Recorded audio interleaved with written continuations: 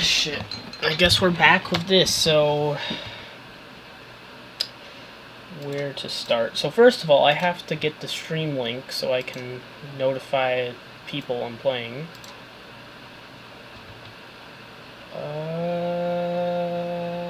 Where do I... Guess I'll put it in announcements. Everyone streaming. I wonder... Oh no.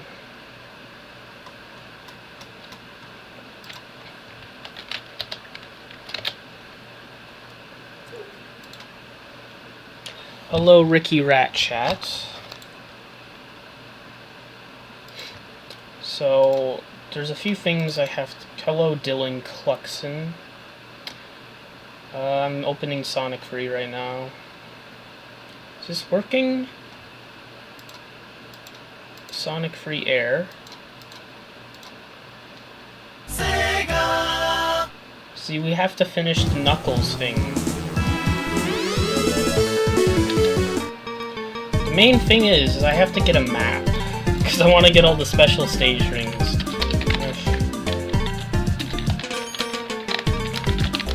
I wonder if there's a map, because I just want to freaking get the rings.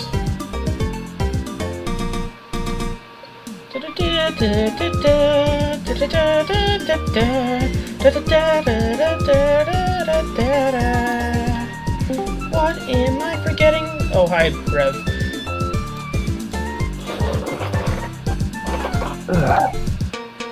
And I am here. Okay, good. Okay, I see those special stage rings. Then I'm gonna put the stream on the projector next to me. So. Okay.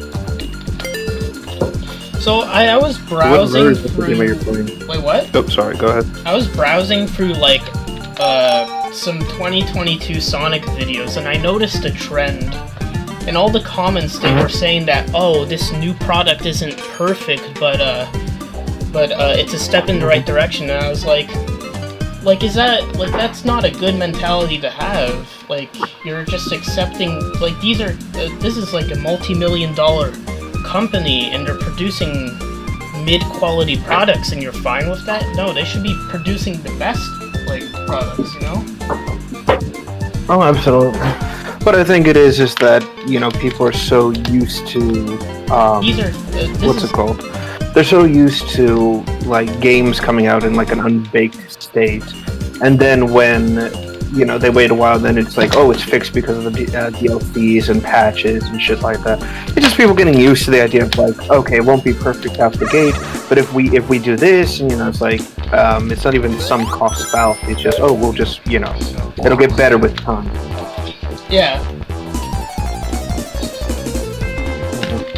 With Sonic, it's especially the case. Well, yeah, it's because they've been, like... I don't know, Sonic fans kind of have had the, I don't know, they haven't had the best, like, how shall we say? It's like these are the people that grew up with Sonic 06, so, you know, they're used to this trash, so mediocre shit, like, seems like a gem in comparison. And, True. You know, and I just noticed that, because I was just, like, looking through, like, Sonic videos, and they kept recommending me, like, old ones from, like, when Sonic Prime was a thing that people were talking about. Everyone's forgotten about it, because it's erased itself from the timeline and shit. But, like, yeah, it's like, I don't know. It's like, I'm happy the movie, like, solved the problems I had, like, with Shadow's character, but it's like the games haven't, like, improved in that direction at all. Oh, absolutely.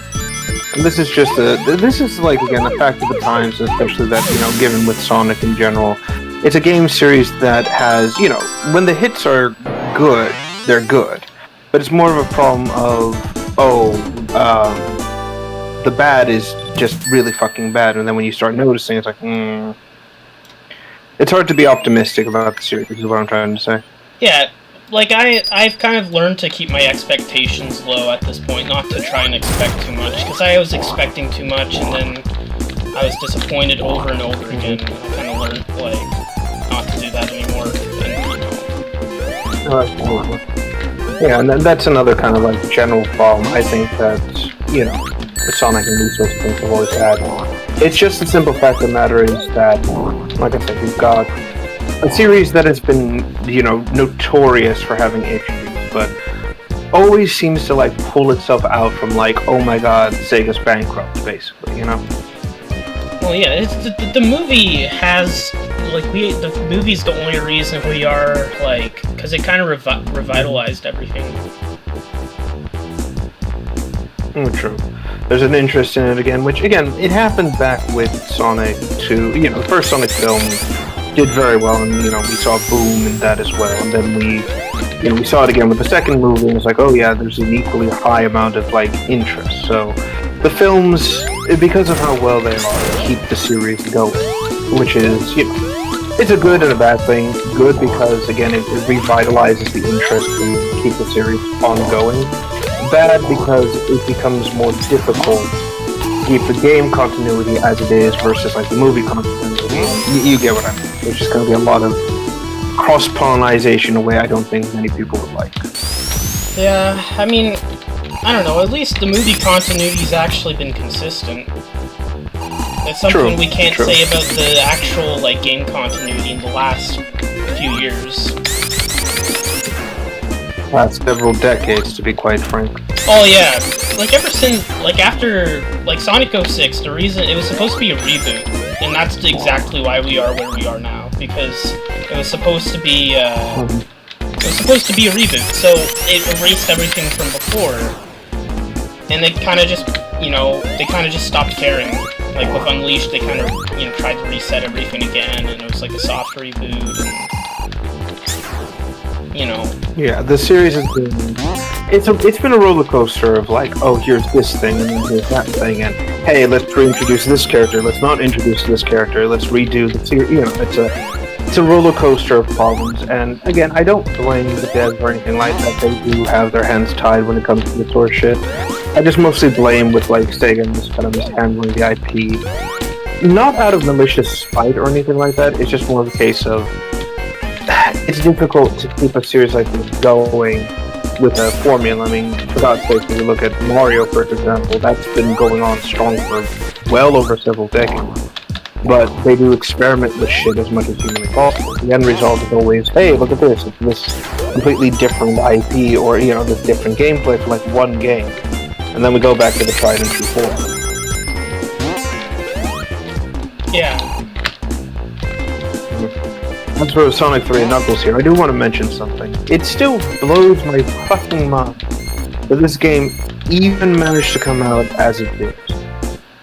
I heard that because of the McDonald's promotion that they had to release it early.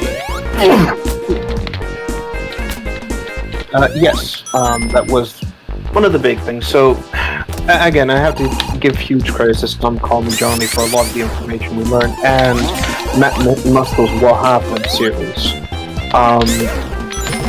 Basically, it was a combination of these factors. So you had the McDonald's deal going on in like the mid-90s, but you also had problems between the Sega Technical Institute and Sega of Japan, and just general sort of like issues. Basically, they had to work with the limitations of the hardware, but they also had to work with the Japanese studio, and the language barrier that brings with it, and then the problems that naturally brings in. So of course you've got all these sorts of like factors running against it. The simple fact of the matter is this game was never going to come out as it was intended. So the smart thing to do was break the game into two halves. You had the Sonic 3 version, which was essentially just what we got, and then you had the Sonic 3 and Sonic and Knuckles here, which basically just gives you the whole complete package. Before the age of DLC, this was pretty common. Yeah. Again, it's the level of quality and care they even give to this, which, again, I'll give them that. They knew they weren't going to make this product stand out.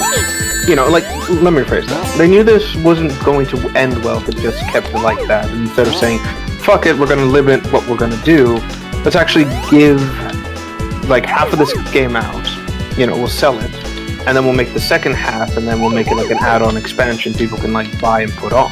And lo and behold, here we are, the peak of the 3 games. 4 if we want to count Sonic CD.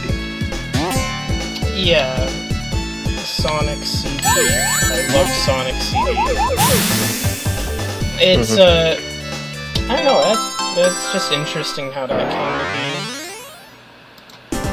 be. Well, again, when you have, and this was like pretty common when I was growing up, you would see these game series suddenly announce huge sequels right after, and if it was like a series like Sonic, which was like pixel-based and sprites and everything like that, this came out more often than not. The big thing is that at the end of the day, sequel bombardment and burnout were very real things, and eventually you reach that point where it's like, holy shit, this is getting too insane.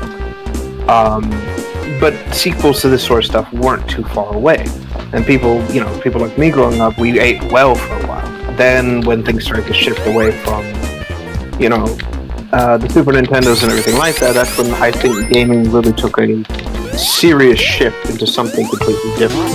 I'm not saying that as a derogatory or saying like, oh, then the dark times came. No, far from it. It's more of a case of like, a shift in the universe, basically. Yeah. People had new priorities, new concepts. Games started to change in different directions, and you started to see like those small, Those subtle changes really started to take shape. Away from the away from pixel-based games like this to full 3D games, and that's basically what it is at the end of the day. Like I said, I don't think it's a bad thing. Oh, sorry, go ahead. I forgot what I was gonna say because the stupid dragonfly. Sorry. You're fine. That's what I mean. It's just something to be, to see. I will give this. I do find it very, very impressive how this game looks. How it really is sort of like not just a retreading of the same territory you went in the first time around, but it's legitimately a what's it called? A new kind of like adventure, basically. Seeing how, Knuckles has to deal with the problems on the island, following Eggman's little attempts, following this whole problem situation, and having to deal with an antagonist he really has to like contend with, in the form of what's his name? The Egg Robo. Yeah, and then eventually dealing with Mecha Sonic. Remember that. But what's odd is that when it comes to Mecha Sonic, you can kind of tell that he wasn't designed to fight Sonic. Like, he's top heavy, he's got gigantic, like, punchy arms. It's kind of clear that he was designed to fight Knuckles. Yeah, he's like a contingency plan, I guess, for Eggman. That's why he shows up late in the game. Yeah, and why, Sonic pulverizes it, but it doesn't get destroyed. And it kind of goes to show you that, hey, this was not supposed to fight Sonic, and any attempt to do so just would have ended in failure. Yeah. Which again, I kind of feel like is lost with the Eggman, our current iterations of Eggman. He's stopped like innovating the designs to specifically counter Sonic and his friends. It's just more of a case of like, what am I in the mood to create today? I think that's just because like the last time he did that was the Egg Dragoon, and it blew up in his face both times because he designed the first one to go after Sonic, then the one in Generations to go after the Werehog, which obviously failed because Sonic was normal. Mm-hmm. And yet, for some reason, he keeps bringing this fucking thing back. Oh yeah, and fucking what do you call it? Yeah, that shit. Fucking game. Mediocre. Again, it's like, what? This is the third time you've used this fucking thing. The first time was marginally successful. Let's not kid ourselves there. It was fine. The second time was an improvement, but very clearly outmatched. Why would you bring it a third time? Not to fight, the Sonic you're used to, but the younger, less spry version, you shouldn't have any issues with it. What the fuck did you do wrong here? That is a good question. Yeah, and that's just something that just irks me in general when it comes to just like them just slowly going from menacing to slightly goofy to, okay, we're back on the ball, to what the fuck is wrong with you right now? Like, I feel like we're now just picking on the mentally disabled when it comes to fighting Eggman. I mean, it's true. Also good. Right, and to answer one of the comments here, yeah, it does have a very similar kind of like Kirby-ish vibe. The only real difference is I think with these old Sonic games, there's a bit more going on. Like, you know, it's a little bit more animated, but with Kirby you had a little bit more of a, I don't want to say stilted style, but it's kind of like simplistic shape, so you really couldn't do anything crazy with the models, basically, or the sprites, I should say. Here, you know, if you like hold Knuckles down for a little bit or don't move with any of the characters, they'll do like little animations, like, you know, the finger wag or like crossing the arms. There's small things, really. I think that's because when you have a higher pixel count, you can get away with a little bit more.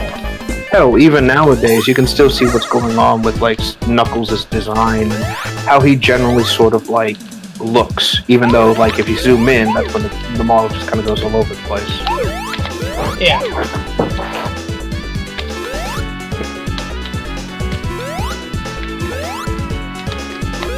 The only reason I'm taking long on this zone is because I'm just looking for all the... Because Mushroom Hill actually has like a ton of like secret rings you can go into, so I'm just looking at a map to get them all, so I can get, I guess, Hyper or Super Knuckles. Because this game's actually cool, and you can actually have Hyper forms that for some reason don't come back. I don't know why. It's mostly for a few reasons as far as I understand it. So the reason why you don't see Hyper Sonic return is allegedly because the super form causes seizures. So they sort of stood away from that because, you know, last thing they want is to be sued because, oh god, I've caused little Timmy to start spasming on the floor and he's now pissing himself. Where with the other two, it's an odd situation. I think, and I could be like completely talking out of my backside here, so keep that in mind. But I think that when it comes to Knuckles, given that how infrequent he is as a playable character, there's no point to give him that super form again. Where, ironically enough, though, the Super Emeralds haven't made a return, and so there's no point to have this Hyper mode come back. Which, if I understand it correctly, Sega doesn't want to bring back because of like personal reasons with the Super Emeralds. I heard that it's because they were scared of being compared to Dragon Ball Z. I can see it, because if you remember back in the day, again, and Rev's dating himself here completely, way back in the day when the Frieza arc started, ironically the arc I saw and then left the entire Dragon Ball series on because frankly I had no interest moving forward, plus overly controlling Christian mother being thing. No, and I kid you not, she would not let me watch Power Rangers because she thought it incited violence. Really? That's stupid, yes. Because it doesn't... Fortunately, my school that I was growing up with at the time had, whenever school was out, we would have access to like the television, and because I was part of like a small group of kids who liked Power Rangers and shit like that, we'd always flip it to like ABC, like I think it was ABC or one of those like networks, and then just watch it like in a group. I still got to see it despite my overbearing mother. But to kind of get back to point here, it's not just about Rev's decent childhood. The Frieza arc was a big thing, and one of the big things about it was that they go to Planet Namek, and they have their own Dragon Balls there specifically. And in that arc, and on that planet, the Dragon Balls are like humongous compared to like these small hand-sized orbs, basically. And here, specifically, if you remember, the Super Emeralds are gigantic compared to like the miniaturized Chaos Emeralds. So So I think this is where the concern of like getting sued or compared is where that came from. Oh. So I was gonna say, because they have Shadow, and he's like their frickin' Vegeta for some reason, when he's not supposed to be, but, you know, they keep trying to turn him into, like, the Vegeta for some reason.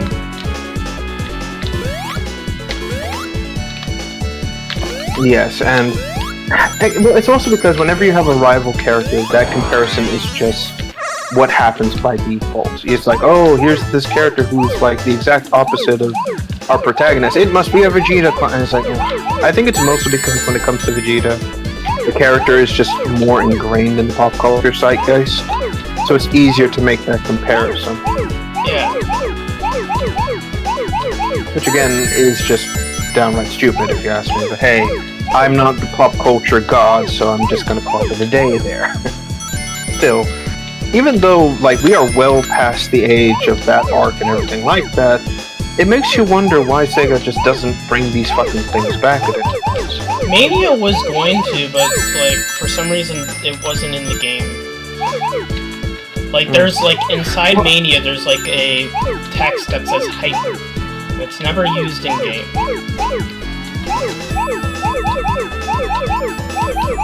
Right. When it comes to that, and what I've understood, based on interviews from Christian Whitehead, is that there were plans to bring it in, you know, with headcanon and everything, but Sega vetoed it super fucking hard. And again, there's a lot of things that they could do with Mania, but also Sega was like super demanding and controlling when it comes to it, and it kind of leads credence to the idea that, oh yeah, Sega does have a lot of mandates.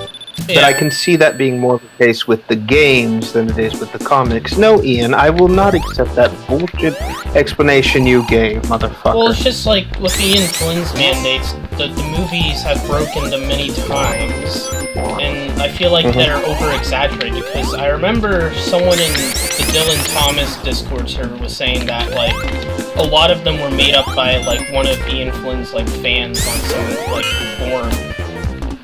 And because of that, that's where, like, it all came from. But a lot of them are just kind of over-exaggerated. Because in Sonic Prime, they, like, the writers, they wanted to turn Shadow into a joke, right? In the interviews, they were angry that they couldn't, like, make him have any humorous jokes because of the mandates. And that's not, like, the same as, like, you know, making Shadow into the way he's written poorly in other games, but it's like... It's like they're angry that they couldn't make him like Sonic and make him into a complete joke. And that's why they barely put him in the series. They put him into the interdimensional locker. And you kind of sit there and go like, why the fuck? Well, again, I think the big issue with it is that you could tell and you can see when they start to make Shadow into the joke in the Sonic Prime series. It's small moments, but you start to see it like his more... I don't want to say sarcastic, but a more dry-wit approach is generally being a nuisance, this whole sort of thing. Also, this boss, by the way, I love the design of it. It's just so simplistic. Also, fun fact, he's actually a reference to one of Sega's other IPs. Really? Which one? Golden Axe. Oh. Yeah, hence why he literally has the game's title weapon as the weapon he uses to fight you.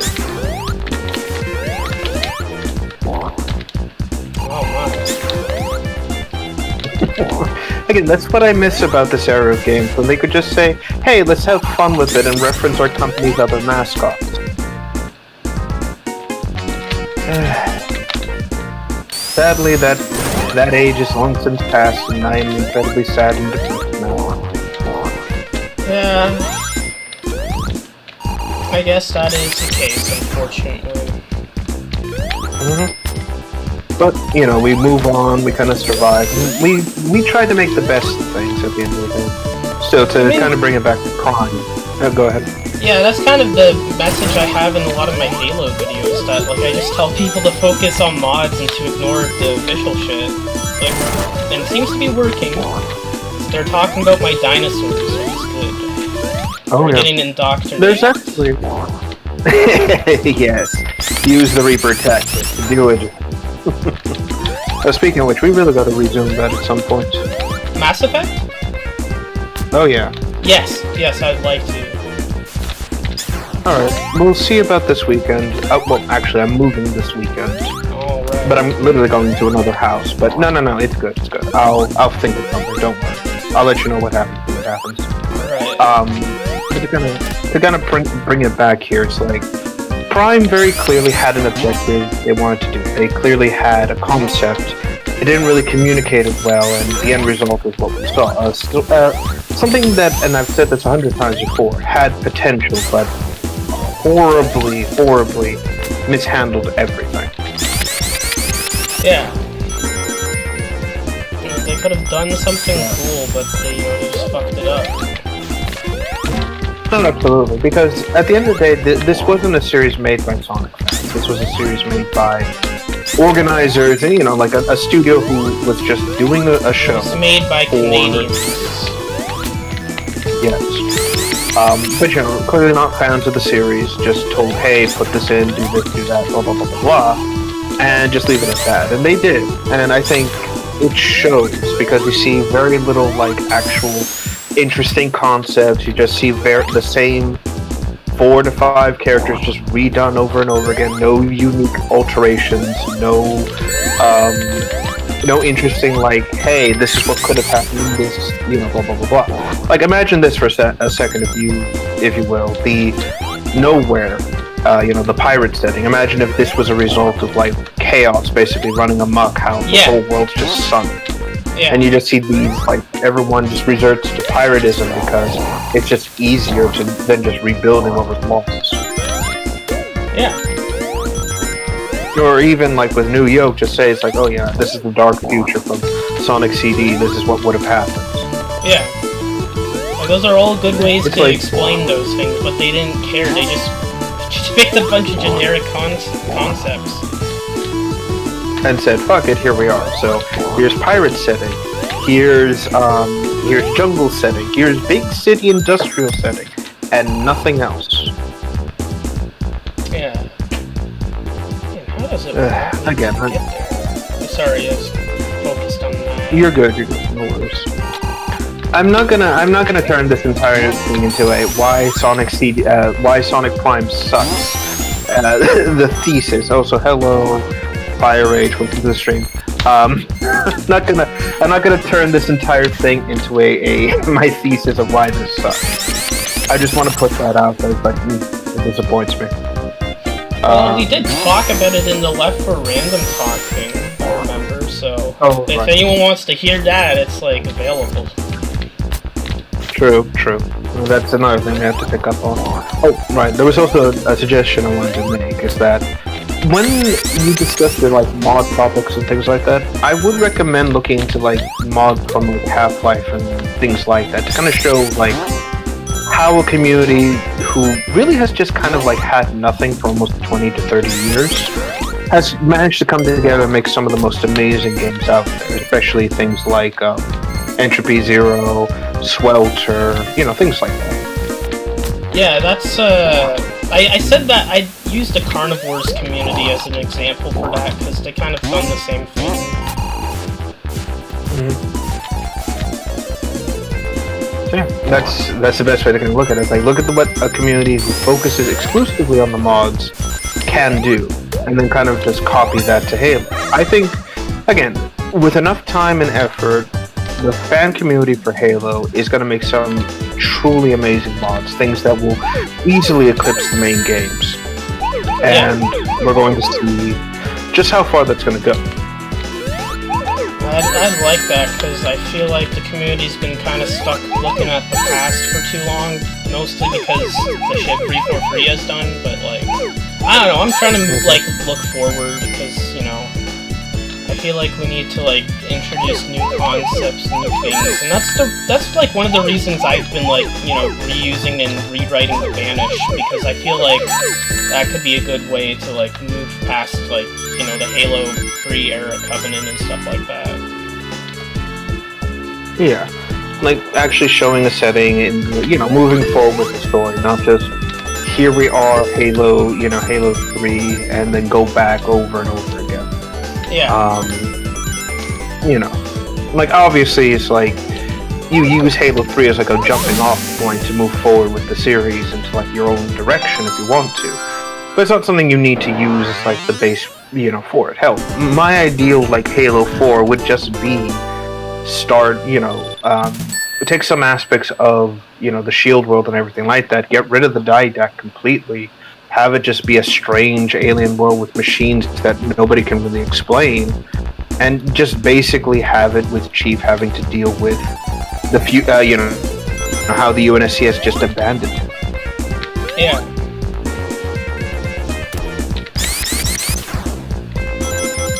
That could work really well. Oh yeah, absolutely. I think it would be an interesting character perspective, like seeing how, you know, Chief has not only been forgotten as an old soldier, but how everything's moved forward, how the UNSC is like pushed in that direction of like, oh, we're just going to redo Spartans and continue, or hey, we're just going to do this instead. You know, like small story aspects and really kind of like highlight how Chief is a relic, but is still defined by what he's experienced. Yeah. And there you go. That's my ideal Halo right there. But is anyone going to give me $500,000 to make this game? Fuck no. They would rather, I don't know, 343 would rather tunnel focus on the shit that doesn't matter. You know, like competitive arena gameplay. You know, that's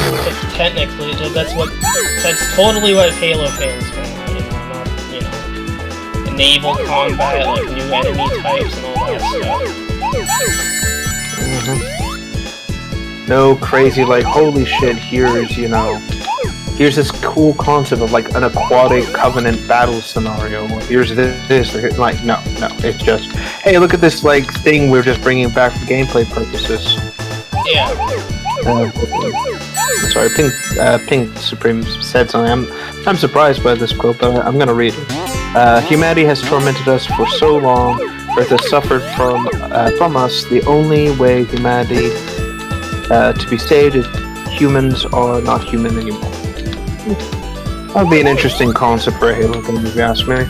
Wait, is that someone in the stream chat? Yes, I am reading the chat. Oh, sorry, I haven't been reading it. I'm sorry. Again, that's why I'm here. I just got focused on getting these blue spheres for the past 20 minutes. Get blue balls! I was about to say, yes. The original name. Just get blue balls, just sit there. It's like, I already do. My sex scythe is non-existent, Sega. Why do you bring this? Exactly.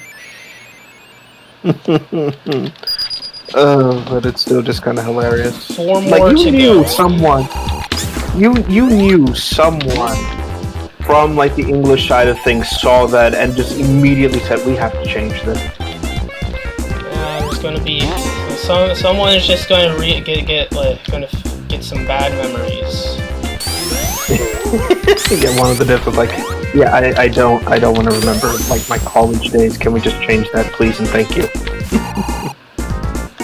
But that's what I miss. Again, the funny, like, it's just these sorts of things is like so uncommon these days. The accidental, like, oh, we've done an oopsie because we're not native speakers of the language. How do we? Yeah, genocide like, city zone. Or as I call it, Detroit. Oh. But yeah, it's just one of those situations where it's like you see these. Again, I just wish those things were still sort of common, you know. Yeah. I mean, it's just you don't get those fun like things anymore, you know.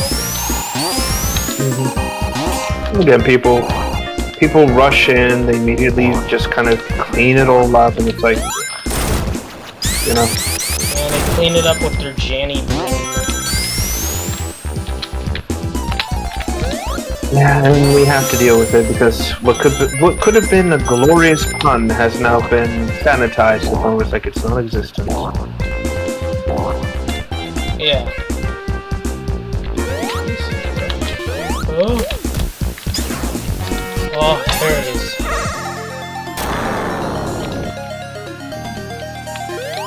This one. Shit. Okay, I think so. No, you're good. Knuckles has a big head with no brain. That's what he's become recently, or what he used to be, and I think it was just easier to do it that way, because big dumb brute. I think the movie is like the only one to really handle that well, because you know, he's more of an alien. But for Sonic Boom, they kind of like, you know, Sonic Boom just kind of turned all the characters into stereotypes, if I'm being honest.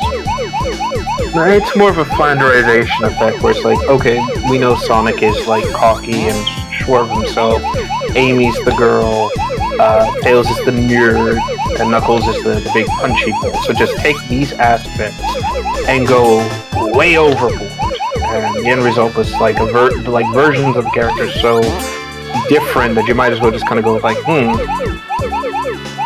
yeah, we need to redo this, basically. Yeah. But, you know, I agree is that the movie version does Knuckles more justice because he is very stoic, he is very serious, but he doesn't come off as, like, stupid. It's more of a case of, like, it's like with Drax, you know, where you would say, like, a hyperbolic or, like, hyperbole, whatever, and then he's, like, you know, takes it literal. It's like, oh, that would never happen. But it's like, that's not what I'm saying. Yeah, he's dishonored his marshmallow. Meanwhile, I'm like, no, that's completely fine. I've seen freaks eat it like that. You're good. Oh, yeah, no, that was just funny. Especially the Casper to Ghost scene in that movie. That was so fucking funny. Yes, and of course, Shadow just coming in and, again, having no reason to scare him, decides, no, I will do this because I am that bitch. No, it gives character to him. It reminds me of when Chief says boo to the grunt in, you know, Halo 2. Yeah, completely unnecessary, but it works. Yeah, it's just... Again, the movies do these characters such a service to it all, and I'm just glad that, you know, there's an alternative to the Sonic story if people want to follow it. Yeah. In a good way. Like, it's just like... It's kind of like back in 2017 when all we had was Mania and Mania Plus. Like, it's literally the gold. It's like the only gold being made. And then they screwed over, you know, Christian Whitehead's team and didn't even bother to pay them. Right, and then nowadays you've got just more... Just like Dig Site. Again, Sega... Yes, with Sega specifically, it's just that they're trying to outsource and basically have a studio that they can reliably, like, contract and not have to, like, pay in-house or anything crazy like that. The end result is always that you either wind up with amazing gold, but, you know, they're too business savvy, and Sega hates that, or they get a studio that's unproven, untested, and then the end result is something that just doesn't work. So it's a damned if you do, damned if you don't situation. And I can't blame a lot of people for being, like, so unwilling to work with them. Again, it also kind of goes back to the whole problem of Sonic is so different. You wind up with the situation of, like, how do you do a good Sonic, you know, game?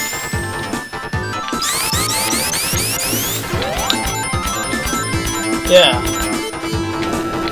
I mean, most people just misunderstand Sonic, you know? They just think he's just like a generic platformer, but it's like games play much differently than, you know, normal games. Oh, absolutely.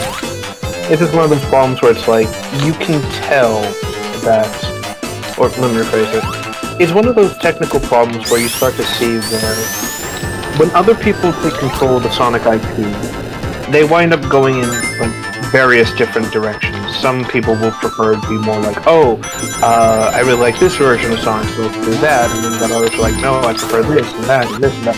And it's always been that same problem. The games will always vary widely in design, execution, even when they, what's the word? Even when they have a formula they can follow, they'll do deviations just for the sake of it. I mean, you've got what's it called? You know, Sonic Adventure 2, where I'm trying to think of the right word here. The Sonic Adventure 2, where you've got something that, you know, should have been simple, should have been straightforward. It's just copy Sonic Adventure 1. Instead, they like, no, let's have it focus on just 3 characters, and we'll limit the gameplay to be very linear, and then we'll do this, and then we'll do that, and it's like, you had something, and it's just all over the place. Also, to address Fire Rage here, he doesn't have all the Super Emeralds yet. Yeah, you can't go super like in Sonic Mania with Knuckles. He has to be a hyper. Only Hyper Knuckles can exist for some reason. I think the explanation is more of the case. It's just that at the time of the story, basically, the idea is that it's supposed to be that Sonic already has the emeralds, so he's just using the Super Emeralds, but it doesn't quite work. Because you're using Tails, the regular emerald. Yeah, and for Tails, it's the same. Exactly. So it's like, what is going on here, you know? But, you know, neither here nor there. Regardless, though, I think that, it's, like I said, it's just something to consider with the series, and I just wish that there was a bit more consistency. You know, like how Mario has its, like, here are the core aspects of Mario, this is what we need to follow, this is what we kind of need to do, no questions asked. It would be nice to have something with Sonic, where it's like, here's what Sonic is, this is what he isn't, da-da-da-da-da. Yeah.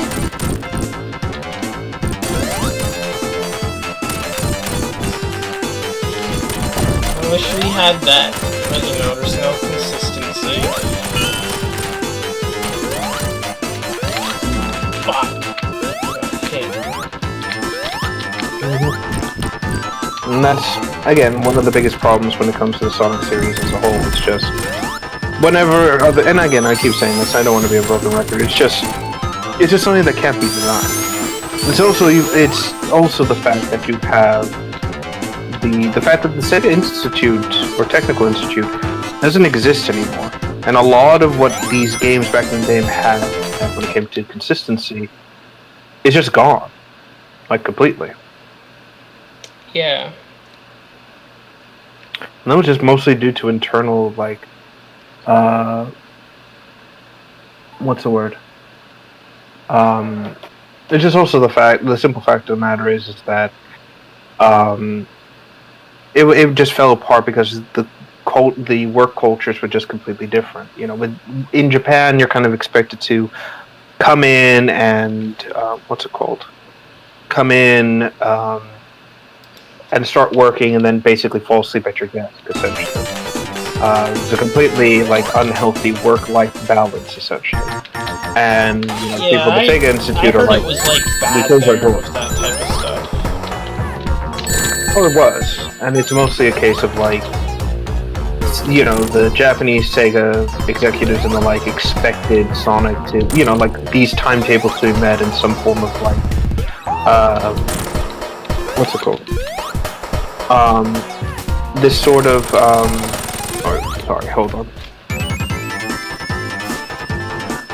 This sort of problem where it's like, again, the work balance culture was completely different, and you got this like serious problem between both companies just not gelling together. You know, and this is what you always wind up happening when you outsource or you work with a different organization that has completely different work-life balance scenarios, really. And again, when it came to this sort of situation, the Sega Technical Institute was willing to like give the sort of like exemptions to Sega Japan because, you know, they were the contractors, they were like setting things up. It's like, sure, okay, we'll kind of like do what you want from them. But then over time, it just became a case of like, okay, no, we've got labor laws here, we've got these sorts of things in place, we cannot force our employees to do overtime day in, day out without any control, where they need to go home at some point, they need to rest or we'll get in trouble. And this is like one of the many things that led to the Sega Institute basically like going downhill. Yeah. I mean, I guess that's why a lot of stuff in Japan's high quality, but to know that, like, you know, it can come at the cost of people's health is bad. No, absolutely. It's just more of a case of, like, again, in Japan, it's sort of expected for people to be like, I don't want to say it's expected for them to be drones or something like that. It's just more of a case of, like, you're expected to be a workaholic, you're expected to, like, come in and do your job and stay at your job and yada yada yada for the sake of, like, the company in question making it, basically. Yeah.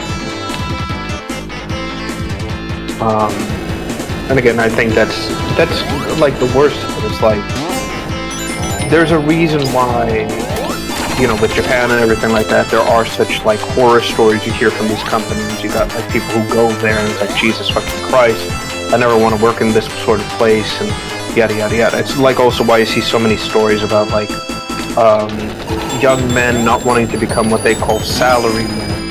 Such a thing, basically. It's a suffocating existence, basically.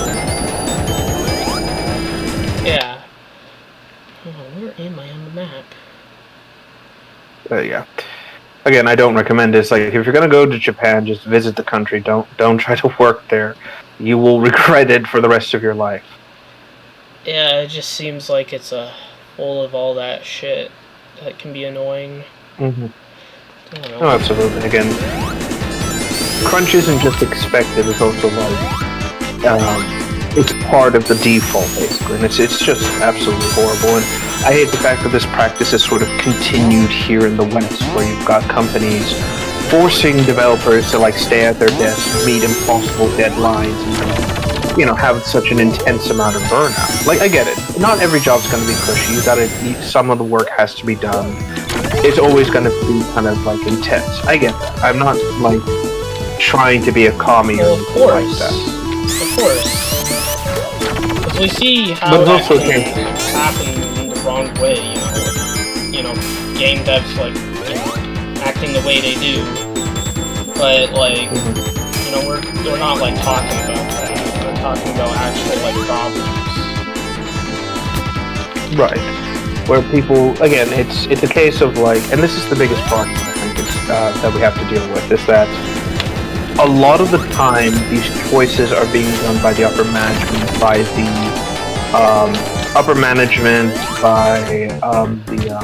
oh god, what's it called? The marketing teams, and just a lot of shit like that in general. And then you wind up seeing this sort of problem where people are, like, not given enough time to work with it. They don't know about the issues with the engine, the issues with the characters. Maybe there's a problem with, you know, this bug in the game that they need time to fix it, or, you know, just 100 different problems. They don't care. The marketing team will push that out the door as much as possible. And I get why. They have to meet quarters, they have to meet budgets. The company has to make a profit. You know, that's fine. Again, the big thing is that at that point, the marketing team has to piss off for a while and let them actually make the product that the company is asking for, instead of interfering, causing these sorts of, like, impossible deadlines to be met. Yeah. Hell, I think the worst of it, and I'm going to bring this up as well, is the years and years and years and years of fucking Halo killers that came out. Yeah. And all of them failed to understand what made Halo great in the first place. Right. I think the big example of this would be Haze, specifically. And again, if nobody knows about this game, I don't blame you. It was something that came out during the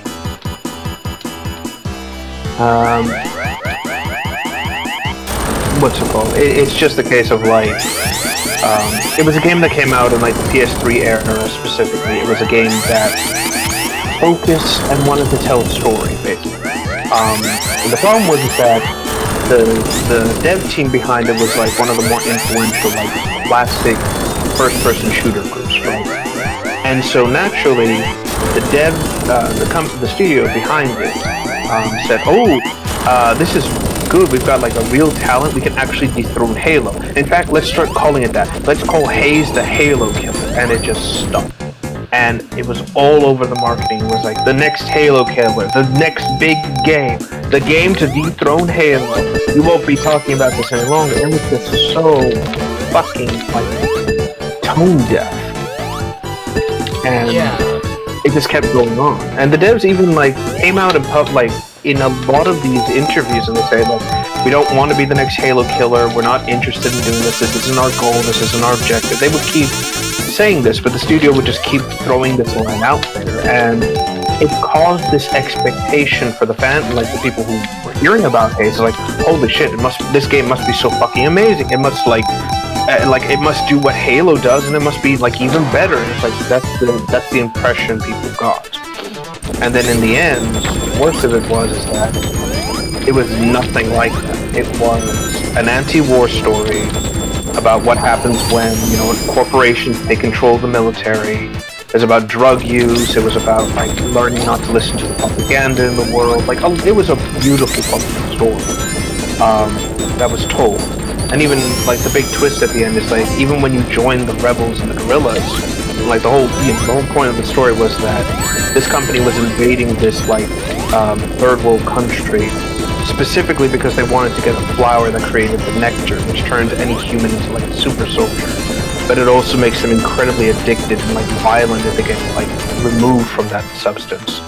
But so you help the rebels get rid of the corporation and everything like that. And then the big twist in the end is that the rebel leader you've been working with, this like grandfather figure, is basically now talking about taking control of this like flower, basically using it to like help his people, and even says like, if it could turn your people into like these killing machines, imagine what it could do to my people. And it just ends with the main protagonist holding his rifle and basically implying that he's going to deal with this problem before it starts. Oh my. I didn't know it had the story. I just knew it that they advertised it as a Halo. Exactly. Nobody knew about the fucking story. Everybody expected it to be Master Chief, but on Earth and fighting people and blah blah blah blah blah, and it was nothing like that. So the marketing team, I'm going to put this squarely on the marketing team. Like, it was an okay game. It wasn't great, it wasn't fantastic, pretty generic, pretty mediocre. You know, it's a solid like B movie game. You know, something you pick up and put down and never really touch again. But the marketing team absolutely ruined this game. They didn't give a shit. They just destroyed it for the game, the dev studio, and then the end result is a game that nobody remembers except for this retarded marketing scheme and the fact that they spent half of the game's budget getting the band Korn, of all fucking people, to do the soundtrack.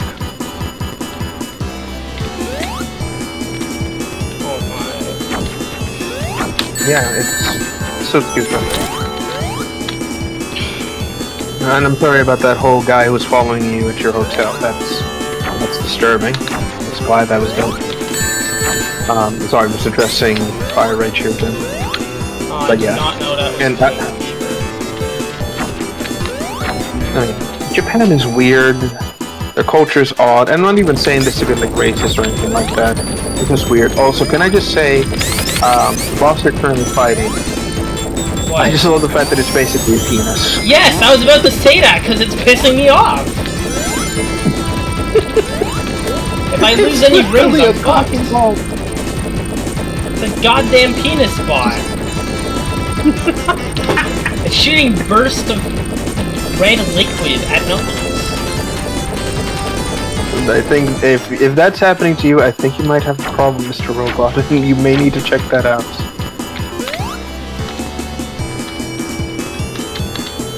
Come on! Yes! Okay, 2 hits. Now I got 6 more to go. Quick, hit him in his flaming testicle. That's the weak spot.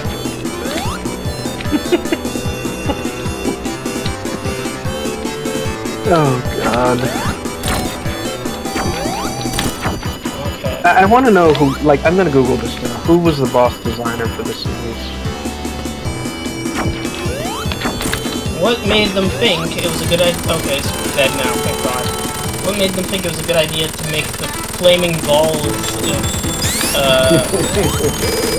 the flames of disaster, the flaming balls of disaster?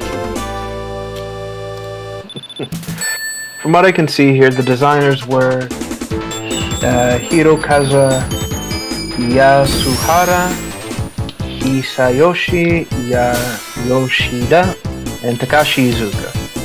So one of these three specifically designed the testicle robot. Well, Iizuka is a clueless director, after all.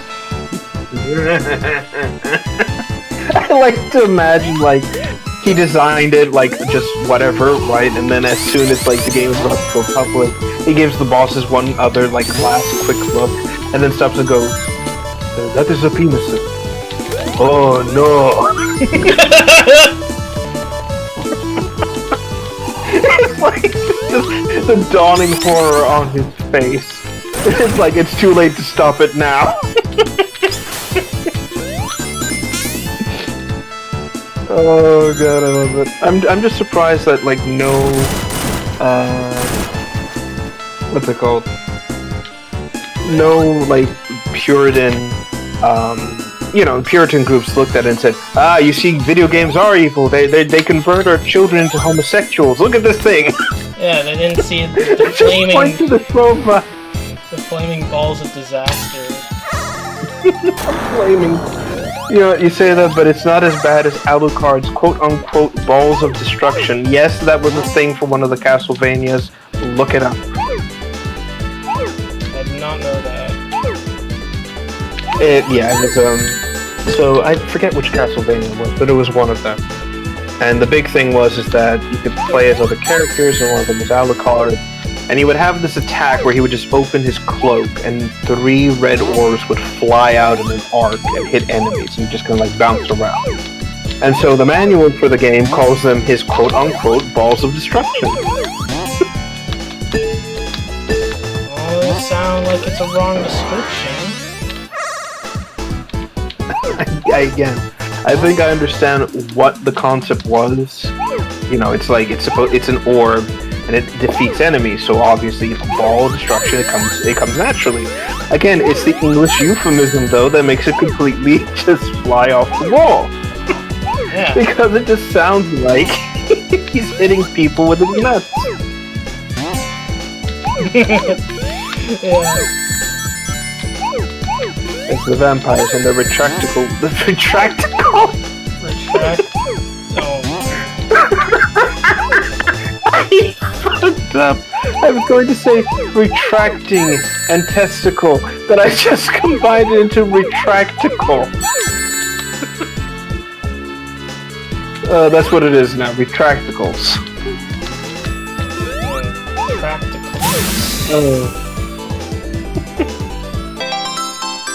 Yes, quick, hit the vampire in his retractable. I'm gonna stop. Oh, I'm gonna stop. So, what's this stream about? Oh, it looks like it's Sonic and everything. Well, what are they talking about? Testicle.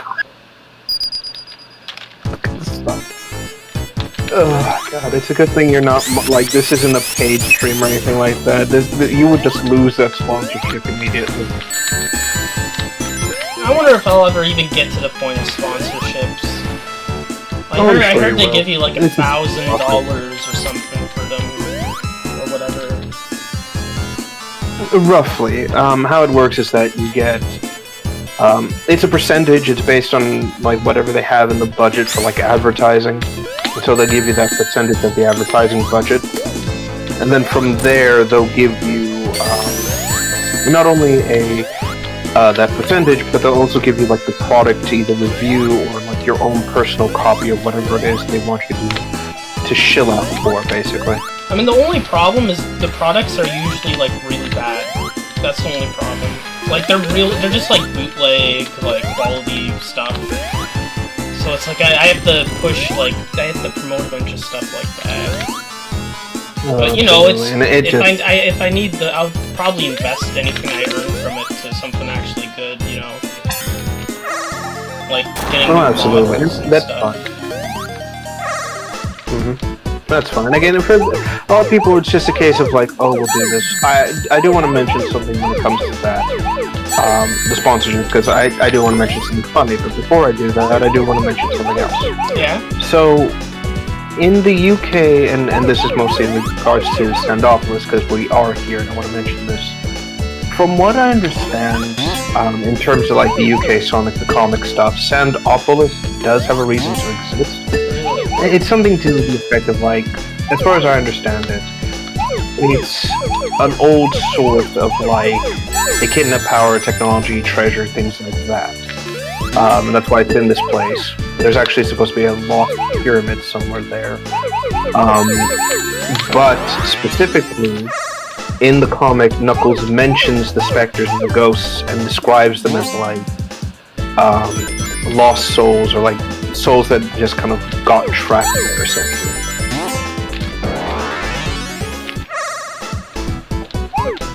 I did not know that. That is sad. Yeah, it's heavily supposed to imply that these are either the spirits of echidnas or some other group that came there. It also leans into like their version of chaos and like the ancient race that came before them, which was just a bunch of fish beings, basically. Fish people. Yeah, basically it's literally a fish with a face, and it would pilot like a suit that it would wear, basically. But I'll give it this: at least the comic tried to be original. It explains the boss of this area is not an Eggman creation, but a guardian left behind by these beings. That's a better explanation than what we get in game. True. Like in game, we just get the in-universe version of Agent Stone. Because he's a stone, you know? Exactly. No,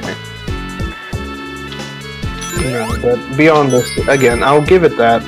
They did try, like, again, the UK comic did try to, like, explain some things about the games in an interesting and unique way. At least it actually brought in elements of the games instead of ignoring them and sacrificing them for some bullshit, like, anti-technology bullshit. Kenneth. Yeah. God, I hate that man so much. That's, again, you can quote me on that. But then when it came to this, like, they did incorporate a lot of the aspects of the game. They tried to explain, like, certain things, like, where did the secret zones come from? How does this happen? Where's the, you know, like, all this small, inconsequential stuff, but it worked and kind of lent well to this. Also, fun fact, in the UK comic, the symbol on Knuckles' chest is actually jewelry. I thought it was a Nike symbol. Well, it is. Apparently, at some point, that was the goal. He was supposed to be the Nike mascot, but that was cancelled due to Nike, like, backing out of the deal. That's funny. It is. It also is kind of sad that we're never going to see Knuckles rocking a pair of Nike sneakers. Or that we would have a Nike version of Knuckles' shoes, which would also be weird but fun. I would wear it. And it'd be pretty cool to have that. True. I bet it would be very comfortable given the size. Anyhow. But yeah, the original concept was that it was supposed to be a piece of jewelry he would wear. So it's like a silver necklace that's around his throat.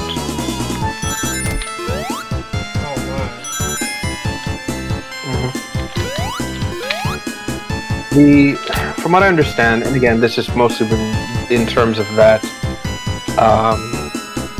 oh god, excuse me, that version of Knuckles and everything like that, the concept was that this was supposed to imply that this was like some sort of like cultural piece, essentially. It was supposed to denote echidnas from different groups and things like that, essentially. That's interesting. True. The sad thing is that they never really went anywhere with this story, and this is mostly due to the fact that, well, it wasn't even the Sega whatever Sega mandates they had at the time. More of a case of they didn't know what to do with Knuckles, so they just kind of kept it as small as humanly possible.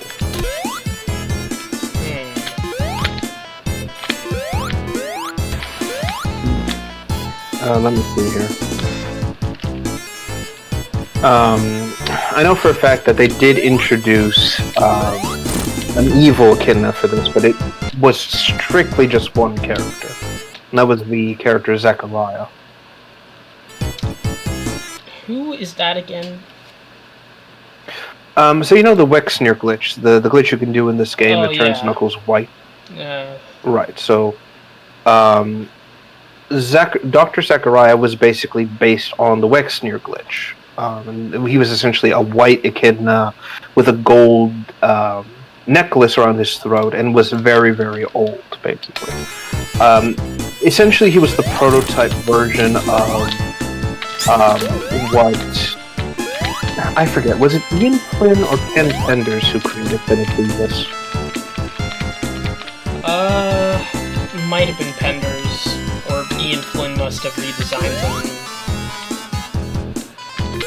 them. Maybe. One of the two. Point is that he was a prototype for that, and either one of these hacks basically decided, oh, well, just reintroduce this. Yeah. So, Zachariah was basically that. He's a very one-note villain. Basically shows up once in the comic as his introduction. Basically, he's some sort of exiled Echidna, and his whole thing is that he wants vengeance from the tribe and he controls something called a Guardian Robot, which is this golden black machine. He fights Knuckles. Basically, Knuckles actually destroys the machine's wing abilities and literally lets Zachariah fall to his death. Eggman finds him, rebuilds him, and then he gets this like cybernetic look. Half of his head is rebuilt, gets a robotic arm. This weird like bulging eye as well, with this bright red. And he comes back for one more comic, and then just kind of vanishes, implied that he was like killed off somewhere. Yeah.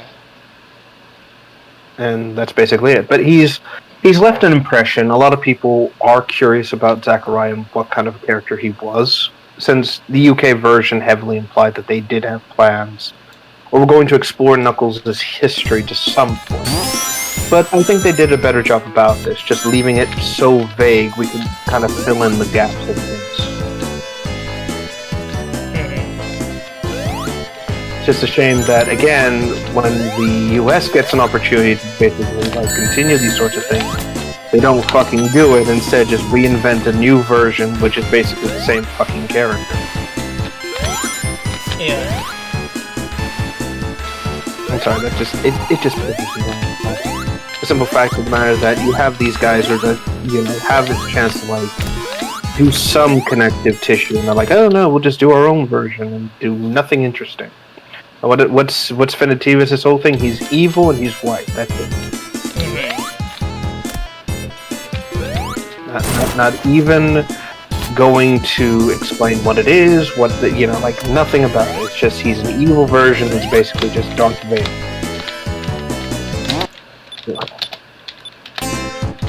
Again, I'm not going to turn the stream into one of my rants. Yeah, I know. Sorry, I was just...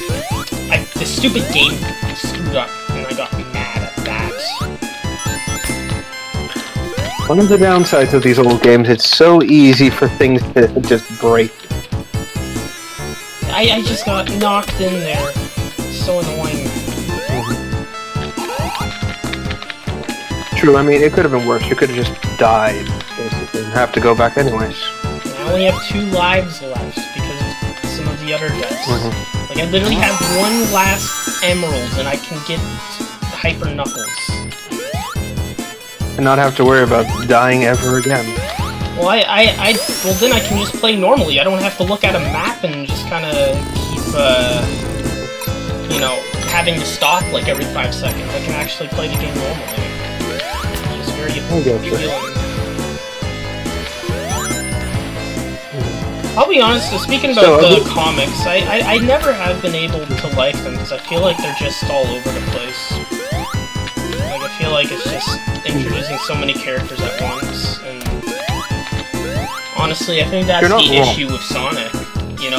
That's why Sonic Movie 3 didn't have Amy, because they understood that if they introduce so mmany characters at once and they don't build it up, then it leads to problems. That's why it was good for them to have just Sonic. I almost messed that up again. It's good that they introduced it slowly. That's my opinion, at least. Oh, absolutely. Well, they learned from Avengers, right? And how instead of having, because remember, before Iron Man, before the Avengers, superhero films had this like really bad habit of introducing one character into their films and then jumping the gun and introducing like 100 different other characters, and then you're like, holy shit, can you not?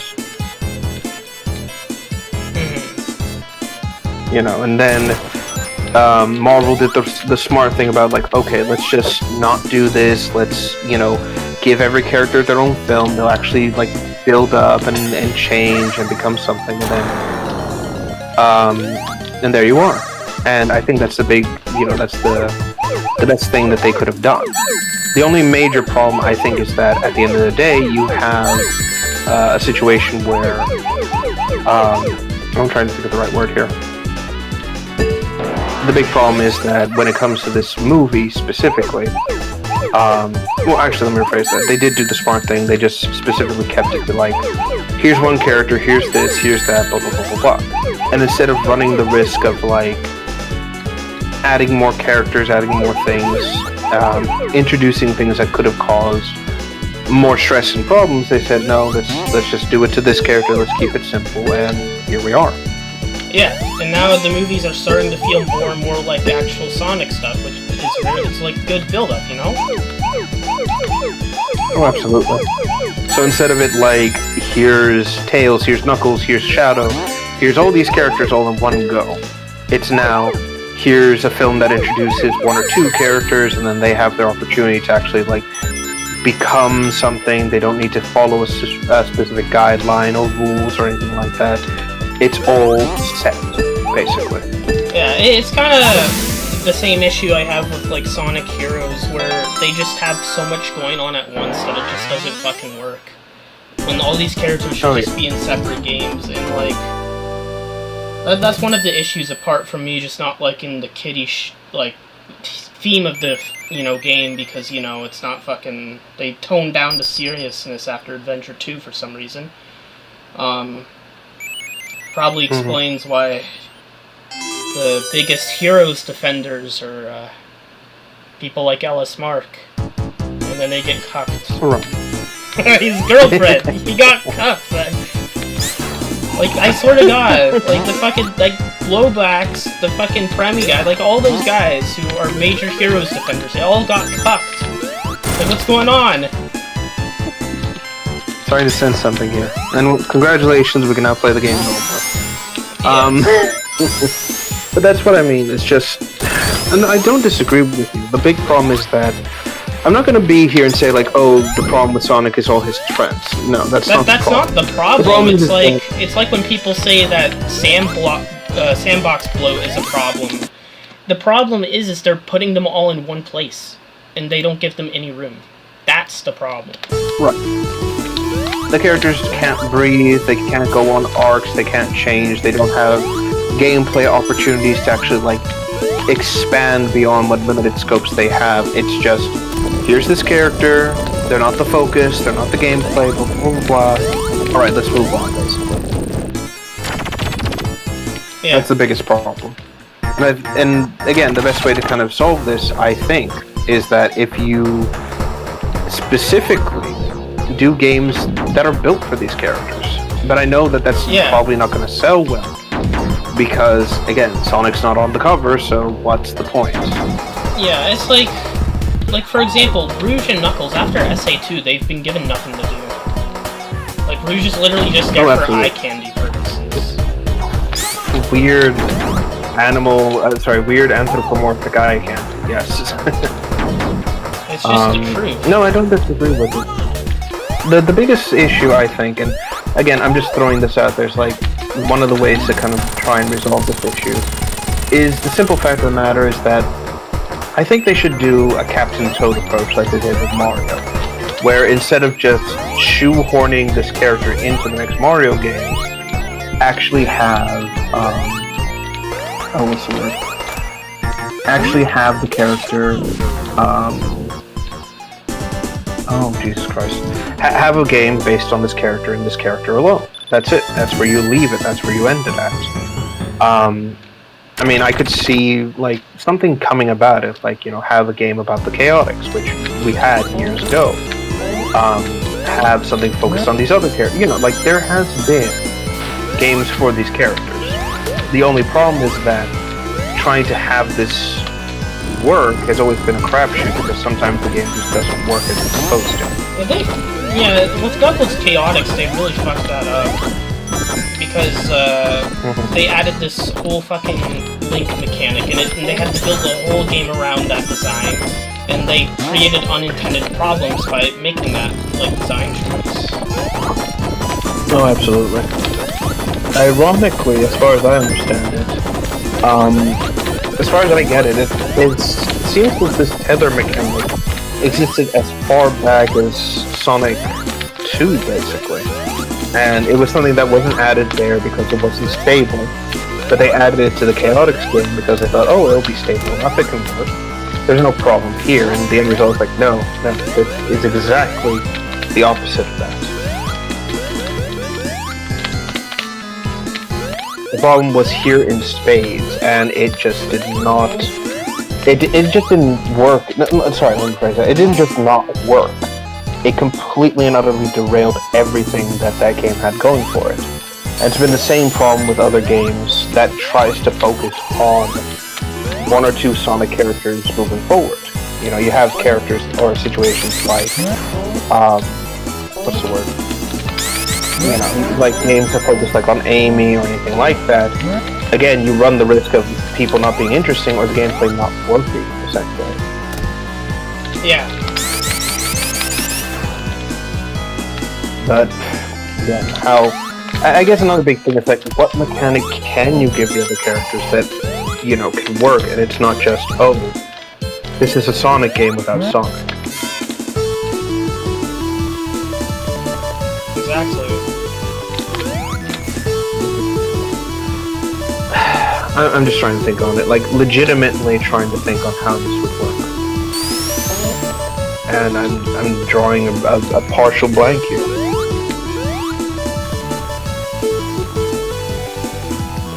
Let me think. I guess...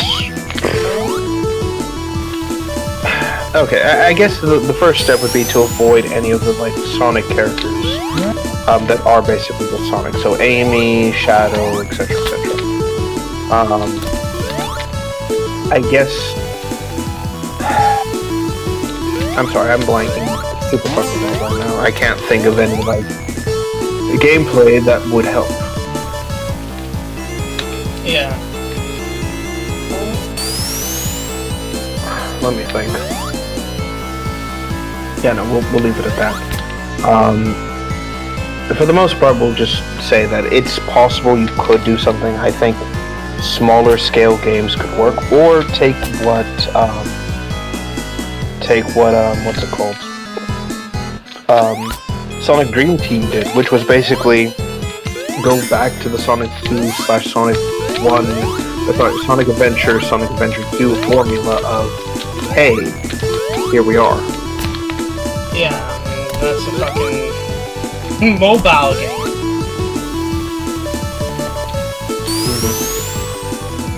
Right. I'm just trying to think of it. Yeah, but again, it's like it worked. It was a decent formula. It's like, I guess moving forward, this really is the only way to solve this problem, which is just redo the Heroes formula, and you got something here. Do whatever deviations you want, but you know, just do that as the base.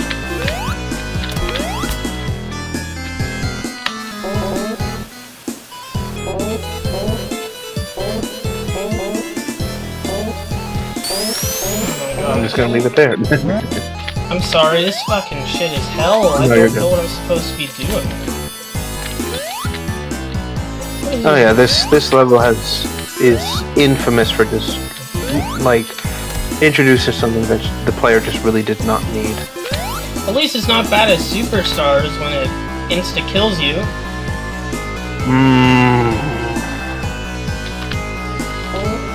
I don't know what to do. So annoying. I got stuck somewhere. Was that? Oh my. Is this it? Now I'm thinking. Now I'm thinking about Superstars and all that shit. Biggest waste of $100 in my life.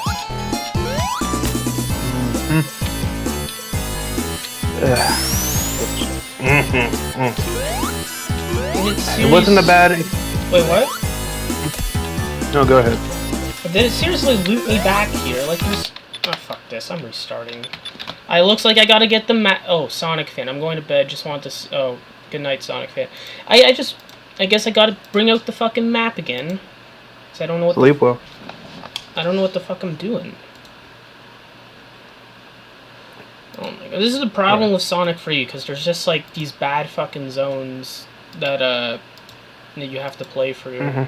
Like this and Marble Garden are my least favorite so far. Oh yeah, no, those. God. This is what I mean. Like, I get the idea of the level. It's like you want to break up the pace, you want to break up the tension of the action. You don't want it to just be the same fucking thing over and over again, you know, for the player. And I get it. It's not a bad idea. It's not a bad concept. It's the execution of this fucking place that sucks. That it is basically a labyrinth that's not done well, and it's so easy for you to get lost. Yeah, and I hate this door mechanic more. Like, when I was playing a Sonic, it was worse. To bring it back to Superstar, I get it. The concept wasn't bad. It wasn't a terrible idea. You know, you have something there. Alright, I'll give it that. But everything about that fucking game, it was just so fucking awful. Like, from start to fucking finish. Like, just the glitches, the problems, the level for it. You know, I have not finished that fucking game. I have reached the final boss so many times, and I cannot bring myself to play that because it's such a bad fucking it's such a bad fucking... It was designed as like a party game. Boss. Yeah, it's like they didn't take into account how people who, you know, don't like have friends. Well, I wouldn't say don't have friends. Well, people who want to play solo, right? I'm gonna rephrase that. Well, I don't want to. I'm sorry. I was just like fucking. It's just people, you know, YouTubers who make that joke. It's like, oh, I'm solo because I don't have friends. That got in my head when I was thinking of the point I'm trying to make. Sorry. No, you're good. You're good. No, I get what you mean. It's like people who play alone. You know, holy shit! It's like, why does this exist? You know, and I get it. But it's even worse than that, because I watch, you know, some Call Me Gong, I watch the Two Best Friends play. Huge fan of this stuff. They played this game. It was Greg, Johnny, Elliot, and Matt. And they all played together, right? The entire game was breaking on them, and the final boss, I shit you not, would just randomly insta-kill them. Yeah! Like, there would just be something that would happen, and it's like, oh, the whole team wiped out, or there was no way that would have been avoided, like, just shit like that, and I was like, oh my god, no, it's not even unstable, like, it is just so much no. I cannot, for the life of me, enjoy that game. I can't enjoy that final boss. I don't... Like, I want to play Trip stuff. I want to go through this game and just experience what Trip has to offer, you know? Yeah! But I like her character. She's like the best thing to come out of that. Oh yes, absolutely. Hell, there's even, as far as I can tell, they brought her back in the IDW comics with Knuckles, and that's going to be a whole thing. I haven't read it yet, and I am probably going to read it tonight. But hey, more Trip is always welcome.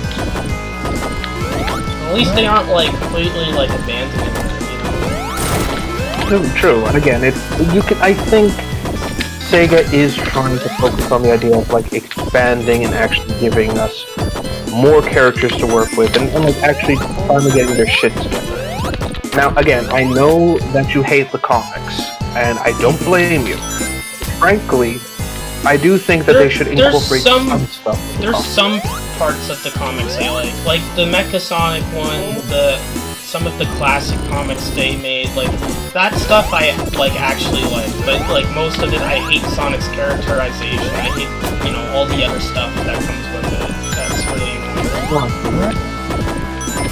annoying. Basically what they're trying to do, and I've started to notice this, is that they're trying to set up the idea that Sonic could, realistically, at any point, beat Eggman. He could stop this whole thing if he wanted to. And he's not doing that. He is specifically trying desperately he's specifically keeping Eggman around and Eggman alive, because without Eggman, his life has no meaning. It's like, it would just be too boring. That's what it is. That's what they're trying to set up in the comics as. Sonic is the problem, Sonic is keeping the problem. Yeah, that's why it's just, I don't know, they're constantly trying to keep the status quo, which is fucking uninteresting. And it still takes place before Frontiers, so comics still in that time frame. Oh, absolutely. But what I just despise about this, I'm gonna be honest, like I said, I don't like the idea of them trying to imply that it's Sonic who's keeping Eggman around, he's not taking shit serious, like shit like that. I find that's a really bad idea.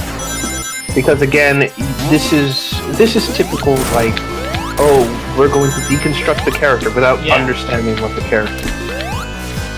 Yeah, typical, like, subversion of expectations bullshit.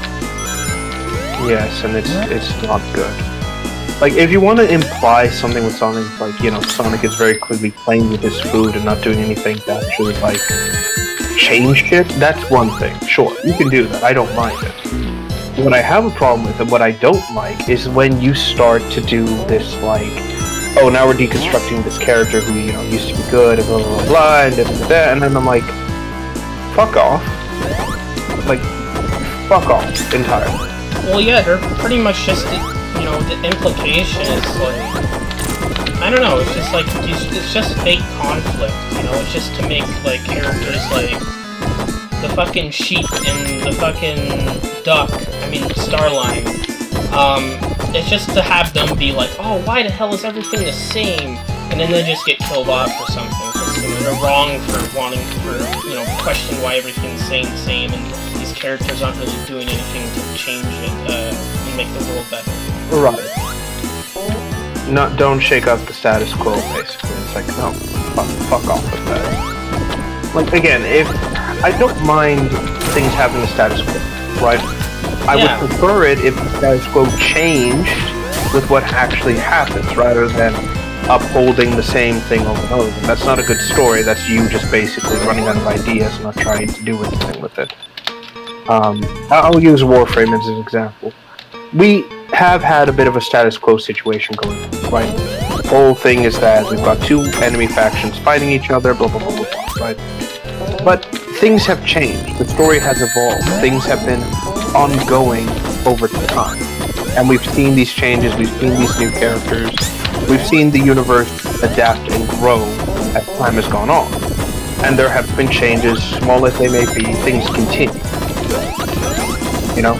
Yeah. So that's it.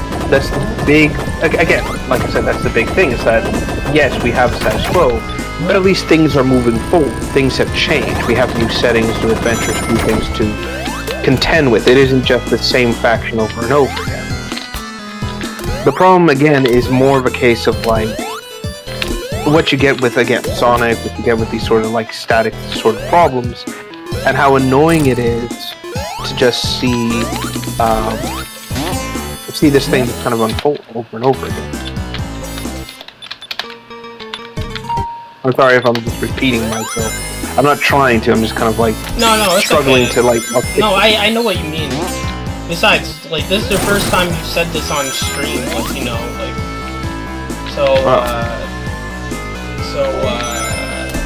it's news to the viewers, most of them probably Like, the most discussion I could fester up in my previous streams is just talking about the games the best I could, but I kind of struggle with, like, improvisation like that shit. So, no, people...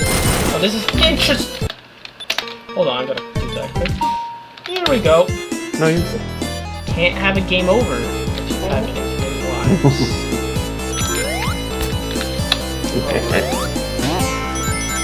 But yeah, it's... Again, it's just this problem, and I think... I get why IDW doesn't want to go through with this. I get that they don't want to specifically start any, like, overarching shit, right? I get it. No problem. It's completely understandable. The big issue at the end of the day is that it's because they don't want to commit to like a big story is also what's affecting the series, why it's going, I'm not going to say down the drain per se, but why it's remained stagnant as it is. You know, there's no, without change, without a progression, without like stake to feel like the world and the universe are changing, you wind up in the situation where it just doesn't go anywhere, you know? And that's the biggest problem about it all. Again, they don't want to pull what Archie did, where it's like, oh, here's this overarching thing, and then if the comic gets cancelled, well, that's another storyline that just doesn't go anywhere. I get that. Right? I understand it completely. I also get annoyed when I can't finish a story I'm writing because of like contractual obligations. Yeah. I get it. But at the same time, if you don't take those risks, you're just ensuring that, again, the cancellation will come regardless. Well, it's like IDW's not even doing too hot right now. I think like Sonic's the only thing to have, and if they just keep doing this shit that no one likes, it's just gonna cause... It's just not gonna... They have to do something interesting for once. Oh, absolutely. Like, I'll give this, right? Because I know that IDW did, like, their whole Transformer thing, right? I didn't follow the main comic series because I had no interest in it. But I did follow their stories about, like, the last Light and the crew about that and everything like it. And even though I was kind of lost with it, I found it pretty damn interesting. I didn't mind it as a concept. And that was a story that took huge risks, that went above and beyond, and that it really did show us a setting in a universe where things were completely different. And I didn't mind it. I thought it was pretty damn fun, and frankly, like I said, it was interesting, because again, it did risks. It played into the setting of the series. It gave us a new perspective on characters, on settings, on who was who, what was going on, blah, blah, blah, blah, all that stuff. Hell, it even gave Megatron an interesting arc of, like, wanting to redeem himself for the things he's done. Yeah. And, you know, granted, I don't think anyone should forgive him, because, again, genocidal bastard. But it was there. There was something. And that's the best I can say. Sure, maybe the comics weren't that great, maybe everything else that IDW touched Transformers-wise wasn't interesting, but at least Last Light has endured and people still talk about it to some extent. That is true, I think. I don't know much about the IDW Transformers comics. It's... how do I put it? The IDW Transformers stuff started roughly around, during the 2016 era, so it was at the start of a lot of, a lot of the infection starting, basically. And so, because of that, a lot of said infection started to get involved in the story arc and the storyline. I know for a fact that Last Light introduces some relationship concepts with Transformers and things like that. But it isn't the cringy sort of like, we're using human terminology to describe this. They do bring in their own concepts like, you know, relationships, how a couple is created, what they called them, blah, blah, blah, blah, blah. You know, simple shit like that. But you did start to see the sort of thing taking it. That said, the comics did introduce these other interesting ideas, like the concept of warm creation versus cold creation, which is basically Transformers who are mass-produced, like machine body built, and then given a spark versus those that have a spark and are natural, like created metal, essentially. Like the spark forms the metal, that's the Transformers created that way. And so it shows the differences. It reveals that Megatron is one of those created Transformers, blah blah blah. But what I don't like is that they try to basically make him into this. What's the word? This stupid fucking what's it called? This like communist approach to Megatron and how he overthrew the Senate and then started revolution, blah blah blah blah. It's like, Jesus fucking Christ, can you be any more orthodox? Yeah.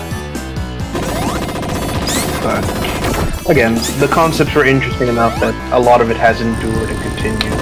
They've kept the idea of Megatron, instead of being just a despotic tyrant, essentially just being a revolutionary, and a lot of these small things that I think help make his character more interesting, instead of him just being, oh, I'm just this this one note villain. I'll give them that. But that's it at the end of the day. I can't in good consciousness say like anything else of that is worth a note. They're just all over the place. But again, I'll just leave it at that. Again, IDW can do interesting stories and concepts. Again, I just wish that when it came to Sonic stuff, they would actually like do something interesting with the characters and settings. Again, Ian is more than willing to do something with, he's clearly a fan of the Sonic series and cares about it to some extent. But, what's it called? He doesn't actually do anything with you, basically. Yeah, sorry, that fucking zone, man, 12 minutes. Oh, hell. Oh, I finally were allowed to read. Oh, thank God. Finally fucking out of here. Oof.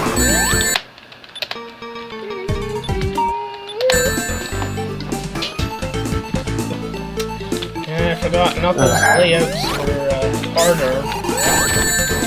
No, absolutely. Again, Knuckles is supposed to be the hard mode of the game, and I don't blame, and that makes sense.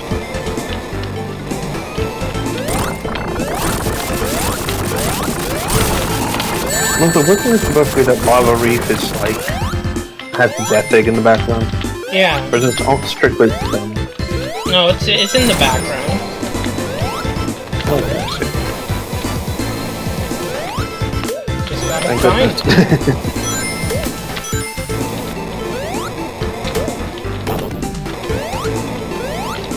Yeah, that's another big problem as well, is that again, I still find it comical that they got away with the death egg. Oh, man. I like it better than the Death Star, honestly. Oh, yeah, because it's actually, it makes sense that Eggman would create something like this and then just slap his face on it, because why the fuck not? I guess it was just his, like, Eclipse cannon, Oh yeah, which is kind of ironic when you think about it. Because his grandfather builds the Ark and the Eclipse cannon and adds his face to it. It's like, but you kind of imagine that as more like, oh, this is my like signature. There's nothing like more to it, basically. Though that said, here it's just purely like an ego trip thing for everyone. It's like, no, I'm going to put my face on this fucking thing because the world will soon know my greatness and my terror. Yeah. The only downside to this whole thing is that, again, he just keeps bringing this fucking thing back, and it just keeps, like, going nowhere. Yeah. Every single fucking time, because we need the nostalgia bucks or something. Well, for me, it's like, I see this, and my immediate thought is like, at some point you have to look at this and realize, yeah, this isn't going to help me. I should probably stop wasting my resources on this. It's like, no, fuck it, keep going. We might as well.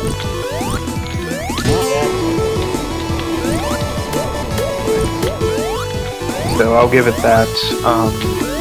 You know, I will also want to say this because I don't know if you've ever seen Terminal Velocity by any chance. The YouTube channel, I should say. No.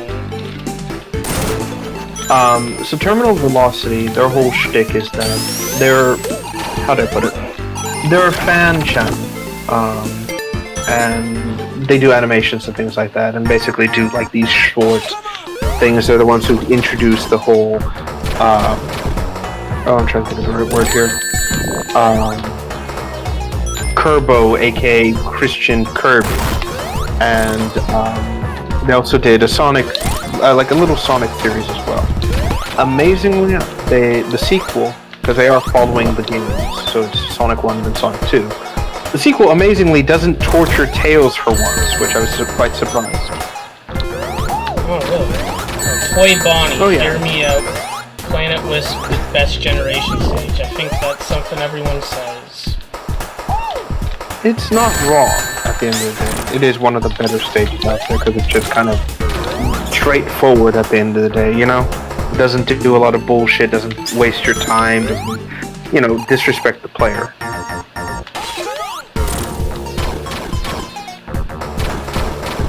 Yeah. I'll give them that. You know, to kind of get back to what I was trying to say.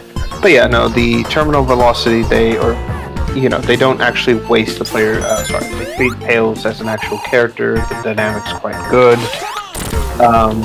The voice actor they have for Eggman also kind of works well as like a classic-ish interpretation. One of my favorite gags about this whole thing, or this whole animation, is strictly when he introduces the deathbed. And when he's introducing it, you see this like all the schematics, all the things on screen, etc., etc., and then you see like this tag that says cost of fuel to keep station in the air, and it's like it's broken the billion mark. It just keeps increasing, the number keeps changing, and then you just see Eggman with like a pained expression say, "We have to hurry." He starts crying. There's just a single tear that runs down his face because they don't have the Master Emerald, and it's costing him billions of dollars. It's just wonderful. He also did, you know, because Shadow Generations was coming out, he did a compilation of the Shadow games and everything like that. And it's clear Terminal Velocity is a fan because he just added in all sorts of stupid shit to that animation. Yeah. Again, I highly recommend watching this guy. He's one of the better animation channels out there.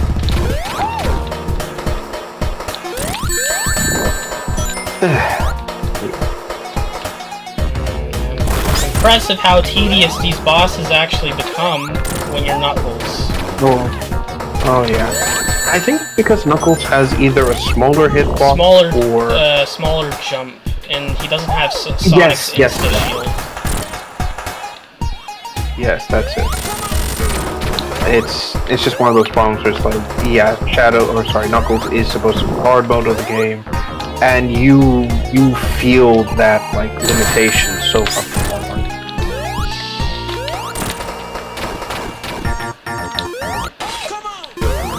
It's just a shame that you're gonna have to deal with it throughout the entire game. I actually have had an easier time with Knuckles than Sonic in this game. Really? I don't know, I got more lives and I've been getting more like rings as Sonic, but at the same time, like I just kept fucking up like in some stages, you know?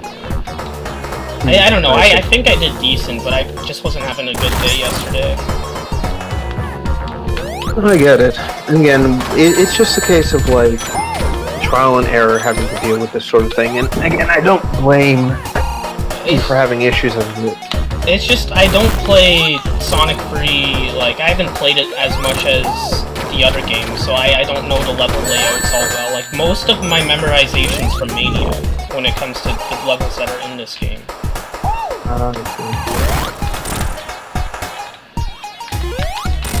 I get you. Still, just glad that, you know, you're not, like, imagine if you didn't have lives or anything like that. Ooh, boy. play on original hardware. Like, Angel Island, like, Revisited lets me just, you know, not have to restart the entire level. Oh, absolutely. Because if that was the case, I know for a fact you would start screaming your head off. Yeah, like, that was kind of yesterday anyways.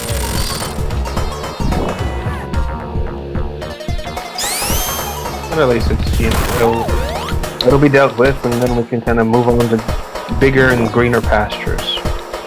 Oh my god. Sorry, I just read something. Apparently there's a fan project out there to reintroduce the original movie Sonic into the fucking film.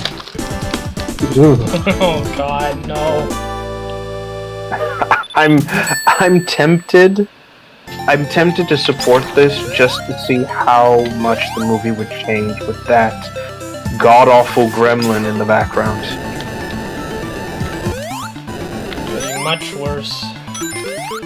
No, I don't doubt it. Hell, I think most of the charm would be lost with the character because, let's face it, that fucking design just doesn't scream...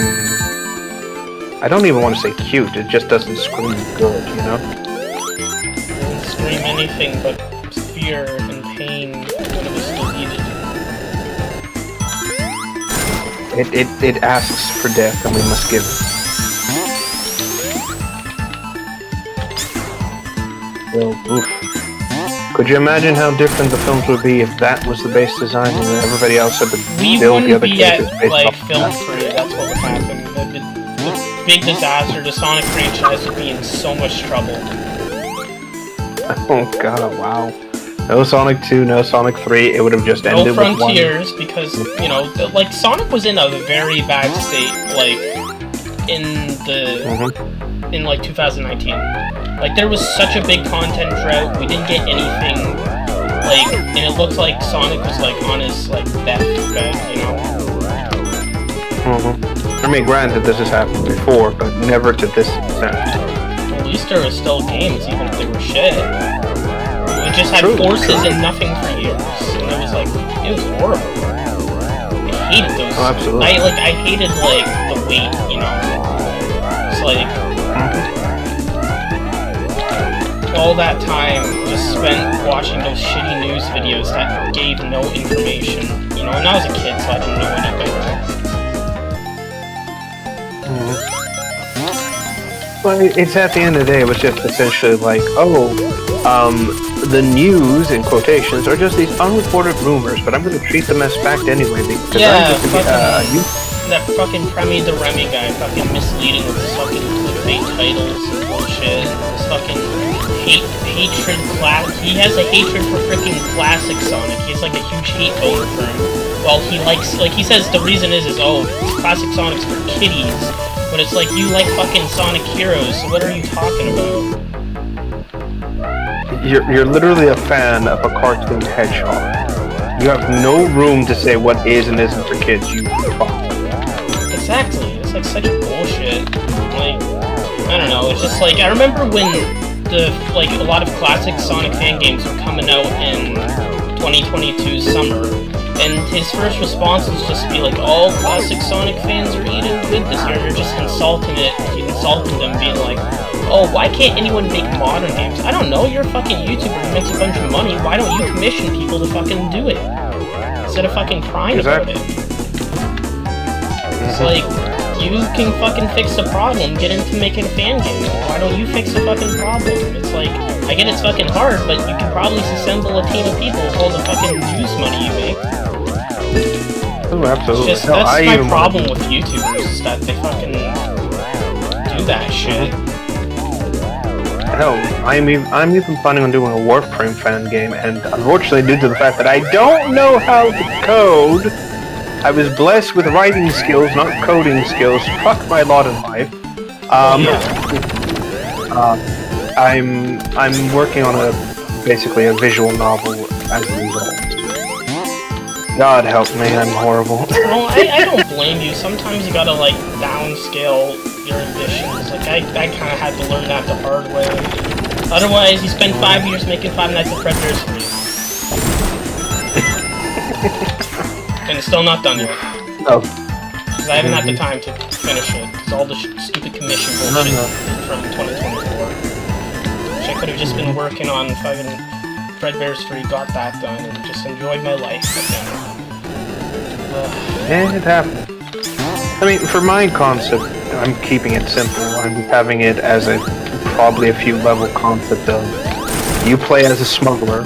Your goal is to basically either lie, tell the truth, charm, or intimidate your way to get that supply to your basically your ally and go from point A to point B. That's it. That's the entire game.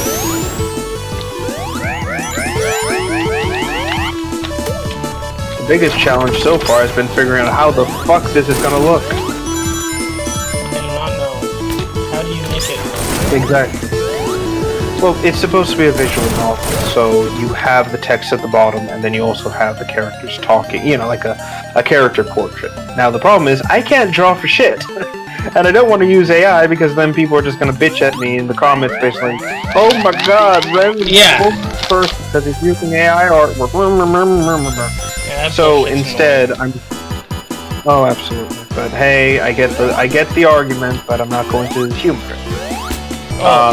The big thing is, you're good. The big thing is, I'm just thinking about using like 3D fucking images. Just do that and just have the characters react based on whatever you do. Oh, just leave it at that. What, Rep? It's Mecha Sonic. Oh god, he's back and he's ready for round 2. Oh, at least we don't have to do Death Egg Zone. Alright, this game ends after this, that's right. This is my first time actually fighting him as Knuckles. Such a cool fight. Oh, absolutely.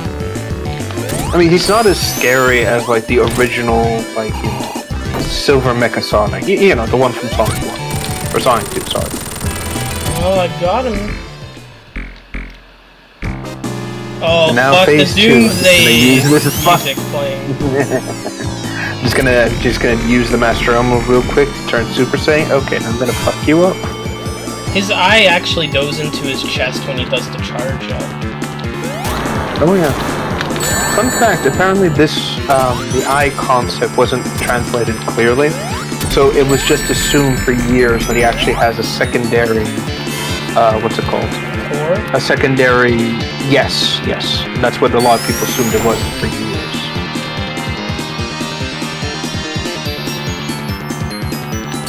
I like how he's golden. That's cool. Oddly, he's the only Metal Sonic variant that goes super. That's the weird thing.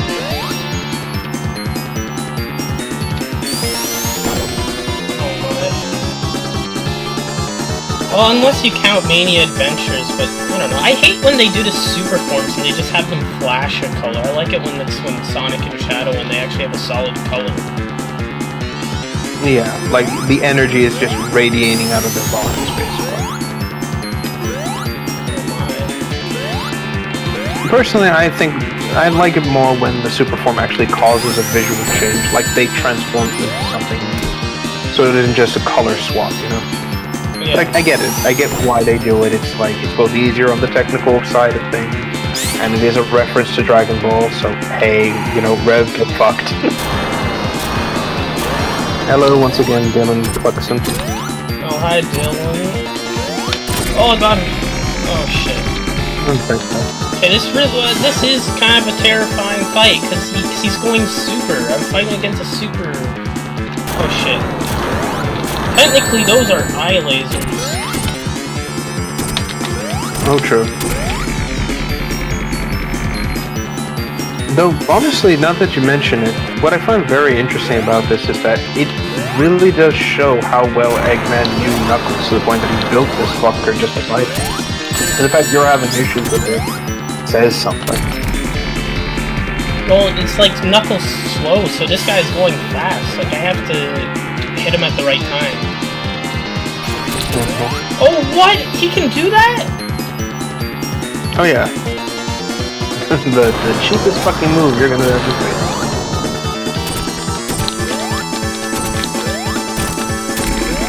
Okay, I guess I just have to wait for him to go to the Emerald to hit him once. dodge. I think he also has the biggest, what's it called? I think he also has the biggest health pool out of any of the bosses in the game. Oh. Fuck.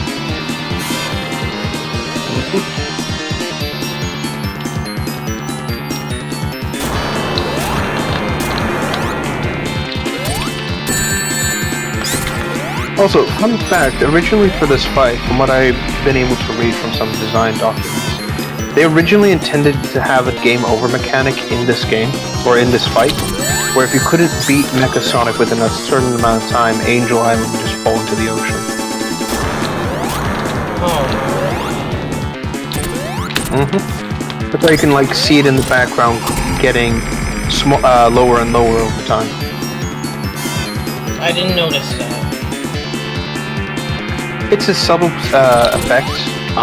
You don't see it in the fight. But if you pay attention to, like, again, when you see the playback, you'll see that the island has slowly gone from how high it is to, like, basically into the right now. Yeah.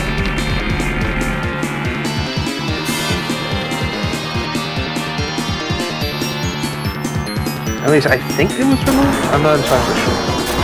And again, I don't think a lot of people spend this long with Mecha Sonic. I'm not saying the gameplay is obvious, I'm just saying normally this is my first time actually doing this. It is getting lower, you're right! What, you can shoot rings? Oh. Oh, he actually has a phase 2? Okay. This fucking robot. I remember that Sonic could throw rings in a early prototype. Oh, I hit him. Oh. He's dead. Oh, thank God. And Angel Island was saved that day. Sadly, we are never going to see... Sadly, we will never see you again, Mecha Sonic, except in one comic that will be referenced 20 or so years later. Yep. Created by a team who actually gives a fuck about being interesting. Yeah, just one random writer just like, who actually was like, hey, let's bring this guy back.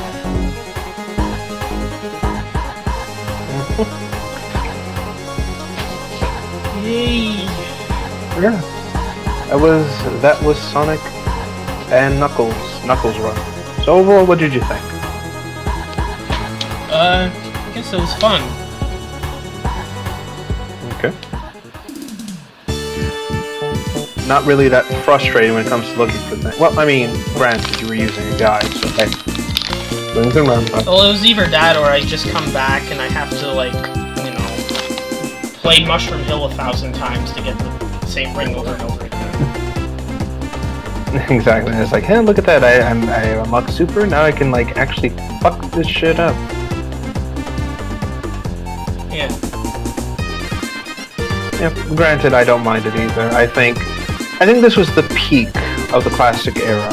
You know, it had everything you could possibly want. It was all done pretty well. You can enjoy the game however you chose. So you had the super forms, the mega forms, challenging bosses that could easily be dealt with. They got all the emeralds. It was a lot of fun. I think this is like what people talk about, at least when they talk about like Sonic losing what it made Sonic interesting, essentially. Yeah. But again, I don't particularly mind it. It's a good send-off to a classic era, and you know, we would eventually see greener and better pastures with Sonic Adventure, Sonic Adventure 2, and then, you know, the age would then slowly start to decay and shift, and then we wound up with the dark times. Yeah. God, I'm not looking forward to that. Oh. Sorry, I'm looking at something over here. I'll tell you in a second. Okay. But yeah. So what's the next plan? Like, what game are we going to tackle next? Oh, well, got a nice ending cutscene, I think.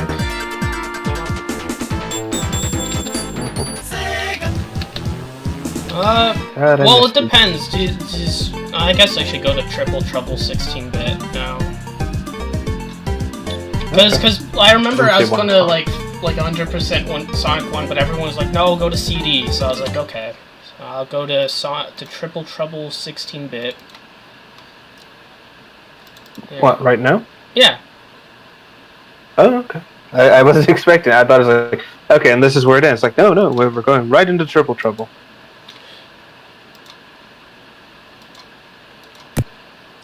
Yeah, I'm just trying to wait. I guess I could mention this. Wait, what? Oh no, I was just gonna say, it's like I should probably mention this now. I found out something. What? So it turns out, because I'm currently on the modelresource.com, shameless plug by the way, that Sonic Mania actually has a number of 3D aspects. Yeah, and Titanic Model is one of them. Yes, a 3D model that wasn't used. Well, we have the model now, and it is pretty low quality, I'm not gonna lie. Oh, my save file's gone. What the fuck? Oh, whatever. Also, its screen is super small into the corner. No, don't worry, I fixed it. The stream just... Oh, okay, never mind. Sorry, the fucking delay!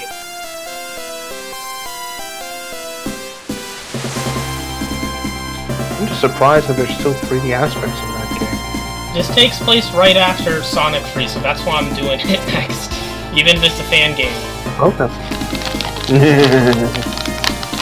Right, the Triple Trouble, if I remember this correctly. Well, partially, I should say. No, wait, I think I got this mixed up with Sonic Genesis. Ugh. Or sorry, not Sonic Genesis. Fuck! What's it called? Sonic Game Gear. It introduced Fang into that one.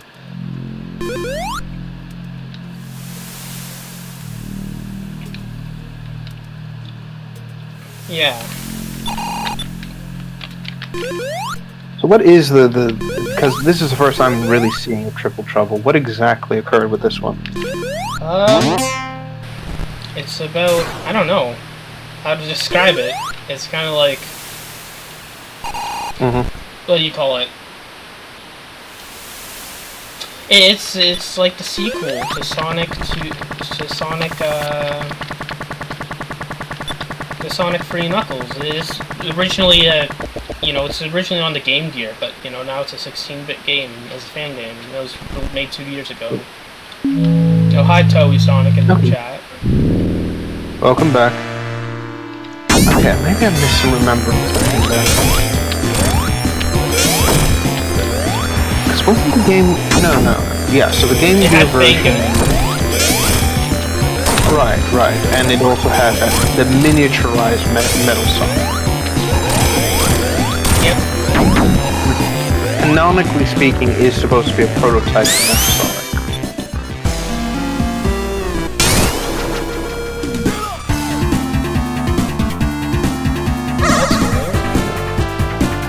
Oh yeah. From what I understand, and again, this is what I've been able to kind of piece together. There's a sort of design concept behind each Metal Sonic. The first iteration, which we saw at the end of Sonic 1, is supposed to be Eggman basically trying to get his hands on, or trying to use, I should say, Sonic's like quasi-indestructible quills, basically. That's why that version of Metal Sonic is kind of like a tank. Then then the Game Gear game, I think, comes next. That's supposed to introduce, the mini version of Metal Sonic, and that's more, what if I just focus on speed, no defense? Yeah. Where he's also so much speed. Then Metal Sonic is basically, okay, let's just combine that speed and give him some armor. Oh, lo and behold, this is the best version. And then Mecha Sonic is supposed to be, again, the counter to Knuckles, more heavy hitting, basically. So yeah, it's just interesting because we've never seen a Metal Sonic kind of come back since then. No attempt to re-innovate the design. I'm not counting Neo Metal Sonic as an Eggman-like creation, because that's strictly Neo just basically going his own way. Yeah.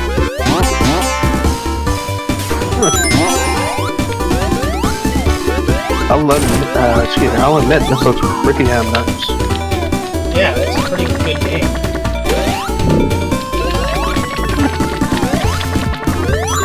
It's really surprising that Sonic and Tails as well. Oh, I see. Okay. Again, it's always surprising how fan projects can just kind of capture the element of the original. But in a good way, I should say.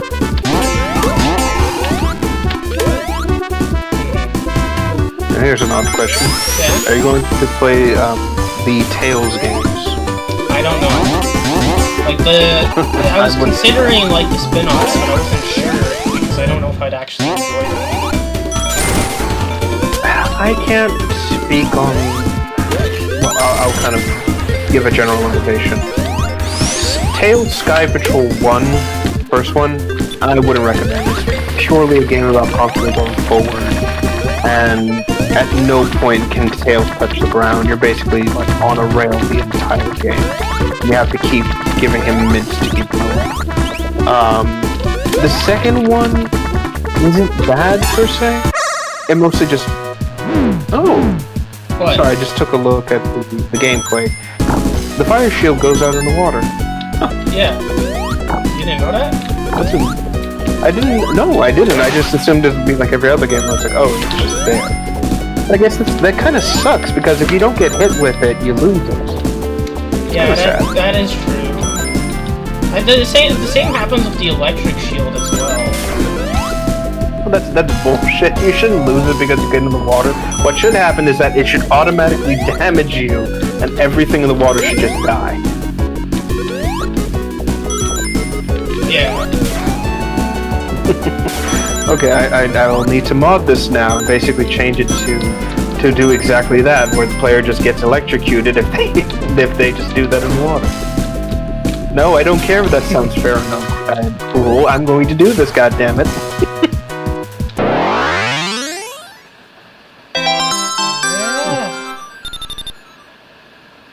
Anyway, sorry, getting back to point here, or back on track, I should say.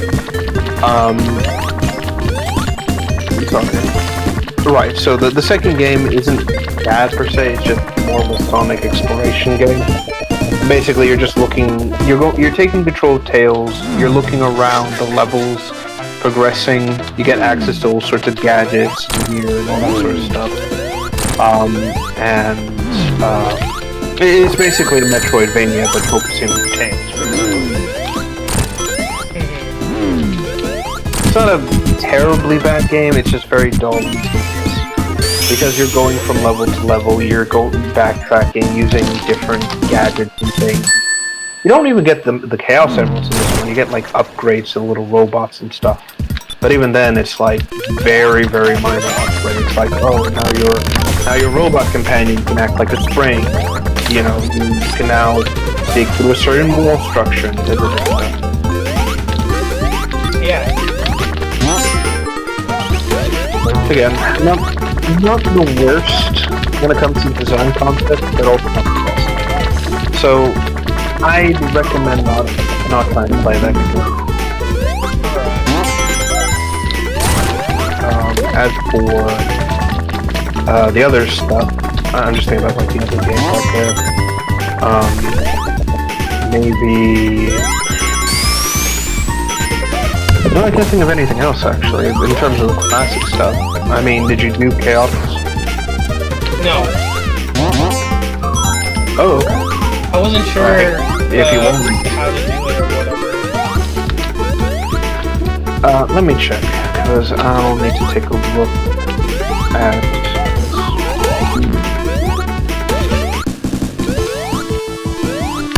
here we go. Let's see. Yeah, here we go. So you can. No, hold on.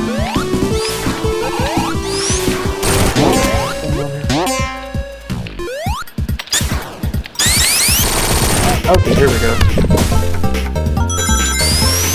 Okay, so if you have the Sega, Mega Drive, and Genesis Classics, there is a workshop mod to introduce Sonic and no, wait, hold on. This is a mod to change Knuckles into Sonic. It is already on the Steam emulator? Hold on.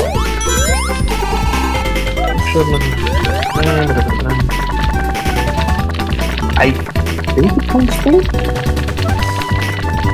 I don't know. I'm trying here. I guess you could skip over this one. To be frank, it's not a game I would recommend playing just for the sheer amount of not only backtracking, but the sheer amount of replaying stages, needing to select certain characters to do certain actions.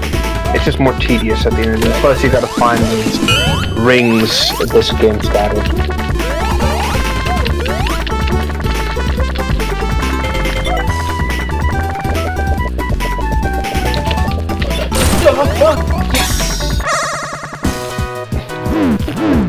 Sounds like it. Sorry, just trying to save yourself from falling. Well, yeah.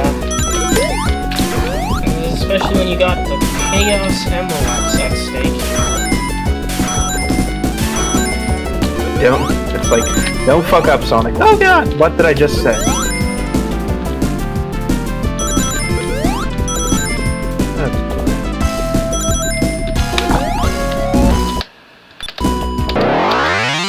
Still taking a look at a few other things. Oh, thank God you can retry it for the cost of an extra life. Like the mobile games do it. Oh, good. At least it isn't like one of those games that just punishes you because like, oh no, you fucked it up. You gotta do it again, buddy. I always hate that about like classic games. You know, they are like that. They never had save functions. I don't know why they.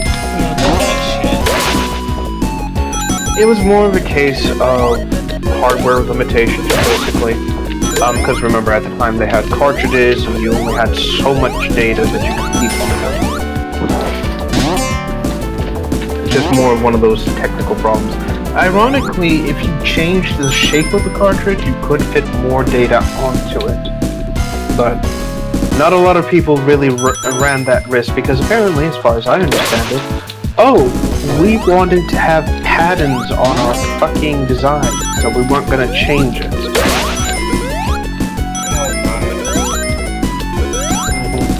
Well, that's why game cartridges had different designs to them. Like the Nintendo one had that gray, boxy design, where you had like the Sega stuff that looked more like, VHS, basically.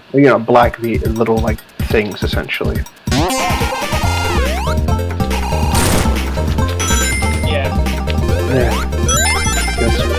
Again, that just annoys me. Like, it's that, it was also like that stupid shit with the D-pad and control. Hold on, I'm gonna get up for a second because I need to use the restroom real quick. I'll be back in a few seconds. Thank you.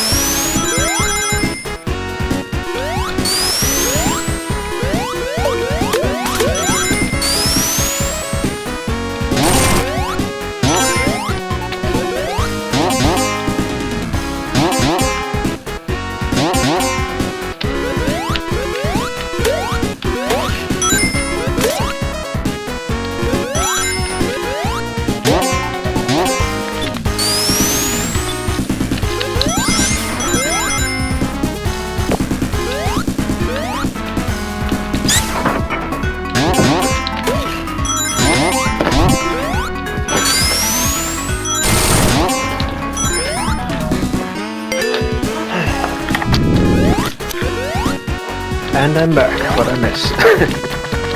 Knuckles has betrayed us. He is being evil for some reason in this game. I'm going off on a limb and assuming that Eggman has once again deceived him because, let's face it, Knuckles isn't exactly the wise when it comes to that. Yeah, in Sonic Adventure he got tricked. You know, it takes place in the future chronologically, so... But the closest this is what I've interpreted from that scene. It's just that Knuckles at the time, you know, was looking for the shard for the Master Emerald. He notices that Eggman had something, beats up Eggman, just assumes that Eggman's just after the Chaos Emerald, of course. And, well, at the time, Sonic also had a shard not a shard, but a Chaos Emerald on hand. And because it was green, Knuckles just assumed, oh, that's a shard for the Master Emerald, Eggman was telling the truth for once. So it's just more of a case of, like, being so worked up about getting this fucking thing and letting his hot-headed nature get the better of him. So I guess we can excuse this one since, again, it's not like he didn't have a reason to do that. As dumb as it sounds. Yeah, I guess so. Again, it's not a retcon, it's just more like Knuckles, you dope.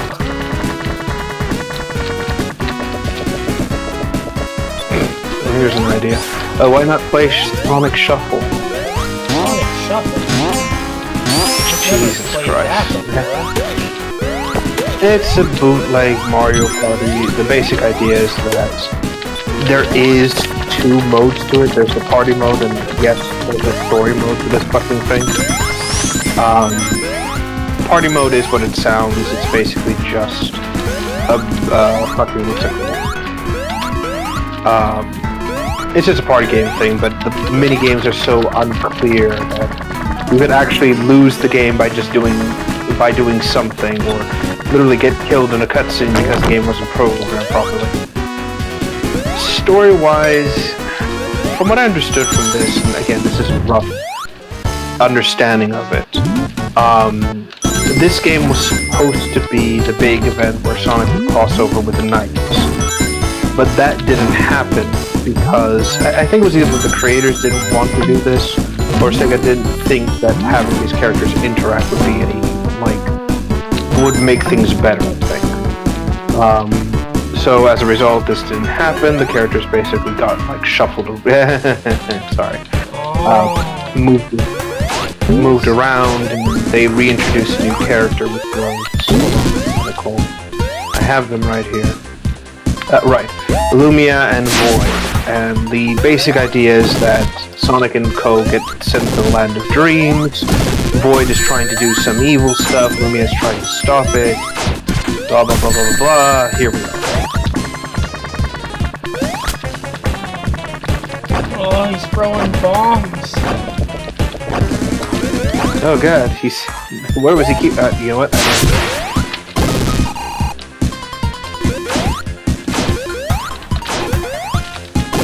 Thank you, Tails. You knocked him out. No, you didn't. Fuck.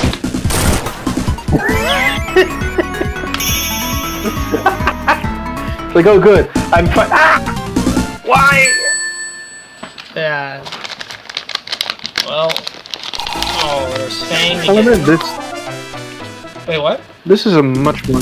I was gonna say, this is a much more interesting fight than I expected. Yeah, they really improved his fights.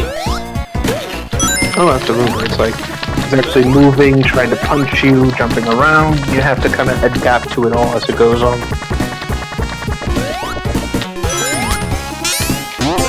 It's the small things, but it's the things that I appreciate. Bringing it back to Shuffle for a second. The game, because it was in a dream, also allowed introduction for different characters and things like that.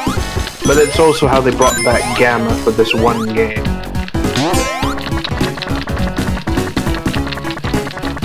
And then after that, poof, completely gone.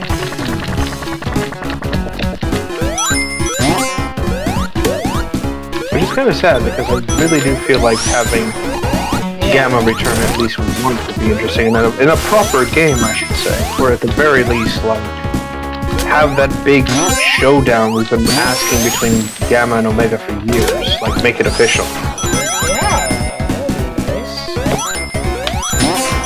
I mean, I'll give credit to the Archie comics. They actually showed us what that would be like. And heavily implying that because Omega's an arsenal, he can't really be stopped. But Gamma's an assassin. He knows how to hit weak points. That would be just a hell of a fight to see. Even though the scale is completely fucked, of course, because again, like I said, Omega is short.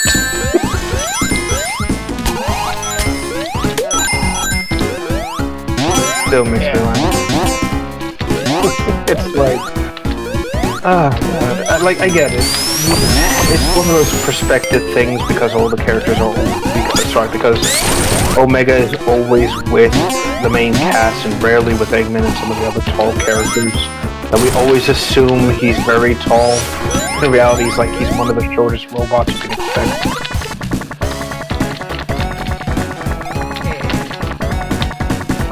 When Gamma unfolds, he towers over everyone.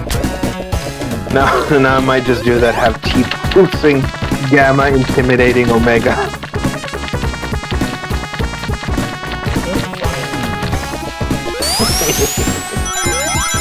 Oh, God.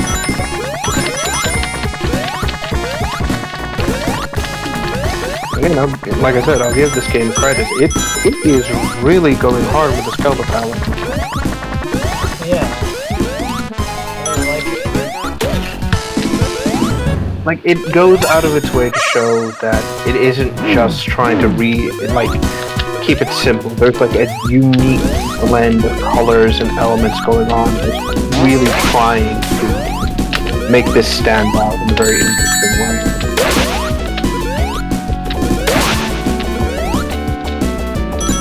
Yeah, I love the palette of this map so far. Agreed.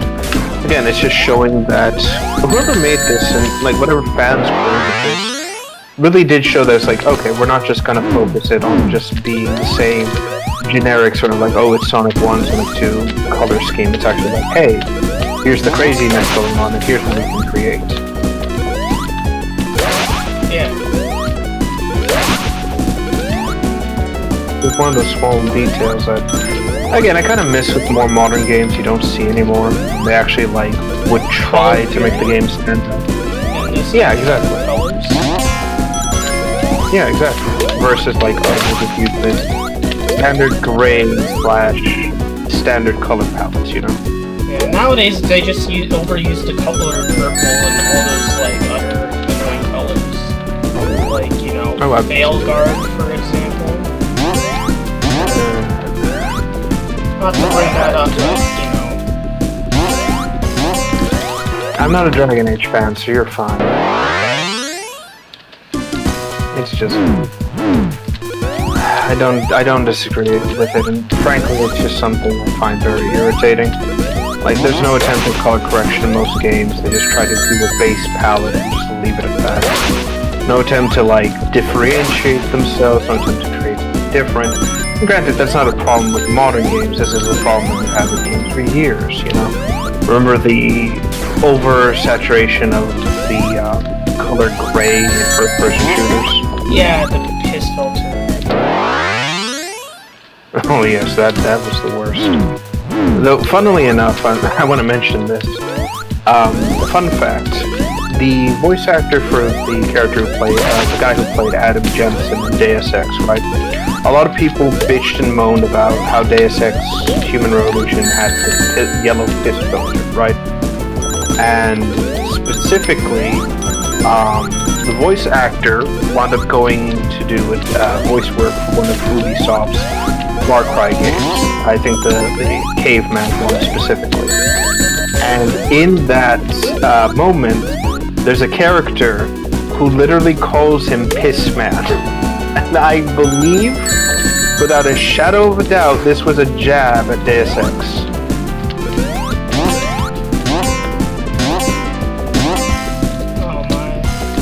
I don't know, because I never minded the filter or anything like that. god. Stage. True. I mean, there's nothing wrong with having a filter on things, you know. Sometimes it can help highlight and make a game interesting. The problem is that when you just make a filter, make nothing stand out with it, you know? No interesting design, no interesting concepts, nothing that actually stands out. That's when I have problems with it. Yeah. It's just overused. Over and over again. Exactly. Just the same shit without any deviation, without any reintroduction. It's just the same boring fucking thing. Like, again, just like with mechanics, gameplay aspects, you know, all that sort of rubbish.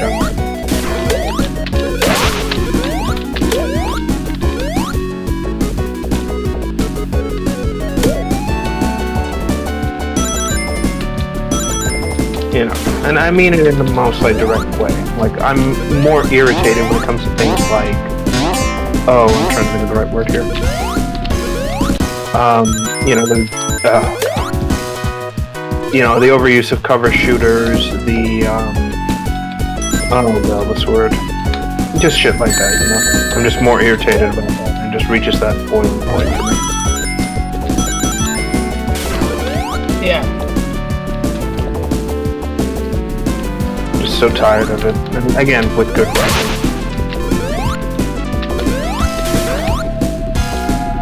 There we go. I need 4 more. Alright, making progress. I lost all my lives, but you know.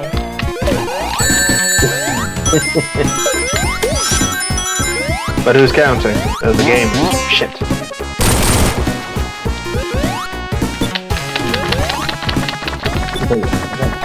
Really all it is at the end of the day, I should say.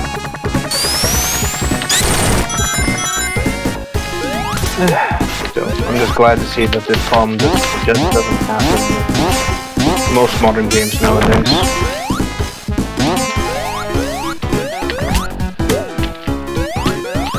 I mean that with the most sincere form of fire, of course, you know, like, I'm just glad that we don't see this problem continue. I like it that these games nowadays are trying to do something interesting or creative, or actually trying to push it away from the stereotypes of the old norm.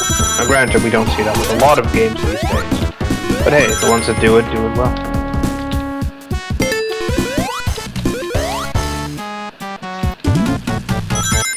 Appreciate it if other games like, oh, I don't know, what's it called? Other games like, Dustborn would just fuck off and never bother me again, I'd be great. Yeah, that's slot. Well, it failed. You know, no one went to that guy's, like, panel at some con, so, yeah, it was like, I saw it on 4chan, that they were talking about how he went to a con and then no one was there, and it was funny. Oh, that is sad. That, like, you know what it reminds me of? Neil Druckmann going to, like, a Hollywood party and nobody took photos with him. He just stood there in front of that celebrity wall, and everybody else was just paying attention to the actual celebrities. I mean, even the Hollywood celebrities know that movie games, like, the slop he makes is bad. I mean, Hollywood in general just disrespects, like, gaming, so I don't know what he was expecting. Like, they're so desperate to want to please the Hollywood for some reason. Like, they really want to be, like, a part of Hollywood, like, gaming. And then Hollywood just kind of looks at them like, oh, you're like, fucking old. You guys are about to lose. Oh, absolutely. Well, it's mostly because gaming can do things Hollywood can't. Yeah. Like, you know, imagine that you want to do a space setting, right? And you want to, like, do crazy aliens and everything like that. You really can't do that in a movie without blowing out whatever budget you have. And even then, you're limited to what effects you can and can't use, or what will and won't work in terms of your film. Even CGI films will have a hard time conveying what you want without it being stylized. So games can just kind of take this concept and say, okay, I want to do a space opera, and I want to do all these crazy aliens and actually like do it without any problems. And that's the biggest issue that Hollywood has, and that's why they kind of hate gaming as a whole, because it does what they do and does it better. They basically get, I don't even want to say replaced, but they get outshined by it almost frequently. Voice actors and motion caption artists do amazing performances that they themselves cannot do. Even if you get an actor into a game, there's no guarantee that actor is going to save your movie whatsoever. Yeah. And, you know, they know that. That's part of the reason why they hate it, is that it's an industry they can't dominate. They won't, they have to, like, play nice with everybody else. And they can't be a prima donna. They are completely and utterly shackled to whatever project they're stuck with, essentially, and treated like everybody else, and they fucking hate that. So, you know, no wonder they absolutely despise gaming and what it can do. And it's only getting worse because, again, when you have someone who gives a shit about the source material, you walk away with a game movie that does better than any fucking Hollywood production out there. Again, look at Sonic 3, for example. And that irritates them. They feel threatened by it. They hate it. They don't like it. And so whenever they can inject their Hollywoodism to a game, it's not because they're doing this out of respect or because they believe in the project or they want to see it succeed. It is purely to bring this project down or to ensure that people dislike it in every sense of the word. Yeah, they hate having to listen to their own audience. Like, they think, you know, they can take no accountability for their own actions, right? So they can't, like, they hate taking accountability. They hate, like, listening to people because they think they're always right about everything, and they think, like, people's demands are stupid, and, you know, I guess, I don't know, they just look down upon people like that. Like, they're just elitists. Oh, absolutely. That's the worst of it all, is that they enjoy tearing these projects down, tearing these productions down, making sure that, hey, this is shit and we want you to know it's shit. And they never once try to lift anything up, because again, if they lift up these projects and give them their blessing, then they're in trouble, because that means they're endorsing the enemy. They're giving the adversary more attention, and oh, we can't have that. And it just keeps getting worse and worse from there. With Neil Druckmann, though, I don't want to call him an industry plant, because that's giving him way too much credit. He's just a cop. Yes, that's absolutely correct. But it's a bit more than that. He is, I'm trying to find the right word here. He's someone who very clearly didn't make it in Hollywood, who can't make it in Hollywood. And because of that, he is trying desperately to, like, put himself in that position where it's like, oh, listen to me, you know, I'm an ally, I can help you, you know, in exchange you give me what you want, and blah, blah, blah, blah. And that's the end of, that's what it is at the end of the day. The unfortunate fact is that he's too much of a sycophant that they don't respect him. And so they look down at him at every possible turn. And they'll keep going with that until, you know, one day he eventually realizes, like, oh shit, yeah, I'm nothing. Which is never gonna happen. Like, that idiot's mental problems are so thick, we wouldn't need an iron-tipped drill to get into that thing. That's, you know, and I'm not even saying that because I hate the guy, because, well, I do. I absolutely do. But I also think he's Yeah, no, I don't blame him. Like, I don't like people like him. Like, he destroyed one franchise just to please Anita Sarkeesian, because he wanted to be cucked and femmed by Anita Sarkeesian. And in the end, it just doesn't go as you planned. Again, nobody respects The Last of Us, nobody respects Naughty Dog.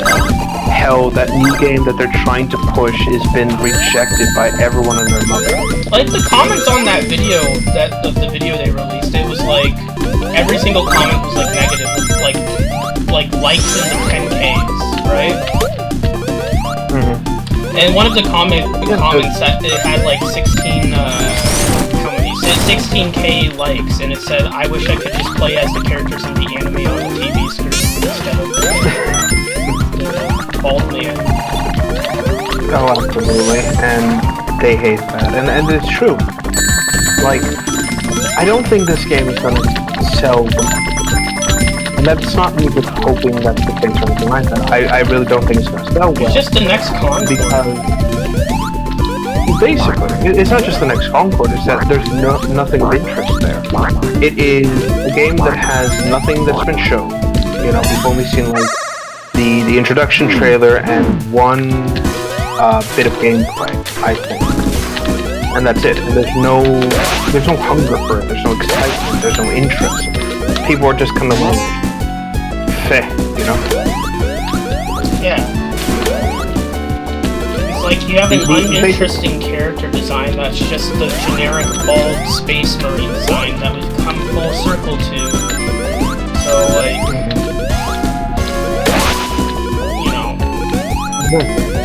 Right, exactly. There's no reason to support this. Why would you bother with this game? Why would you bother with it? Why would you support something that at the end of the day doesn't care about what your input? Hell, it's even worse when you think about it because they've tried to what was it? One of the voice actors was liking some art that was saying, "Oh, you have male fragility if you don't like this game." It's like, no, you guys are actively insulting your user base and calling them fragile. But you know who's the real fragile ones? The ones who can't handle seeing sexy women in gaming, so that they have, they get personally offended by big fictional movies that they have to censor them out. That's right, or worse, real fragile people are. Right, and worst case scenario is the people who just don't give a shit. Like, again, the big problem here is that when you tell your audience to piss off and do all this shit, and you tell them, oh, if you don't like it, right? When you do this, you annoy people and you tell them to fuck off, they're gonna fuck off, and that's gonna hurt you, and that's going to hurt your project, that's going to hurt your game, that's going to hurt anything you do. You can ask all these companies, all these groups, all these game projects that did this, who said, don't like it, don't buy it, and you can see how poorly this is going. Charlie's Angels, Concord, forget what else. That's just how forgettable those things Dustborn. are. Yeah, Dustborn. Exactly. Nobody, these projects have failed spectacularly because essentially the audience was, there was no reassurance. There was no hey, we hear your concerns, or it's hey, let's give it a shot, blah, blah, blah, or we appreciate the people, nothing of that. It's just, fuck you, go to hell, I don't give a shit, I'm so much better than you, blah, blah, blah, blah, blah.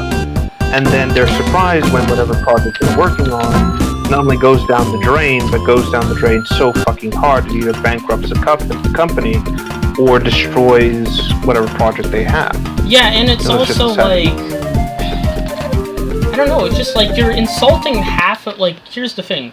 Men make up 50% of the human race. You're insulting half the human race. This is why the left keeps fucking losing, because they keep insulting 50% of potential people to, it's you can't shame people into voting for you, right? That's why they lost the fucking election, because they kept, as a man, do you really want to be talked down to and told, oh, you're horrible, you're a piece of shit, you're the reason for all the world's problems? Because that's what they tell people, that's what they tell men, right? So it's saying that they're fragile, attacking them, and then being surprised, and the reason they do this is because they want to replace the old fans with new fans, but that just doesn't work when you don't even have an appealing product in the first place. You appeal to a small group of Tumblr people that don't even play the product, they just talk about it on social media. It's just you can't, they think they can just shame men into voting for them, and it's never going to work, because men, they look at these progressives, giving them, they're pretty much telling them to be cucks, right? They're telling them to be cucks and to be fucking slaves and to be, humiliated and belittled by, by whatever fucking group they say they want to be humiliated by, right? And, you know, people don't want that. Like, most people who are sound mind say, like, look at them like, no, I don't want to join your side. You guys treat me like shit. So then they go to the other side, and then these people will act surprised. Exactly. And they're angry. You're driving people away. Yeah, and they thought that they could brainwash my generation into this shit, and it didn't fucking work because, most people who are in my generation who are young men, we don't like this shit because these people talk down to us. They treat us like shit. They treat us like human filth. And as a result, we've went to the other side, and these people are angry they're brainwashing us, Phil. And that's why they have failed to replace, like... Because their goal was to replace, like, one generation with one that's more subservient to them. But, you know, that hasn't worked because all they have this smug, condescending, like, elitist attitude to everyone who isn't, like, agrees with them. They attack you if you disagree with them. Like, they just treat everyone like shit, and they expect, like, to get away with that. And it's like, you know, it doesn't work. And I'm glad it failed for them in November. I'm glad it fucking failed for them. And I hope we can go into a brighter future where these people can fuck off. Because I'm just so sick of it. No, I get it. That's completely fair. My biggest issue is that, again, the problem with all this, again, is that, like you said, they're trying to change people, trying to get people to buy this shit. Nobody's buying it, nobody's really getting into it, nobody really gives a flying fuck about it. And as time has gone on, this has only gotten far worse and far worse and far worse, to a point where people are like, why the fuck are we even, like, surprised at this point, why do we even care, blah, blah, blah, blah. And it's getting to a point where now people are trying to go about this a different way. They're trying to not even rewrite things, but trying to, like, go at through other ways, trying to make them sound like they're crazy or they're insane, or, you know, some weird combination of things. I think the biggest issue, or I think the biggest problem that this will spawn from, is purely because you have people who, again, it's a Hollywood situation where you had a bunch of, or you hear in Hollywood where basically people can get away with openly discriminating against certain actors purely because they don't want, or they don't fit the role the character needs, right? Like, if you're going to say, right, like, let's say you're going to do like an African movie, right, focusing on a tribesman basically escaping a horrible situation to go somewhere else, or, you know, something to that effect. You're not going to hire, like, a white actor to portray that. It doesn't make any sense, even if it's a white African person, right? Or someone from Africa who's white. And so they say, it's like, sorry, we can't really use you for this film, it wouldn't make sense, blah, blah, blah, but we appreciate all the same, here we go, blah, blah, blah, blah. So that's fine. That's not really a big problem at the end of the day. I think it's pretty reasonable to have that, and not even expectation, but pretty reasonable to be like, yeah, we can't really do this, nothing against you, blah, blah, blah, blah. Again, leaving it strictly to that.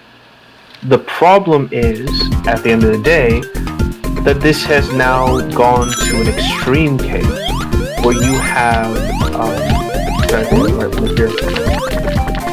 into an extreme case where you go into, now we're just going to do this in Hollywood, or sorry, in the gaming industry and things like that, and then you got people who are being told, hey, we don't need you, we don't want you, yada, without any justification or any reason for it.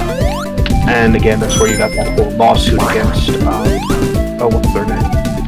The lawsuit against... Avowed? Yeah, the studio for Avowed. Obsidian. Yeah, because that director was literally admitting to his crimes. And then Elon Musk gave, like, attention to it, and the game journalists were freaking out about it. It's so funny.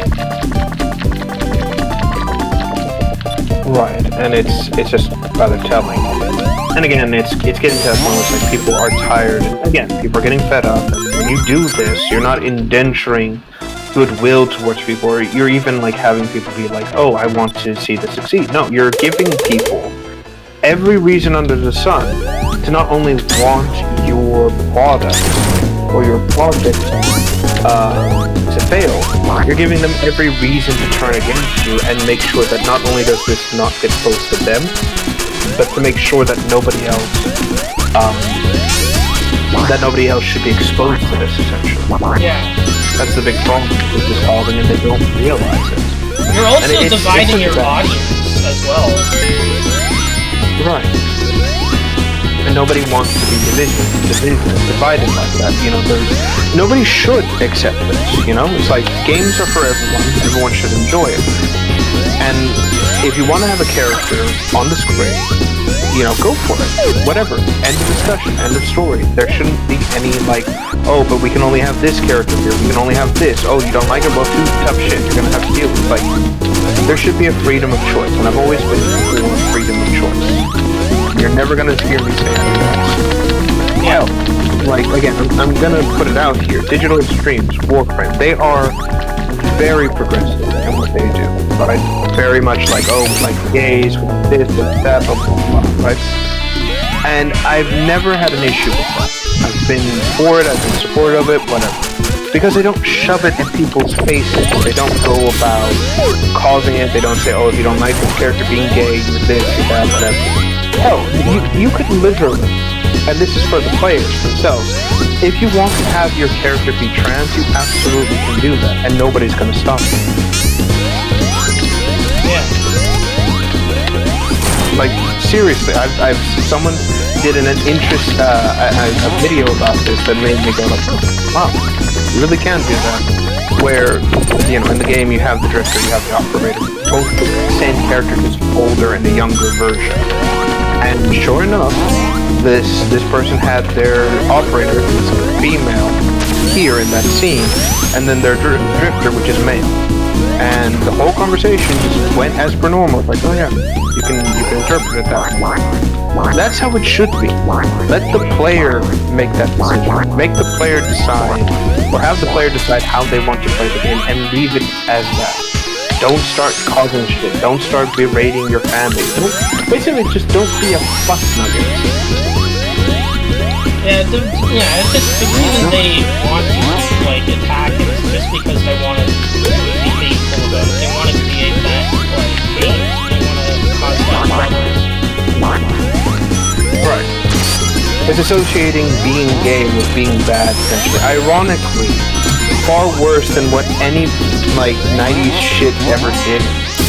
And I'm saying that from experience. But you know, that is what it is at the end of the day. And frankly, I just can't bring myself to really care anymore. It's like, let the good games survive, let the bad games die, and you know, we'll all be with the current culture we're going into, I don't think these people are going to be able to survive with making the games they do. Because it's like, they're losing the funding, their programs are getting shut down, and you have an administration that's going to crack down on this, like, heavily. Like, they're like, that's why Mark Zuckerberg is, like, bending the knee to, like, removing all the policies from his, like, company. Because he knows, like, Trump's going to go after him for censorship, like, especially after what they did to him, like, last year. I mean, not last year, 4 years ago. Right. Well, it might as well have been last year. And you know, ironically, now that... Like, and like I said before, and I haven't said this on stream, so I'll repeat it here. The people fear-mongering are, like, about, like, Bridge and, like, them just rebranding DEI. It's like, as long as we have free speech, these people can't get away with what they're doing. Because they require, you know, people not knowing what they're doing to, you know, do their stuff. And they also require, like, censorship in order to survive, because they need to censor their, you know, opponents. Because their ideas are not based on facts. And, you know, it's just like, it's the same, they're not changing the formula, they're just changing the name, and it has failed. Like, originally DEI was called Affirmative Action, and it failed. So it's like, it's going to keep failing, and especially when they can't, like, censor people, it's like, it's going to, you know, just going to keep going the way of the dodo. And I say the way of the dodo because that's how the dodo went extinct, because it, you know, survived so long without any threats, and now that it actually has some competition, it can't compete, because it's just a big fat bird with no defenses. You know? Exactly, and apparently very... I'm just sad that I wasn't born back then to enjoy dodo, but, c'est la vie. Yeah. Yes, I would eat Dodo. I have no qualms about eating Dodo.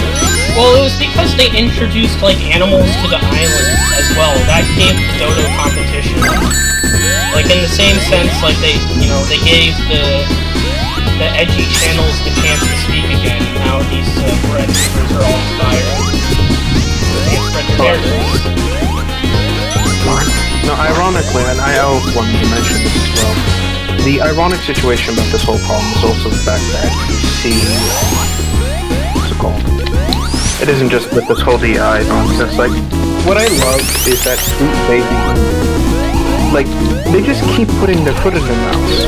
Recently, they came out and said, oh, we haven't lost any money, we haven't lost any funding, blah, blah, blah, blah. We've gotten 20 more contracts in the last, like, blah, blah, blah, we're not going in, right?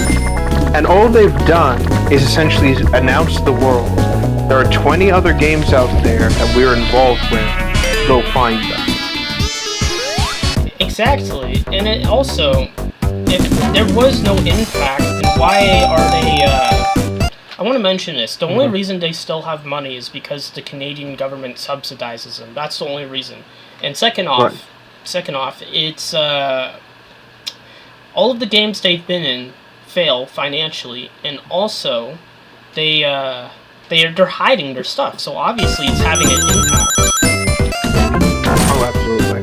And they can't hide it forever. Like I said, if the momentum is going against them, to the point where it's just a matter of time before they eventually, like, one of them eventually cracks under the pressure and just screams, oh my god, I hate you guys so much, just does a lot of stupid shit and finally gives, as they say, give away the farm. And when that happens, they'll go to laugh. It's like, and he moves.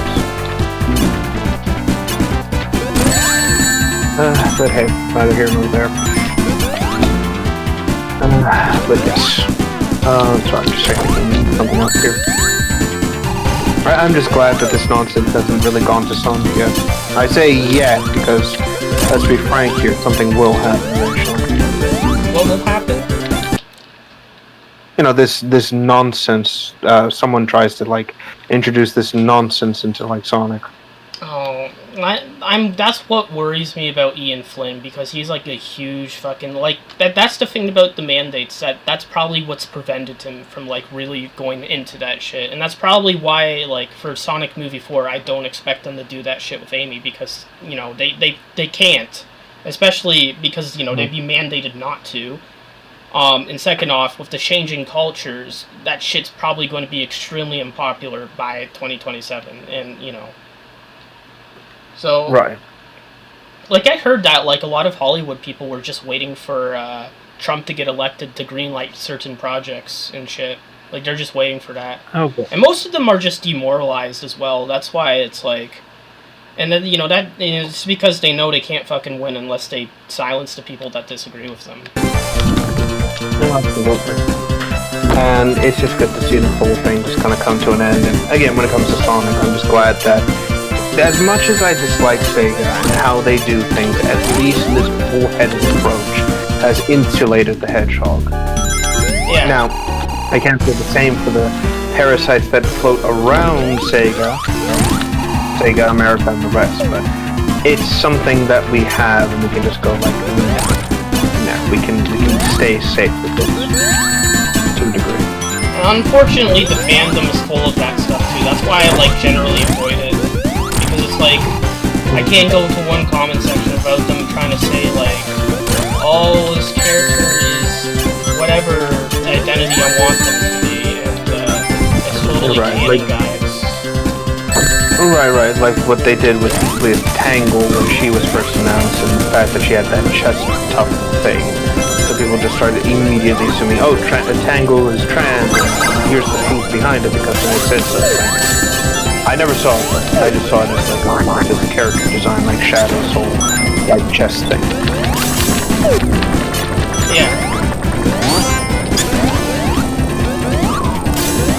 Now, if only more people would just kind of get off their bonnet about, like, shit, I'd be a happy camper. But hey, again, the times be a-changing, but we gotta deal with it as we deal with it. Yeah, I mean, this is the perfect time to start a parallel economy, you know? This is the perfect time to just, like, do our own things and make our own franchises.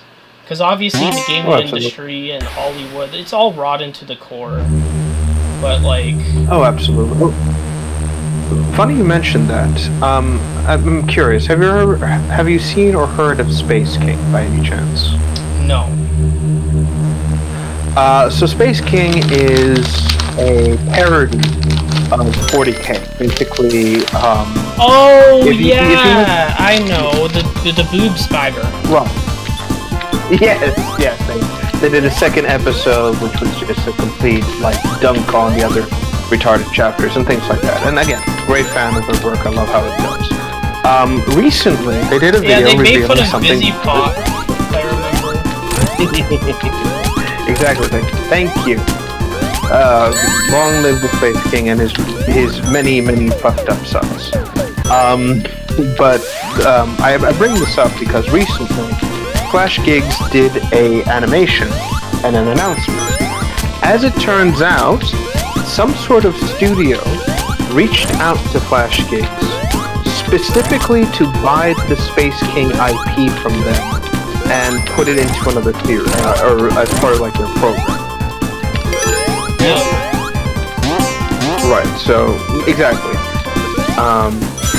And what happened was that if I can find it, Flash Gigs basically did an animation purely with the biggest middle finger they could possibly do, which was focused with the character Hate Monger, who, frankly, while I disagree with many of his methods, I do appreciate a good rage every so often. The point is that they decided to do this animation as a colossal fuck you to the studio that tried to buy this thing out from them. What was it? During this process, Hate Monger basically has the quote-unquote alien representation of the studio, and said like things like, quote, you know, turning Space King fake and gay. And then the character just says, quote, oh come on, Space King doesn't just have to be for the boys. Space King could be for everyone. And gay. Well, it's not for everyone, it's just for feminine people. That's all exactly, so fuck them. So they've decided to do the following. So they're doing a whole merch sale, and for every piece of merch people are buying, they're going to specifically email this company, and I quote, I don't think I can say this on YouTube, but let's just leave it at a hate makes butt thing, and leave it at that. Alright. Yes. No, I'm glad to see Flash Gits doing that, because they've always, like, Flash Gits has always had based animations.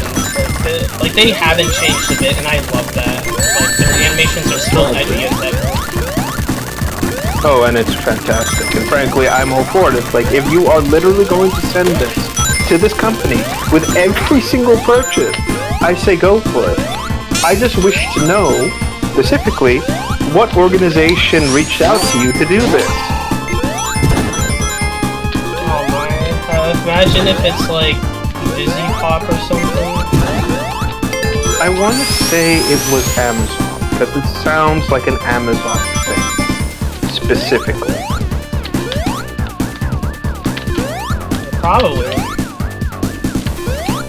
I wouldn't be surprised, because again, for whatever reason,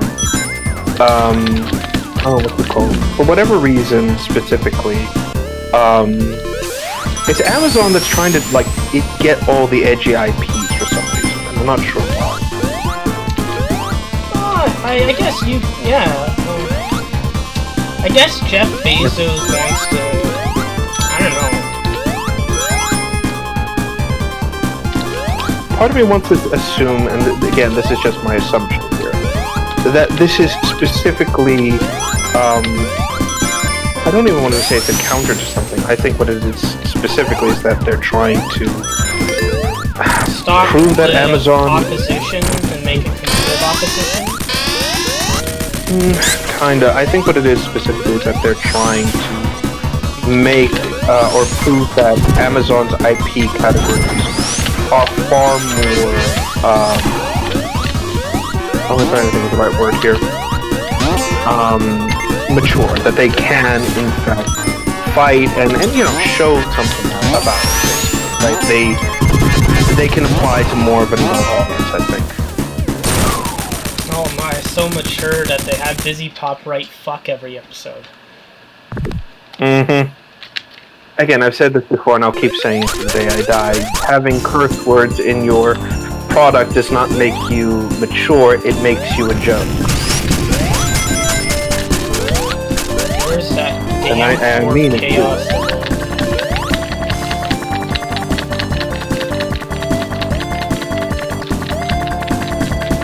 I mean it too, by the way. So again, it's like, if that's the case, then why are you so fine with Space King and stuff like this?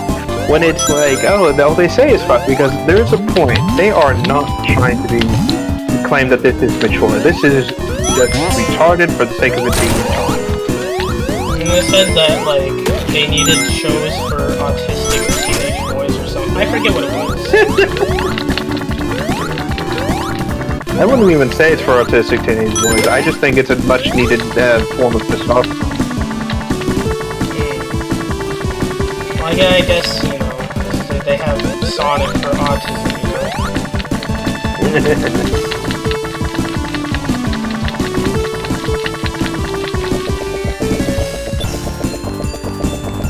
And again, I don't doubt it. But still, like I said, it's just something I enjoy, and the simple fact of the matter is that when we can have this sort of stuff out there, it's great fun.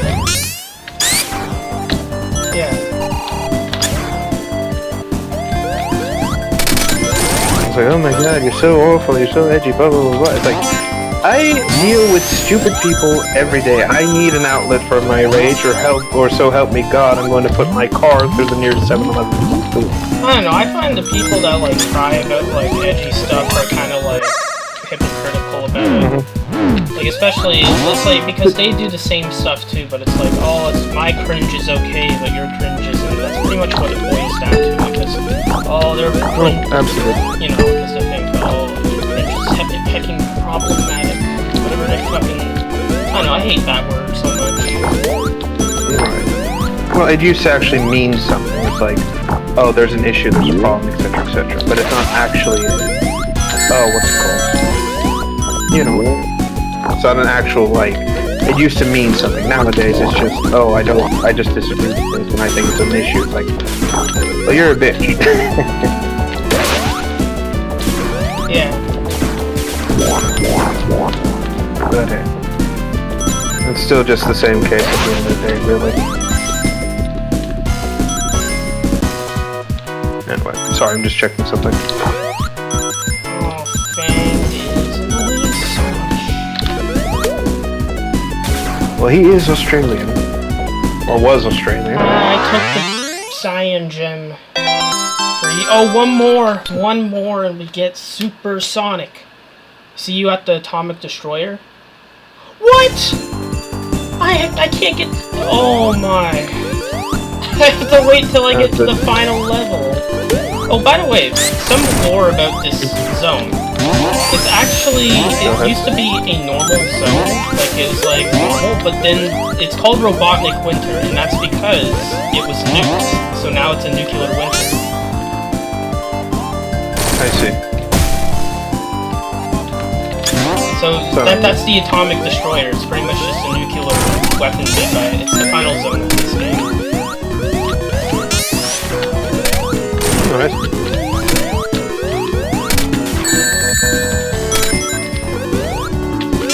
Again, you wonder why he wouldn't do this more often. But it's like, I actually want what's it called? I actually kind of want the planet to be in some form of sustainability. Yeah.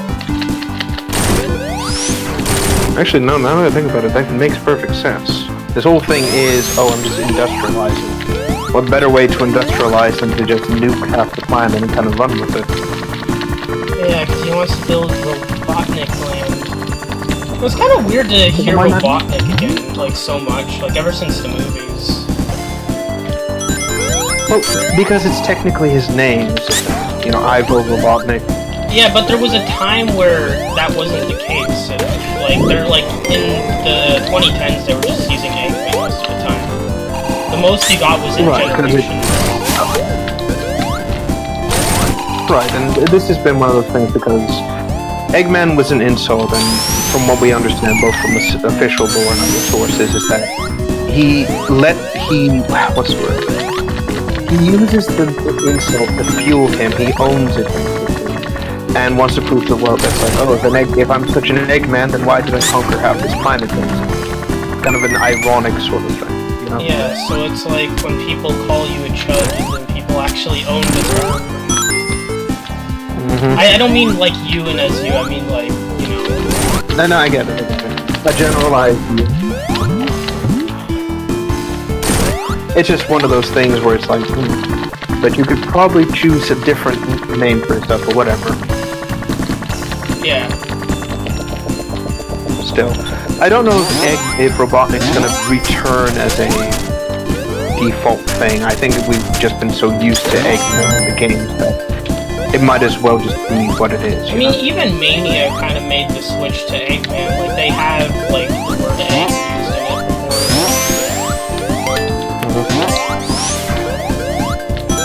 before. True. I mean, it's not one of... It's clearly that they're trying to run with something, you know, for the sake of it having it.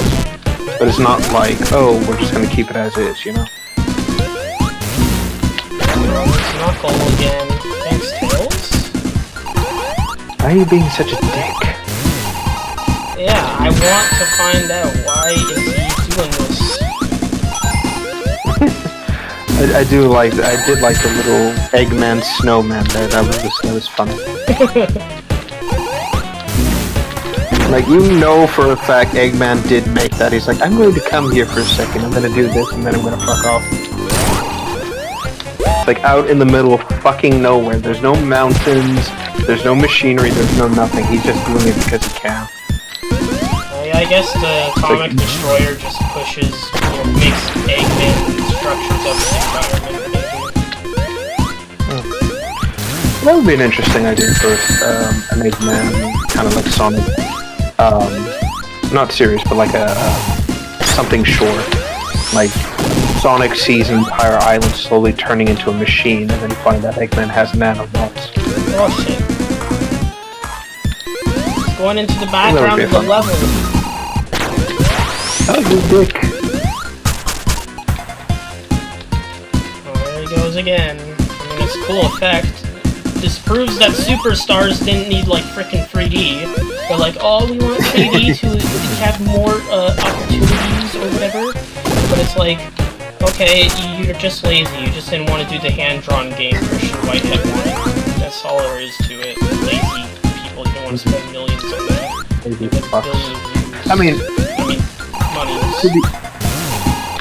To be fair, and I'm just saying this for myself, I do appreciate that it's in 3D because at least we get the models.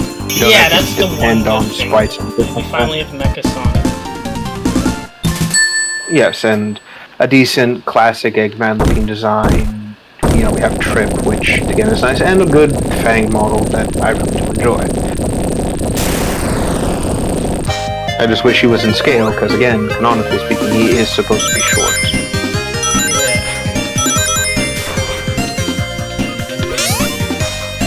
But no, we can't have differently sized characters. That would fuck up with the animation rate. I mean, at least they had Vector and Chaotix and Charlie. True, but again, when it comes to Vector and Chaotix and everything like that, it's weird. Like, that's something I always find irritating.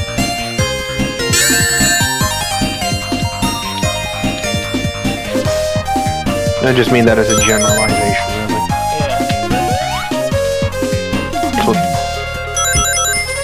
Oh well. Live and learn.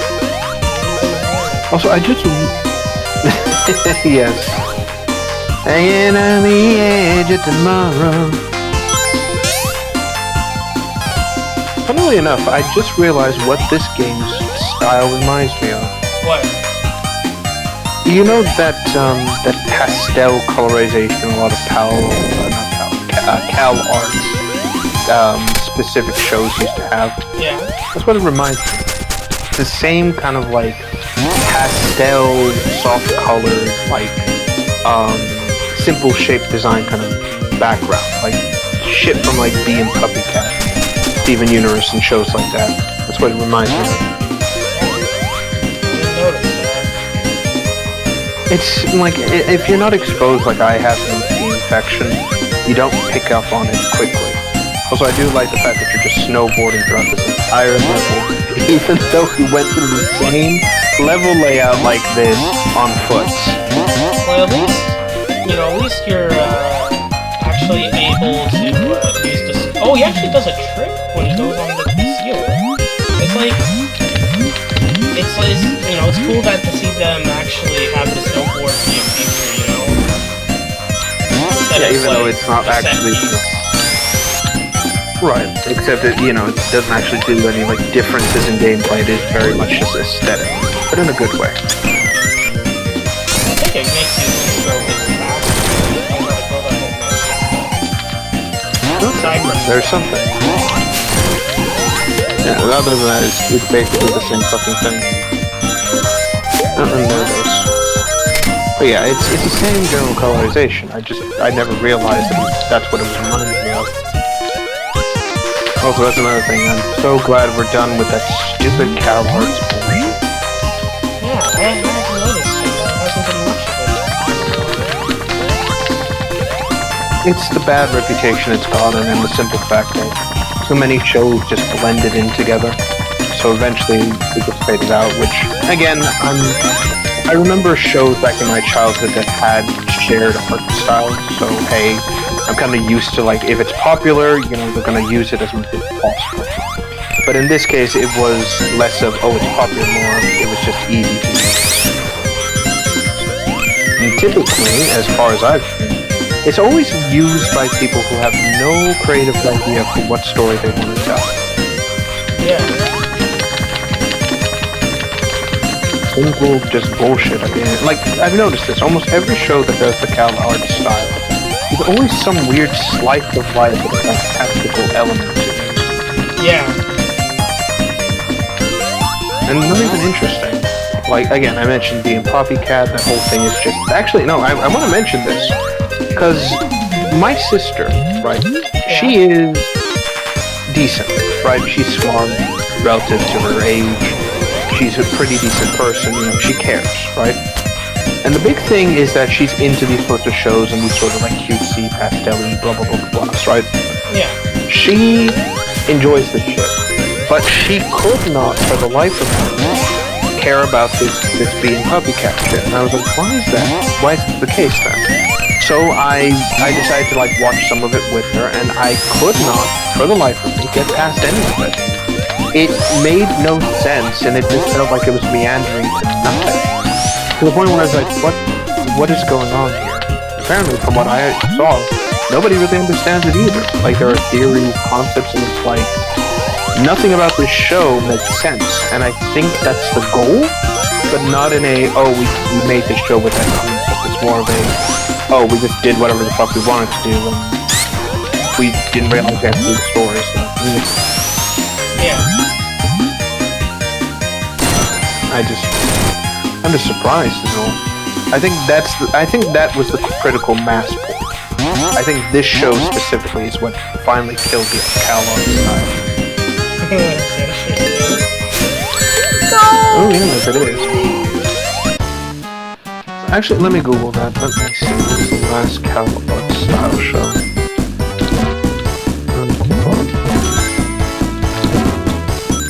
Let me see. Join. I don't know. I can't see.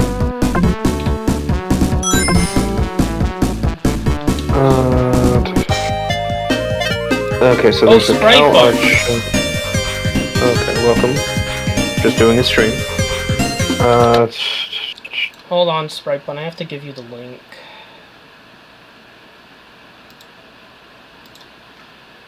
No, I can't find anything. Hold on. Okay. Yeah, no, that's it. I guess they wanted to hide it. Well, I think this is the last show that actually had it, because as far as I can see, that's it. There's nothing else that's really come up in terms of the catalog. It's just gone. If that's the case, I hope it stays up, because frankly, I cannot stand it. Like, once you realize what it is, it's like, oh. Yeah. Oh no. What? No, I meant it like, as soon as you realize what it is, it's like, you're like, oh, okay. That explains so much. It's just a homogenized, lol, so random slot. And we mean that too. Yeah, I hate that type of humor, honestly. It's just not... It's just... I hate to say it, but it's woke type of humor, because it's so inoffensively bad, you know? We're just doing it because, you know, it doesn't offend anyone, but it's like, ha-ha. You know, stuff like that. Like, you can have a random kind of like joke here and there. We'll have like a quirky, off-the-walls kind of character. I think that's fine for one character. So that's it. If you're trying to have this like every single character, every single joke, and man, I'm not gonna deal with it. You know, like that is just terrible game. That's a terrible show, and you should be banned from the industry and or sued by this cat. It's just a cat with a suit. It's like, oh yeah, no. Really affects your abilities.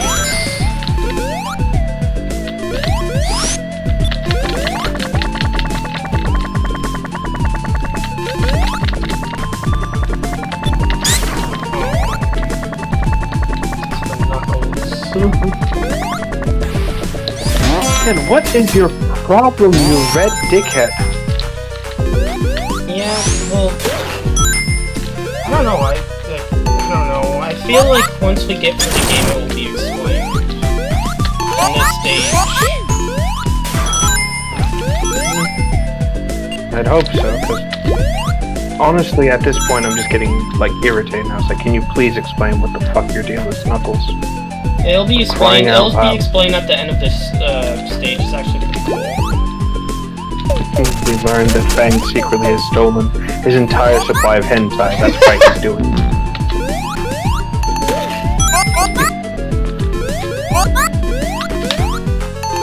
I love the music in this zone as well. It's really good. I mean, again, that's something I've always found impressive, is that the Sonic community always manages to come up with some of the most impressive music out there, and that's saying something. Yeah, you always get the coolest, music from this game. Well, from fan games. Especially people doing, alternate, Superstars soundtrack is nice, because, you know, I'm really angry that game's soundtrack was, so mixed. That's just a crime. If you're making a Sonic game, the music has to be good. I play the games to hear the music, not to actually play the game, you know? Right. Again, and you get, Sonic music can always be such a bang, you know, again, Ice Cap Zone still is one of my favorites, and I can't explain why, just, there's something about it that makes me kind of bob my head and go like, da-da-da, da-da-da-da, da-da-da, you know, it's like, yeah. It's a soothing melody, and I always find myself going back to it and just kind of bobbing my head like, yes, this is good. I just wish more people could understand that what makes this music good is that it's what you bring to the table, you know, this sort of this bop, this beat, this sort of melody, you know? Yeah, it's like New Jack Swing, especially for Sonic CD. Right. Exactly. No, you're right on point. It's exactly what it is. There's this it has soul in it. That's the best way I can describe it. There is heart, harmony, melody. There is, you feel the person's spirit in this, essentially. Yeah. I just wish more, you know, like, again, I just wish people understood that music also can, like, be beautiful and well done. Hell, there's someone who actually, and I'm not joking, took the boss dialogue for some of Warframe's bosses and turned them into music. And it sounds fucking amazing. I don't know. I mean, well, yeah, there's a lot of stuff where you can, like, change the music, make music and stuff. Oh yeah, it's mostly that they took the dialogue, they added a metal beat to it, and then turned it into a song. It's just one of those things where it's like, I'm just blown away by that simple fact. And it shows that if you have an ear for it, you can make music out of anything. You know, decent music from boss interactions, character dialogue, things of that nature, basically. Yeah. Again, I just wish, you know, more people understood that and didn't just put, oh, here's the synthetic jazz, you know, MIDI, here's this, here's that. I think that's what annoyed me most about Sonic Superstars, is that the music, some of it was good, you know. Yeah, every good track was done by T-Lopes. Exactly. Where every other music, from like Sonoe specifically, is that he just keeps trying to replicate the Genesis beat without really understanding them. Yeah. Exactly, without understanding how they worked. You know, and it just sounds off. I can't believe, like, it's hard to believe he actually had a part in, like the classic game soundtrack with the way he fucking does it. Well, when it comes to like MIDI music, you can make sounds from it, and you can make something that sounds really good. It is a. Well, yeah, that's how I made the Defeg MK2 theme I shared with you. Right. It's a type of music, and it is a type of, you know, kind of instrument. I say instrument, but I'm using that with quotations. That you can do. The big thing is that if you don't have that instrument, replication doesn't work. Yeah. It's like, how do I put it?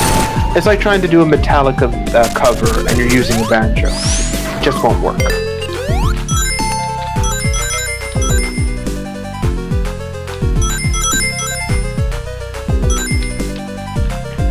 Oh, excuse me. Oh, sorry, I do not mean to yawn into the microphone, I just can't mute myself while I have it open. No, it's okay. Let me see. How many levels does this have? After this, it's Atomic Destroyer, and it's the end of the game. Well, okay. I mean, it's just like I asked because I see. It's just one. I'm just surprised by how much there is in this game because let's face it, it's one of those like. I just wasn't expecting. It's a recreation of like the what do you call it? The Game Gear. Oh wait, I already told you this. Sorry. No, you're good, and you're not wrong. I'm just surprised that for this version, we haven't really seen much of like the Game Gear assets or anything like that. Then again, you did say it's a recreation, not a one-to-one, like... Yeah, the music's recreated. You know... Stage levels are new. No! To a degree. Does the mini Metal Sonic show up in this? Not the mini Metal Sonic. Okay, like in the Game Gear Triple Trouble game, it's a normal Metal Sonic that shows up. Really? But he has like a different role from how he actually plays in the original Triple Trouble. I see. We'll it's see still him in funny, Act by 2. the way. I see. I still love the fact that you still beat Fang exactly as you did from the original. You just bounce on him and just bury him into the ground. It's like, Yeah. So much for that. Like this fucker, this Jaboa has been giving you all sorts of issues, and yet you're just like, yeah, we're just getting rid of you now. Goodbye. It's better than his appearance in Superstars, that's for sure. And same with his theme, it's actually done right here.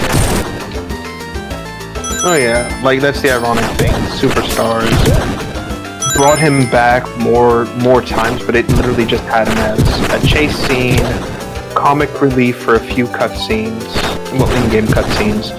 A final boss that doesn't even show up if you play as Sonic. He gets owned by fucking what's it called? He gets owned by Trip, and then his final boss is basically just a redoing of Eggman's final boss. Yeah. It's kind of sad, to be honest. It's like all this shit, and he still gets second banana to everyone else. The background's beautiful here. You can see the whole ocean. Oh yeah, it's like it feels like we're in the deepest possible depths of this world. There hasn't been a Sonic level that's actually played into that, you know? I think that would be a cool concept. Like you, well, obviously Sonic can't swim, but I think that would be a cool concept where you have to like navigate this like deep oceanic trench, have to go through like glowing fish and everything like that. Well, who needs to swim when you got Tails' submarine right here? True. Honestly, I think that would. No, wait.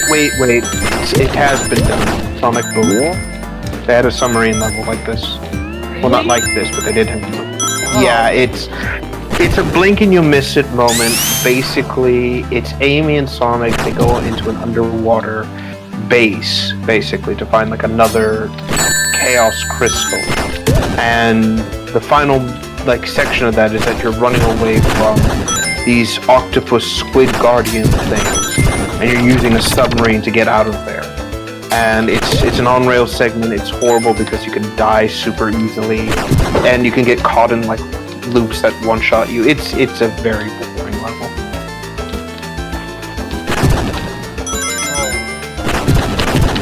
Yeah, I can't believe I remember that, but God, I'm sorry. Sonic Boom still depresses me. What could have been? They had so many cool concepts. Absolutely. And Sega had to fuck it up. Oh, absolutely. They got in the way of Big Red Button. Like again, they said, "Oh, we need what's it called? We want you to make us a new reinterpretation of Sonic." And they start. It's like, okay, here it is. It's like, make it more like Sonic. Like, can you not? 5 seconds, please. Yeah.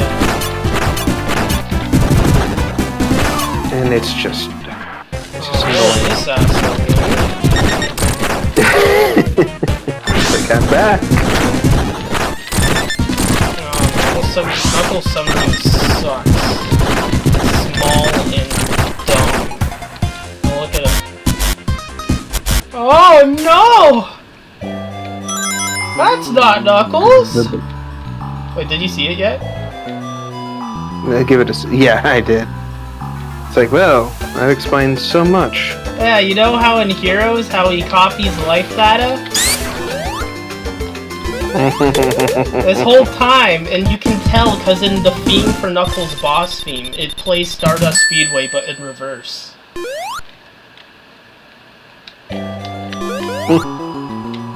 So this whole time it was just Metal Sonic. And then, because in the original game there was no explanation for why Knuckles was a bad guy again. True. So but at least now we know that it's just... Yeah, I think that's a great way about doing it, because frankly, let's face it, it's better than, what's it called? It's better than just having Knuckles basically lose his mind and go like, oh, I'm here to cause shit again. It's like, can you not? Can you not, you red piece of shit? Yeah. So Knuckles is a damsel in distress we must rescue in the next zone, because he's been captured this whole time.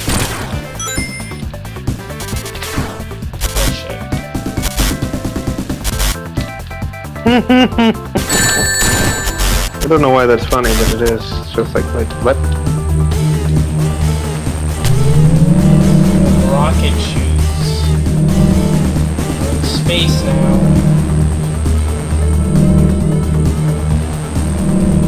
3D effects are really nice. this. Oh yeah, like, again, I'm just surprised by how much work was put into this. And again, I'm not saying this as a detriment, I'm just like, wow, this is impressive.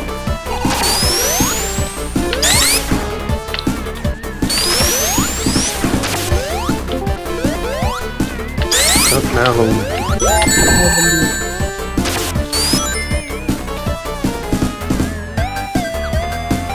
Oh, hello? Hello. We're playing, in the voice chat text, you will see we are playing Sonic Trouble 16-bit. There's no way that you guys are playing fucking Triple Trouble. There's no way. We're just like, well, he's playing it on live stream. We're like, yeah, on YouTube. I'm currently in fucking bed in pain because my fucking legs are hurting because of a scratch from my dog. Oh. No. I just picked it up. oh, okay. So my tooth is actually hurting. I think I need to go back to the dentist. I'm probably gonna be like asleep in the chair or something like that. I also gotta take my kids also to the fucking dentist. So it'd be crazy sometimes. Because considering how fast they grow. Because last time I looked back, my daughter couldn't even fit her fucking. Yeah. She couldn't even fit her face. Yeah, but that's what I mean. It's like, one moment you see it like, oh, it's still my little kid, and then you realize, like, where the fuck did the years go? Why am I suddenly much older? What the fuck is happening? And then cue the midlife crisis. It's like that. And sometimes, like, I remember when my other daughter can talk, she can, like, like, my FaceTime hands are, like, speak full sentences. Usually she just says tree or car, or when if she wants to go to the park, she'll just say park. But then she says, hey mommy, can we go to the park? I was like, oh, this morning I was drinking my coffee, I was laying down, I was sitting down at the table, and she was like, oh, like, she woke up, came downstairs. Look, she doesn't usually walk downstairs. She like scoots downstairs, and she came up to me and said, "Did you know a penguin doesn't have feathers?" I was like, "Where did you learn that Well, this just proves we all live in a simulation. None of this is real. We're all in the Matrix, just floating in goo, and it's just been proven. Yeah. Nothing is real, everything's a lie, go commit crimes. Oh my gosh, bro. I remember the time where I almost committed a fucking crime. I almost doxed somebody. Jesus. There is no way these shits cost like $10. Fucking for a literal fucking SpongeBob SquarePants I don't fucking know. Is it like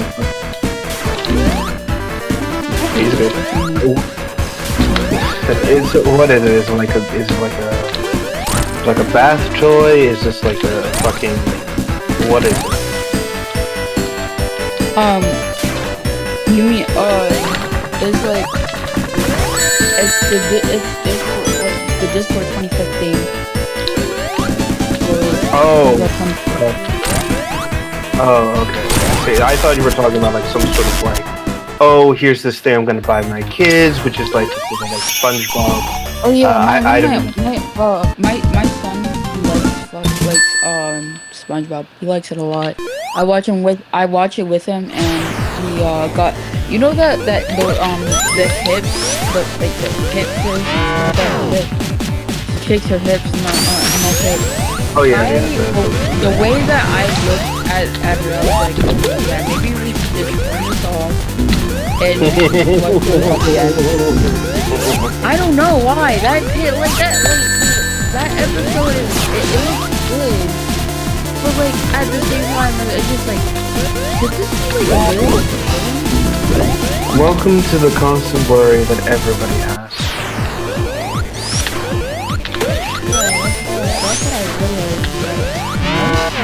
Like, the reason the majority of cartoon shows that have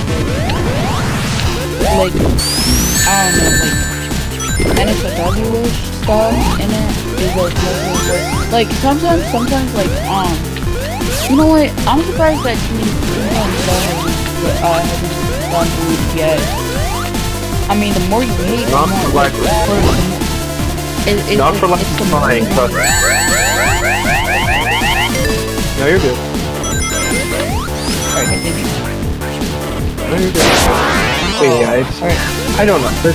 There's something weird going on with television, and I want to mention this. Like again, as someone who grew up in the 90s, I'm not a stranger to weird, questionable things in television. I've seen it happen quite a lot. You know, butt jokes that go a little too far, and things like right. I'm used to it. I've seen it. Blah blah blah. Right?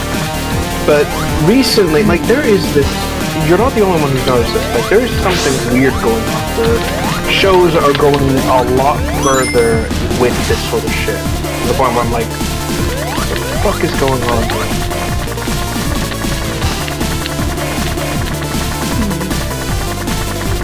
Like the more you hate on cartoon shows, the more that the more you bring more episodes, that just I don't understand because it's giving these kinds of bad rep, and that's the main reason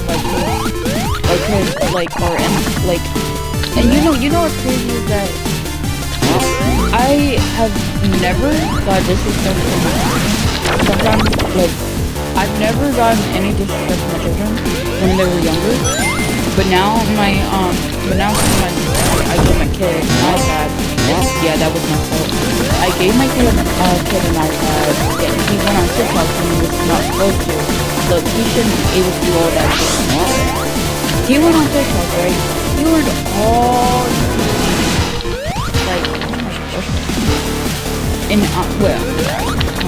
fuck, I'm stuttering, hold on. You're good, no worries. He learned all these things, and I remember walking up to him, and I said, can you okay? I'm just gonna only ask you that. Look, I got into a fight with him. I did that like a bad thing. And my son, he said no, and continued to scroll on his iPad. But I personally would never give my child a time. I give my children time out, right? I give them extreme limits. But if you ever disrespect me, I don't know what to say. I would send my child. I would probably send him flying, but since he's a kid, again, we're live. You might want to be careful with what you say. Oh, it's like, someone's gonna hear this and go like, It's like someone's gonna hear this and go like, I sense the mix to confuse. Let me just call someone real quick. Oh, hi, Toey Sonic. I guess you're back again. Listen, everyone. Come on. She's a good mom, I support. Then I get demonetized. Why is there yellow dollar sign in my video? Exactly. Keep them monetized going. It's like, shit, what am I gonna do? But no, I get what you mean. It's that this shit is, it's like, this happens, they go on TikTok, they get introduced to the brain rot, and then problems just kind of increase from there. who's left stuck holding the bag? And let me tell you, it's you. You're left holding the bag. The problem with TikTok is that it purposely promotes that type of stuff. Right, and did you know that app Polybuzz? I don't use apps. I'm an old man. I don't really use my phone. I know that's weird coming from a silver guy.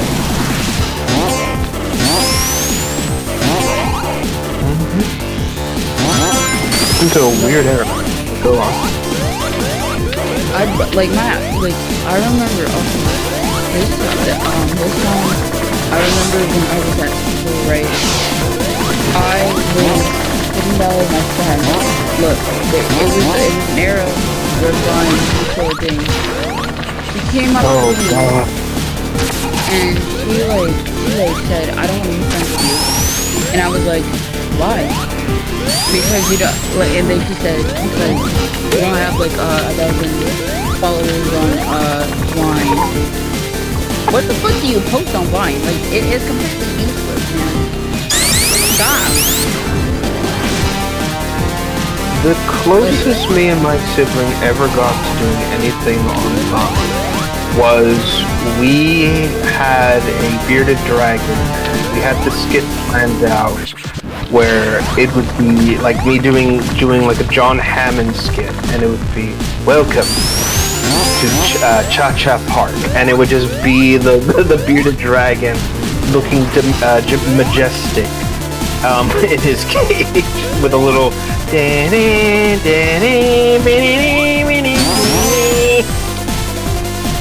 Oh, that's crazy. Yeah, unfortunately I just did because poor thing died. It's like, shit. This morning, I just woke up to the thought of Jurassic Park and if I should watch it. Look, I've never gone around to Jurassic Park. It's not it's just that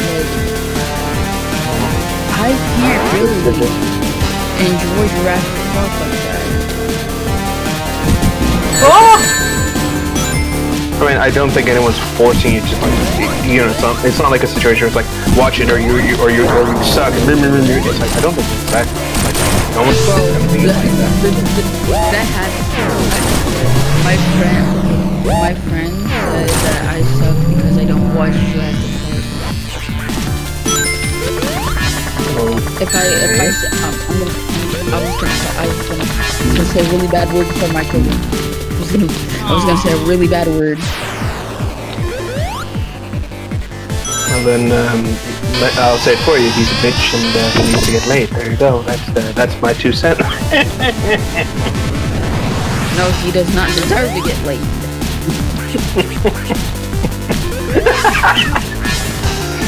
Oh god, so you will not have this.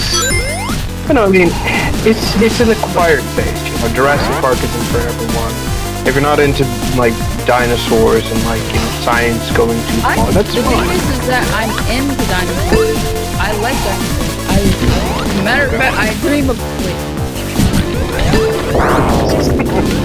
phrasing.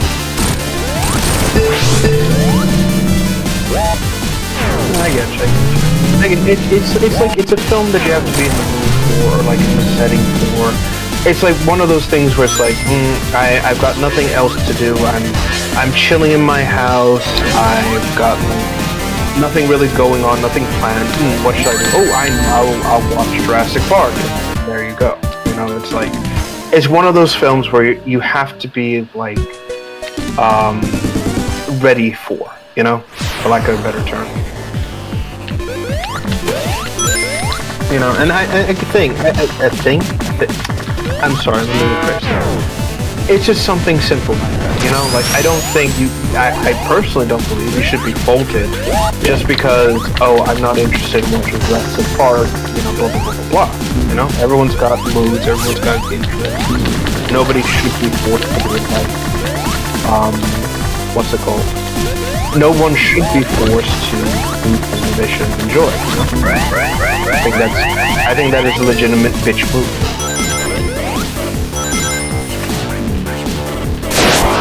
What the? Okay. I'm seeing something. Okay. So it says, I said, what the heck? Computer grew up. And so, like someone said, there's a skip. I could not say that. Never mind. I think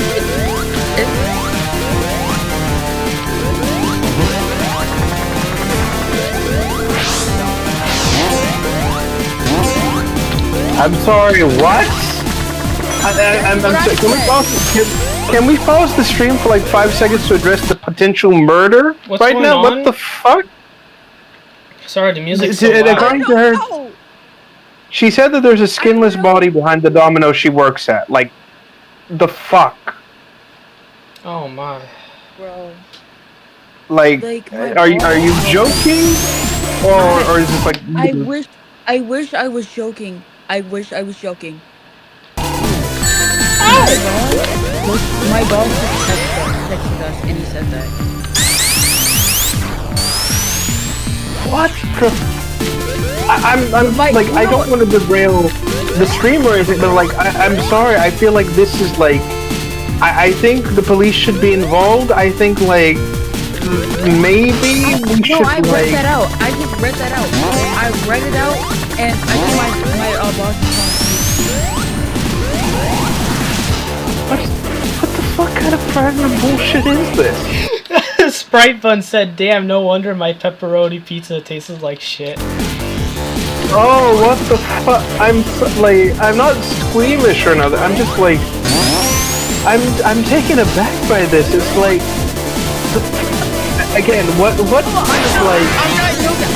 I'm laughing because I know that. And not only that, is that he might not be coming into work. It was in the snow. No shit! No shit, you shouldn't be coming into work. It's like, hey boss, I'm on my way. By the way, there's a corpse out here that has no skin on it. I hope that's cool. Thanks, bye. Just... my god. My boss is like... Oh, my boss, look, we both work at Domino's. She came into my room and told me that, like, our boss got home and, like, there was like, Domino's. And I was like, what? It was when you were talking. Like, I couldn't understand what the fuck she was saying. She said, similar body. Like, I was like, bro, there should be no way. There is no way. Like, okay, like, this is a big thing for me, right? Like, let's take this into, like, a step by a time. There is a corpse. There is a corpse that has... As you put it, no skin. Do you have any idea how long it would take to peel the skin off of someone and get rid of that? It's not easy, I can tell you that much. It takes hours of work, and it takes like an insane amount of labor just to get that going. And it's in the snow.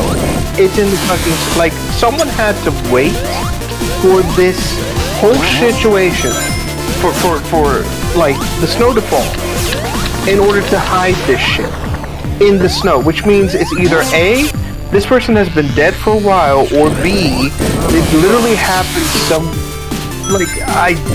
oh my god, I'm just like, I'm stuck.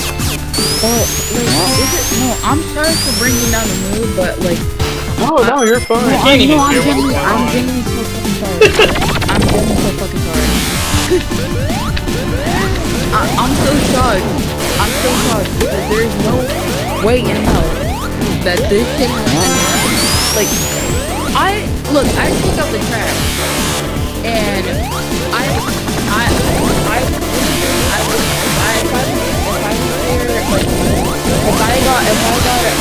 had got out early, I would be traumatized. Oh my! Wait, what happened? Jesus. She took herself offline. Like, I think she saw something horrible and was like, no, I can't do this. Sorry. You're good. You're good. I think I don't think I should say this. Don't. If you think it's that bad, don't.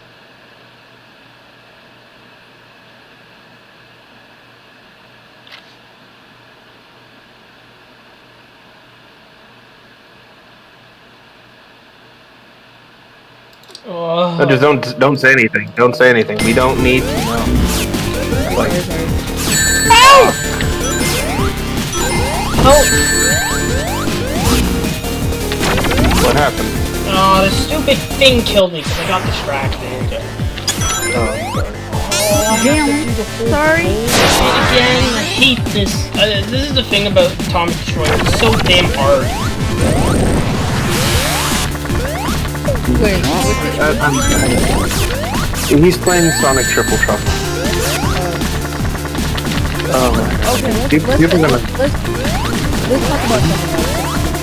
No, I want to mention this before we move on. I just want to say, just for the sheer amount of like, this is going to be hilarious, because this whole stream has been like is recorded, public knowledge, yada yada yada, right? Like, people are going to look into this and they're like,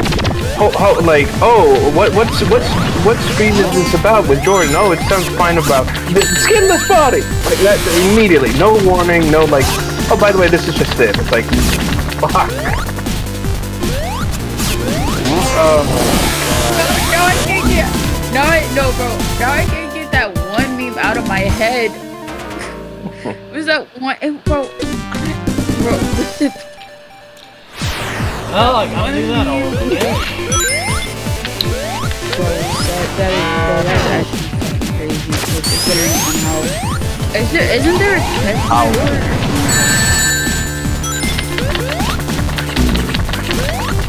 I feel like this isn't, because this is supposed to be like the final level of the game. So why would it give you a checkpoint? Like, you know, it's one of those like, it doesn't give you any checkpoints. Like it's like Titanic Monarch, where you have to go like 3 different like other zones. Except it's like really hard. Like it's like you don't get like much leeway. You have to do everything perfect. The rings can easily get stuck in the buildings. Like this why it's one of those. Yeah, I don't know. I think this is one of the weakest parts of the game. It's like, someone didn't play test this and just said, "Fuck it, let's go." Have you ever got the voice like toothache in the Yes. Yeah, that's no joke. right. No Is it like throbbing in your jawline and it just won't go away? Like, I don't even want to bite down or anything. Yeah, I've felt that before. What I did to alleviate that for me was I just kind of grabbed the tooth itself and started wiggling it, trying to alleviate pressure. Why does it feel good when you do that? Because what it is that your tooth, by the sounds of it, is that it's under a lot of pressure. It's probably an infection or something like that. And by moving the tooth around, you're alleviating the pressure. Basically, that means that the tooth itself will have to be pulled out. Is this on the bottom or the top of the jaw? I think it's top. Okay. So that makes it harder. When I had this, I had this infection in the jawline itself, so you probably have the same thing I have. The problem is that when you won't be able to get relief for very long, because once you stop wiggling the tooth, it's just going to come back again. It's only a temporary solution to a problem. You are either going to have that extracted, or you're going to have to speak with a dentist about that. Which I do not envy either situation, trust me. Yeah. Oh wait, no, never mind. I think later on. I found something that my like. Okay, it's gonna be interesting.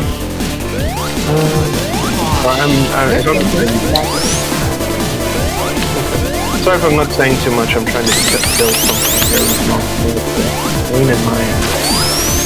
To get something decent for like the full and shit.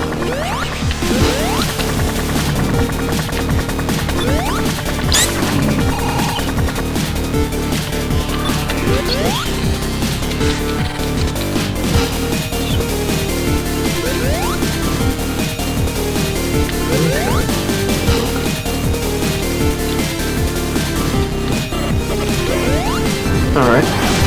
So this is the final level, right? Yes. The problem is it's such a difficulty study. Right. It's just going from, like, you can deal with it to, oh, by the way, you'll suffer now. It's like, why? It's not even, like, the classic Sonic game levels of art. It's like, there's tons of, like, insta-kill stuff I have to watch out for. And the Egg Robo, like, boss fight that kind of looks like that SWAT bot is, that can be really bullshit too, because there were just times in that fight where I just got hit because of rush without, like... Any warning or any reason, it's just, oh, by the way, you're doing it. Like, wow, thanks. I really appreciate the game. Honestly, I just hate games sometimes where it's like you do everything correct and you still get punished. And it's really bad, like, on Metropolis and Sonic 2. But, you know, you have to deal with the mantises and the crabs that, like, insta-kill you. Well, not insta-kill you, but they hit you without any time for you to react. Now don't look at those after your stream. Until after your stream. Again, it's just irritating. I really don't like games that just like punish the player because you weren't paying attention or you weren't doing this. And now you gotta take the hit because reasons. Yeah, and sometimes their fucking things are goddamn complicated. It pisses me off, man. Yeah, exactly. And again, it's a combination of issues. It's like, you had this like idea about how the game would go. Oh, look at that! It's something completely different. Now you're being punished because we didn't communicate it well enough to you. It's not like it's the older games where if you get Super Sonic, you can just pass all this bullshit. Like, you actually have to do this with, like, barely any things. Oh, they actually... One of those, like... Oh, okay, that's it. Before it would insta-kill you, this purple goo. That's strange. They actually... I guess you realize how bullshit that was. It's like, The game was really fucking unbearable right now. It's like, I don't know how, like, I got it. I think it just, it sounds like... I think it's because I, ate too much candy. Like, we have a full entire box of stuff with Skittles. There's the reason. There's the problem, it's the Skittles, that's what it is. Well, again, it sounds like they may need to extract the tube and just fucking yank it. Because it'll probably be easier than just, trying to resolve the issue of this. No, you got me at yay. Okay, it's up to you what you want to do at the end of the day. I can't force you, I'm not your fucking dad. Right, you stuck with the 3-2? Well, I was. For me, what it was is, it's a job problem. It requires surgery to get that fixed. Old fucking security-related injury. Yeah, so it's partial reconstruction, refilling missing bones, fixing the muscle tissue, just a lot of shit. I haven't had the surgery yet because it's so fucking expensive. Who gets their ass kicked in front of fucking London? Is this a rhetorical question or are you asking legitimately? I'm telling you, somebody cut their ass paper cut a window. That's funny. Bro, it was because they were eating McDonald's at the Wendy's. That's sad. I expect this in like fucking Waffle House. That's where I expect this to be. You know, the land of champions. Entertaining. Oh, we did it! Finally! Now and of course Fang is there to be a little shit. Yeah, he gets burned. It's like, you fucking dickhead. Here's Mr. God. He's on his fucking building right now. This Eggman right now. Again, you wonder why this fucking idiot, like, hires someone like Fang. And you're like, wait a minute. Why are you hiring a furry to fight furry? Doesn't make any sense. Well, you got Knuckles. Again, yeah, it makes, you know, you have Shadows, you have Knuckles, all that shit, but again, it's all the same kind of thing. Why are you hiring furries, Eggman? What secret back alley deals are you doing that makes me wonder, it's like, what are you up to? What are you doing?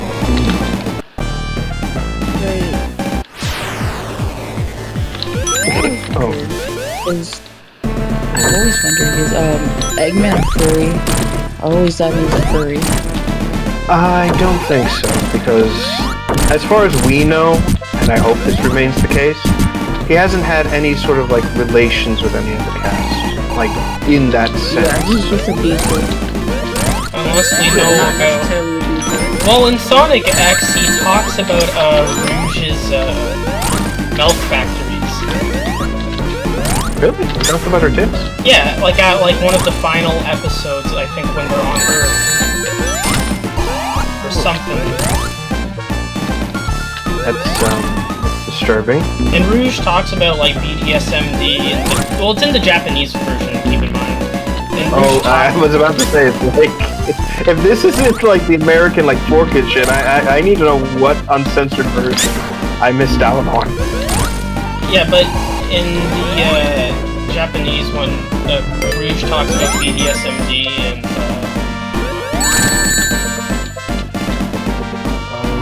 okay, again, Rouge confirmed freak. All right, I'm glad we've established it. She talks about it to Topaz, the gun girl, or is it she Swap?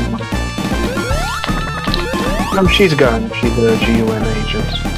Oh, that's great. So that is this basically confirming that they fucking? Wait, what? Does this confirm they fucking? I don't know. Maybe she does it with every, like, security guard that guards jewels or something. But see, that's the thing about Rouge that bothers me. In SA2, she literally says, I'm done with my jewelry hunting stuff.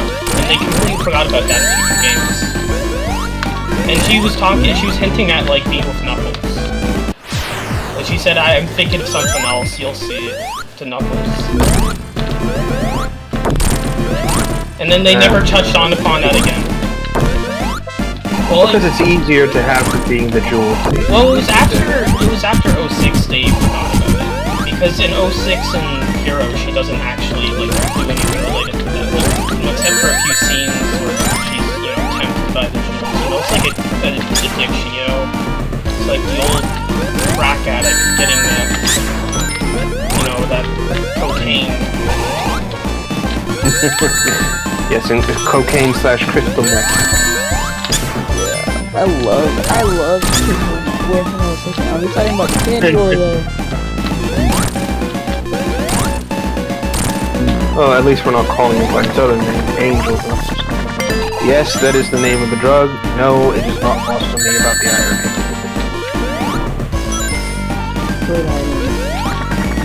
I am not gonna go into that. I used to think it was actually crystals. I think a lot of people did. Though, ironically, the only... Oh, God damn it. Sorry. I'm gonna say this right now. I hate that community with a burning passion. God, I wish I were dead. Yeah, no, I'm gonna be honest with you. I hate my own community too. Well, I don't know. How do you get your own kind of person? Like that makes me no sense.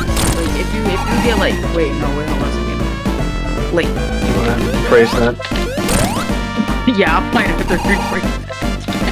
Okay. How do you get your own fellow fan people? I don't know why they're called emeralds, right? It's a translation thing. Basically, the thing is that the original Chaos Emeralds were all green, so you know that's what it is. An emerald is usually green. Yeah. But you know, when they changed, it said, "Oh, we'll change them to like diamonds, blah blah blah." But it never got changed back, and so they're still called emeralds, even though they're supposed to be not emeralds. We saved Knuckles. Yay! A shame that this isn't like officially recognized by Sega, because I think that would be funny. Just having ignoring the fact that it's like, we saved your fucking life. Don't you start. No, this is bad. Metal Sonic has the Chaos Emerald. And he's trying to attack us. You gotta kill him. Oh no!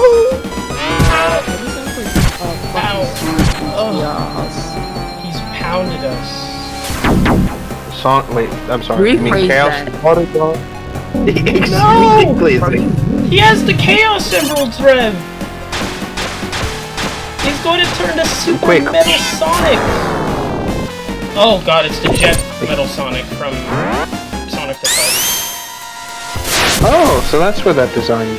Oh, that's actually pretty smart. I mean, granted, he can't really become super per se, so I think this is a smart idea. Using the negative energy. Yeah. I also like the fact that they've acknowledged that again with Chaos Emeralds, you got the positive and the negative energies.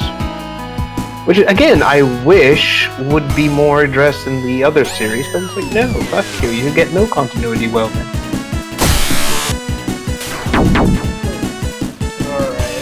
Now we're going to the final trouble zone.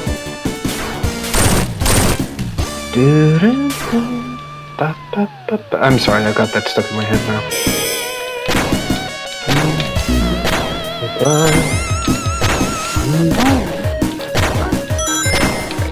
Yeah, listen. Oh, bro. What,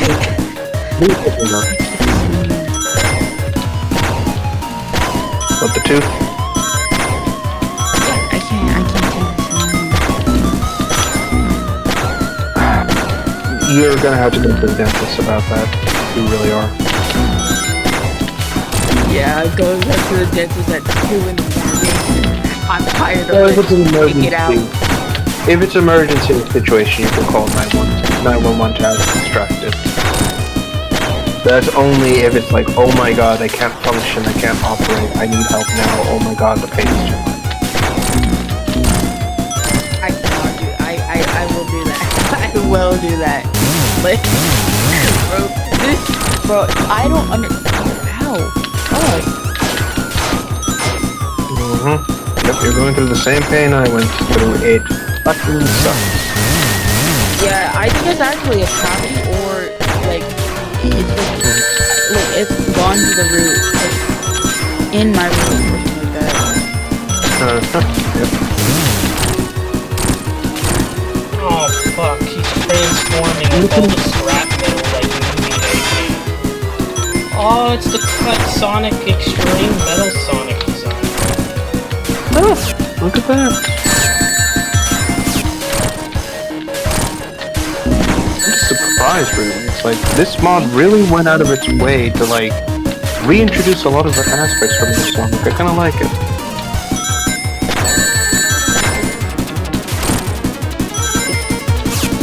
Oh, I am actually so lucky I caught myself before I even said it. Good. Why does this design look like... I'm sorry, the design reminds me of something I can't put my finger on.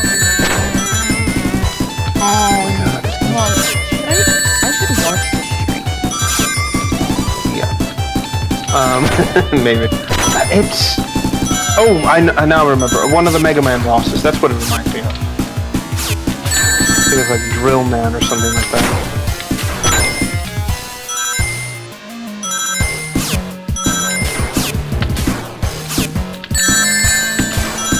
Does he transform again, or is this like the final time? Yeah, he transforms once more. Yeah, here he goes. Oh, okay, let's see. Oh, shit. Well, this just went from bad to worse, didn't it?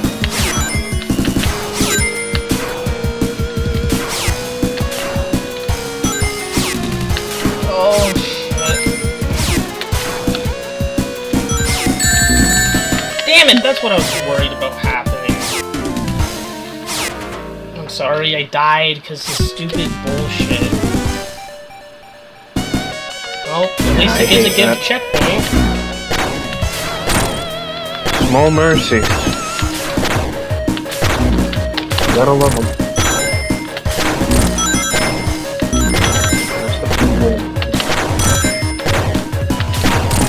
I mean, last night when I was doing Doomsdays, it was like crazy. Just not cooperating whatsoever. Well, I kind of fucked up. This is my second time ever doing Doomsday, so I forgot how to do it. Okay, I see.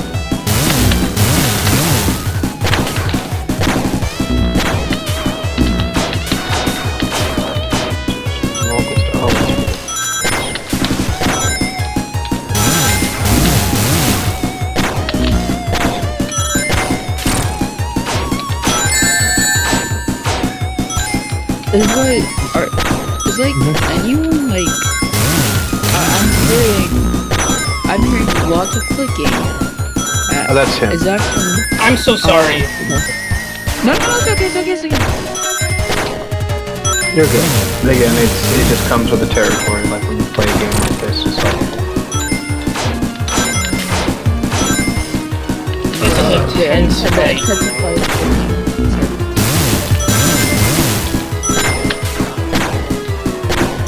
Need to make sure I get enough rings. I mean, getting rings, I think, won't be really much of a problem with this. Well, it's just more of a case of like his attack. Like some of his attacks can actually just take away your rings. Really? Oh jeez. Which is a problem. That's annoying.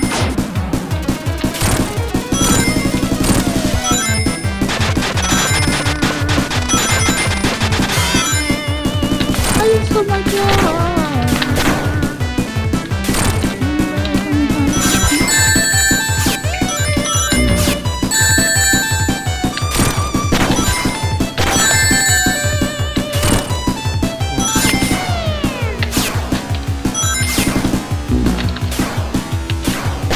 I'm about to say that. Sure, no worries. I really don't care. I don't care if someone goes through my shit. Can't believe go to my shit. Bro, I don't know. I'm a full grown ass adult. Why do my parents need to go to my shit every single time? Why do I still have parental settings, bro? I can't just see them. That seems like a conversation we should. My parents did own this phone, but I not pay for this phone. Oh, I just made my own fucking headphones. Guys, I'm a magician. Like I'm a wizard, Harry. You're a wizard, Harry. I'm a wizard. I'm a very wizard.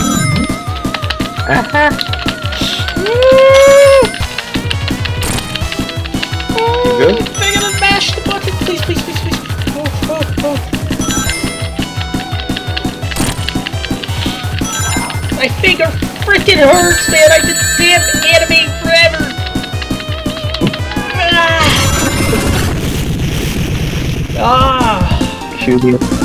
Cue the inspirational anime style, believe in yourself speech.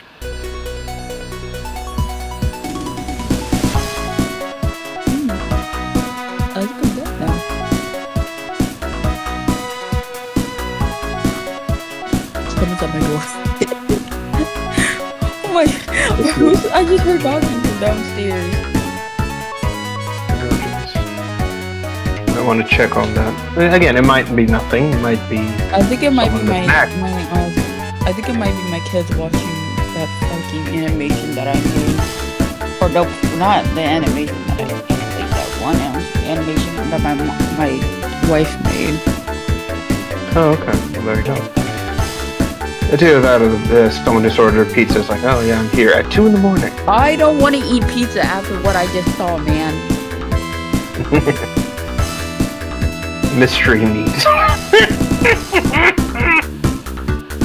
Oh, look what I got. Pizza. I don't want to eat that. After what I've seen. Alright. Well, this was an interesting one. I think that this went well. Gonna go ahead and do another, or are you gonna call it here? Well, my sleep schedule's broken, so I don't know. So I'm trying to think. So I can either do Sonic 3D and 2D, which is, it's pretty much just 16-bit 3D Blast, right? Or we can, I don't know. I have to install it as well. Well, I bring this up because unfortunately I do have to go. Oh yeah, you can go. Like, I don't want to keep you if you're like tired, No, I get it. I appreciate it. I'm actually tired. Alright, I'll see you all tomorrow. I've got. Go ahead. No, you go ahead. Go ahead. You talk first. Oh, no worries. I'm gonna pop off. I'm gonna get some rest, and I'll see you all tomorrow. Alright, yeah. I'm also gonna get off because I gotta go back to work. After what I just saw, no. Well, I'm gonna go Good off. luck. Alright, I'll see you guys later. See ya. Alright, peace out.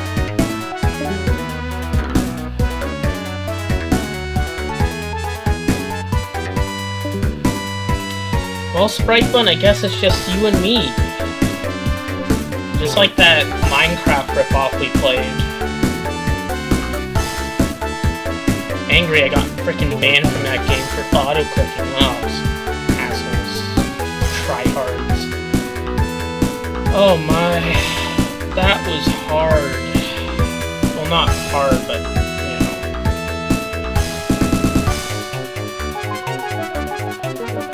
I got unbanned, but I don't want to play anymore because it's just, shitty.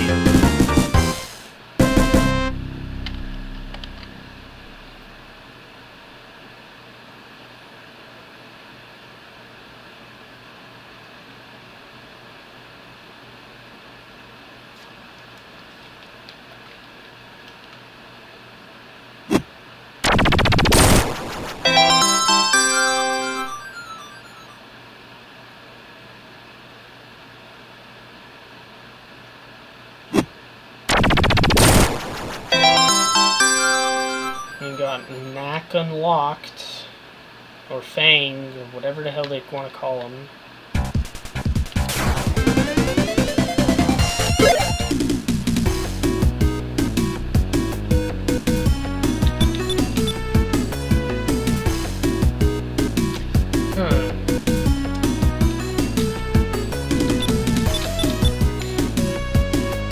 I know we can technically just do, we can play the other characters, but at the same time, people just ask me to go to the next game every time I beat it. And sure, we can do Knuckles, but he doesn't really have much differences in his story. Well, he kind of does, but at the same time. Okay, Sonic, 3D, and 2D. That's what we're looking for here.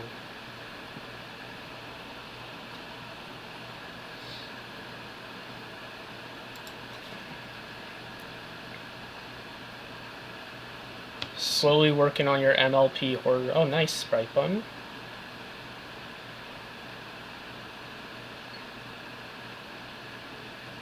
Oh, it's 68 megabytes. Okay.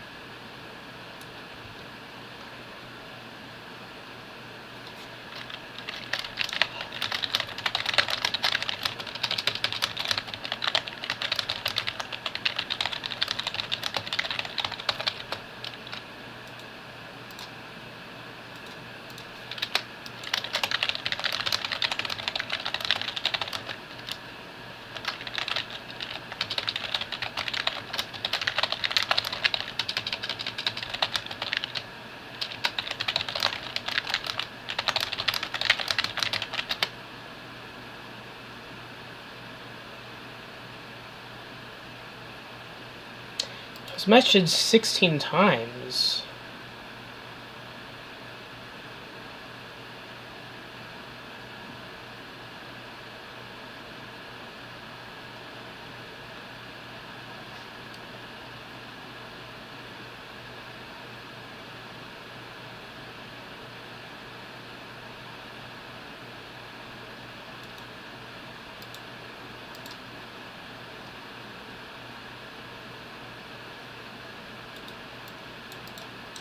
Oh wait, I have to check chat.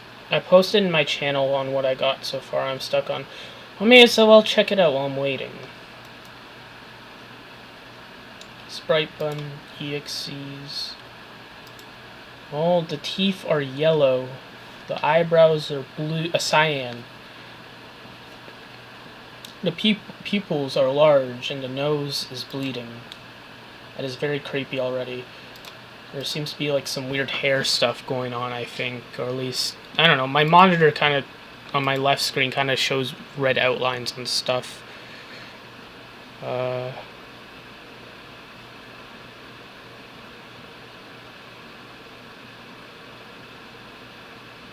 That's weird. Hold up, ear chuds are being wonky. They're making your audio skip. Oh, Lord.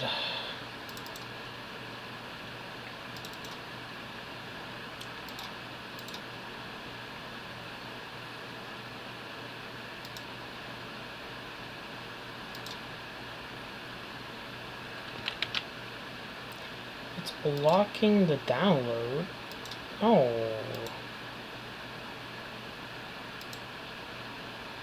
Why is it saying it's...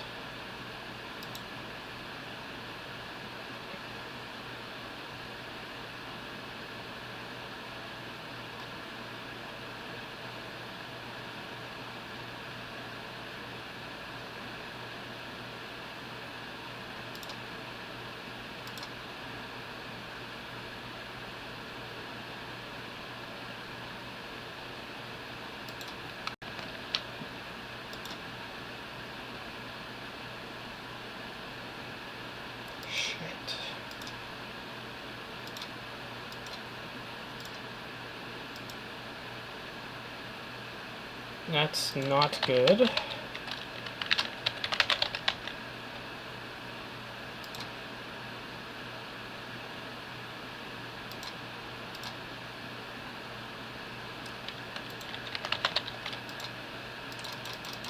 Oh no.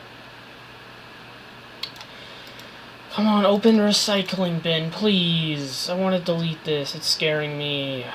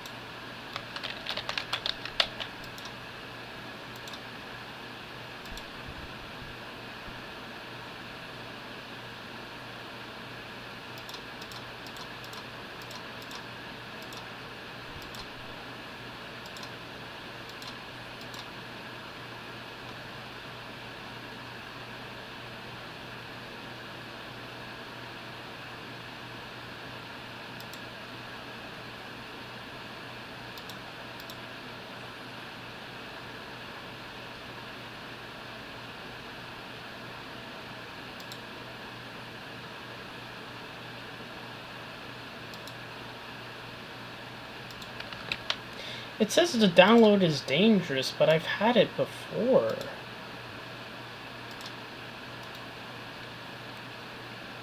Extracted.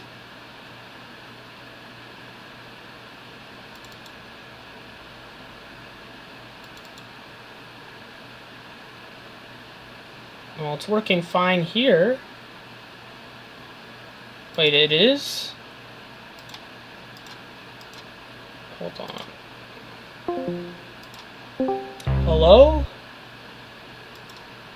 Is that better? I don't know, I guess I should turn noise suppression off. If you hear clicking, I'm sorry. I'm just turning off the noise suppression because it causes problems, you know? Alright.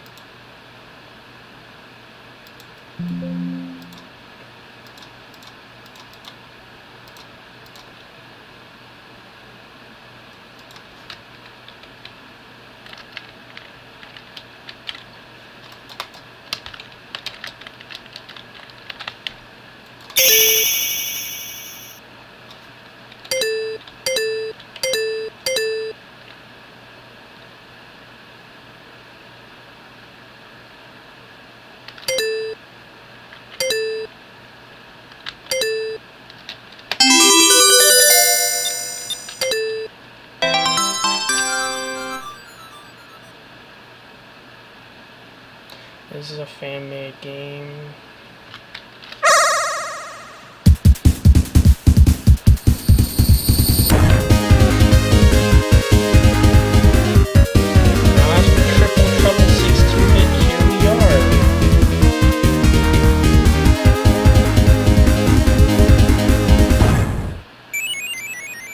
I wasn't sure to do Knuckles Chaotix or not, but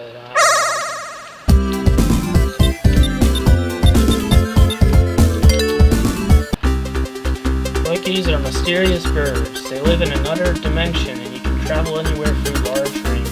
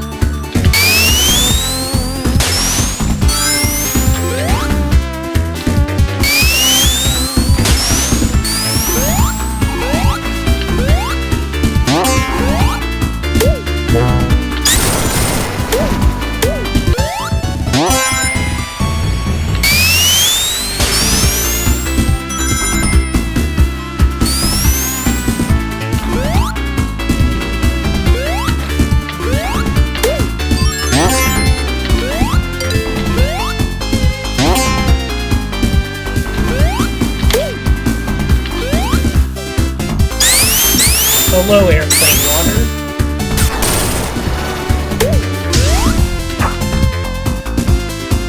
It's like a homing attack shield.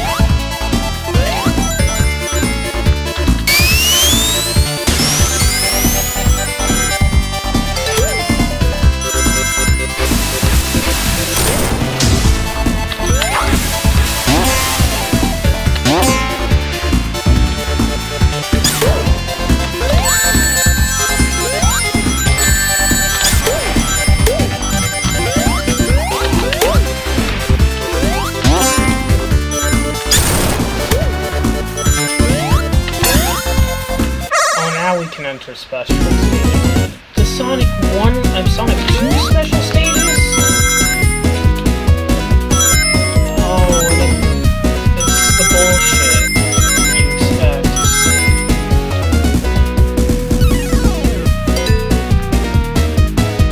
There's no reaction time.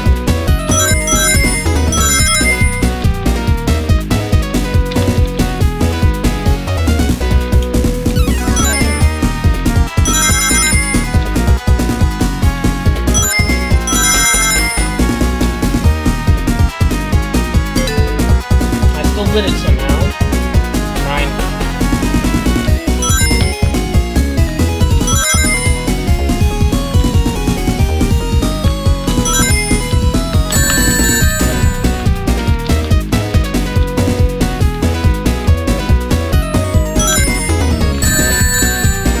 Holy shit, this is so bad.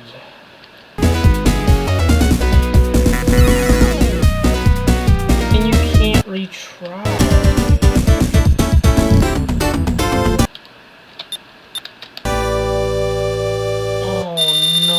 What were they thinking?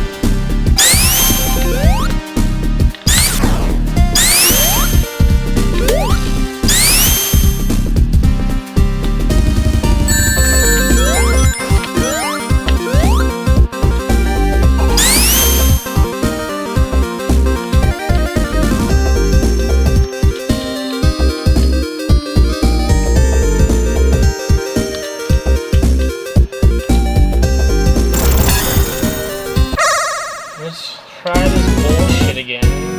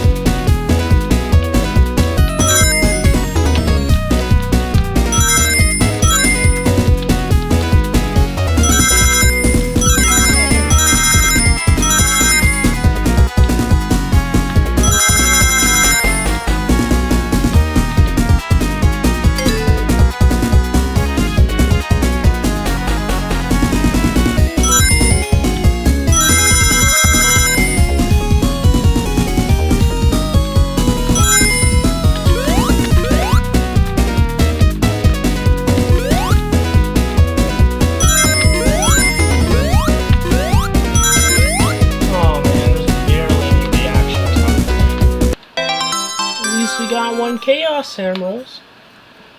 We have 2, so we need 4 more.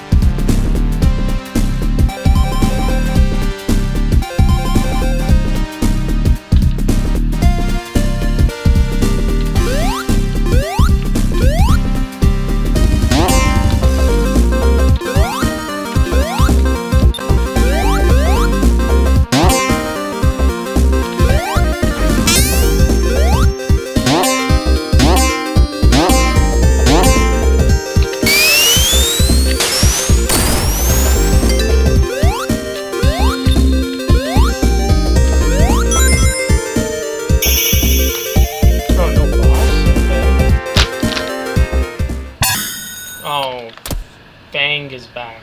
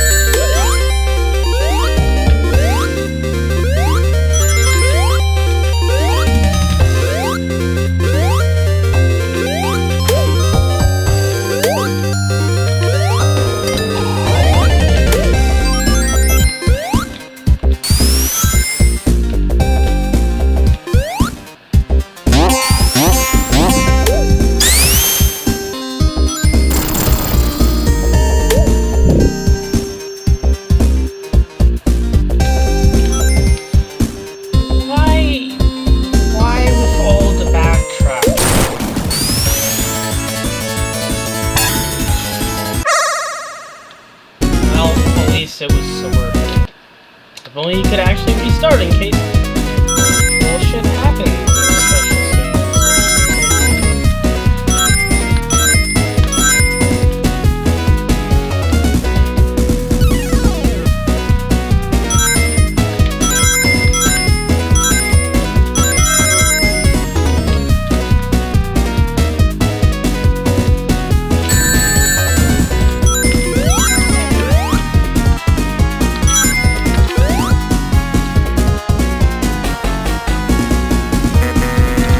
supposed to know how to... Oh my god. Why did you design the special stages? Why? Who... Okay, Mr... What's your name?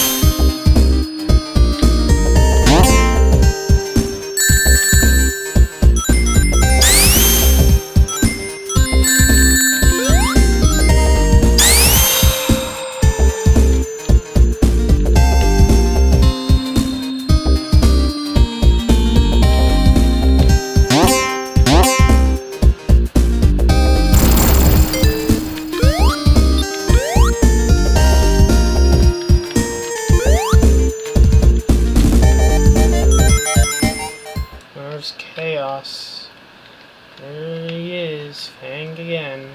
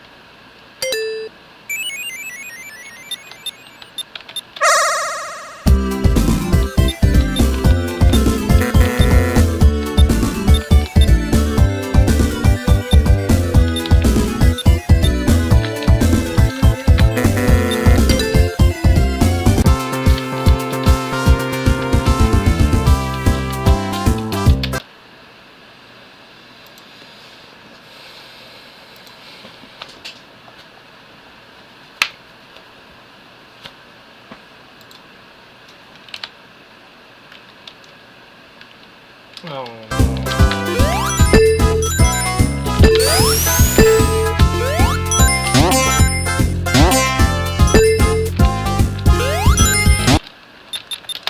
honestly, I don't want to end the damn stream here. I don't know, unless...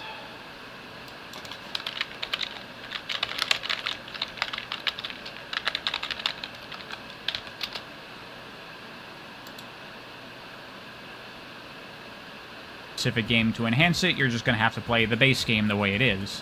And I'm going to do the best I can to keep this spreadsheet updated, because things like this are always changing in the Sonic community. In fact, I know a couple of things are in the process of changing now that are probably going to come out in the near future, so I'll try to stay on top of that, but at the time of making this video at least, I've went through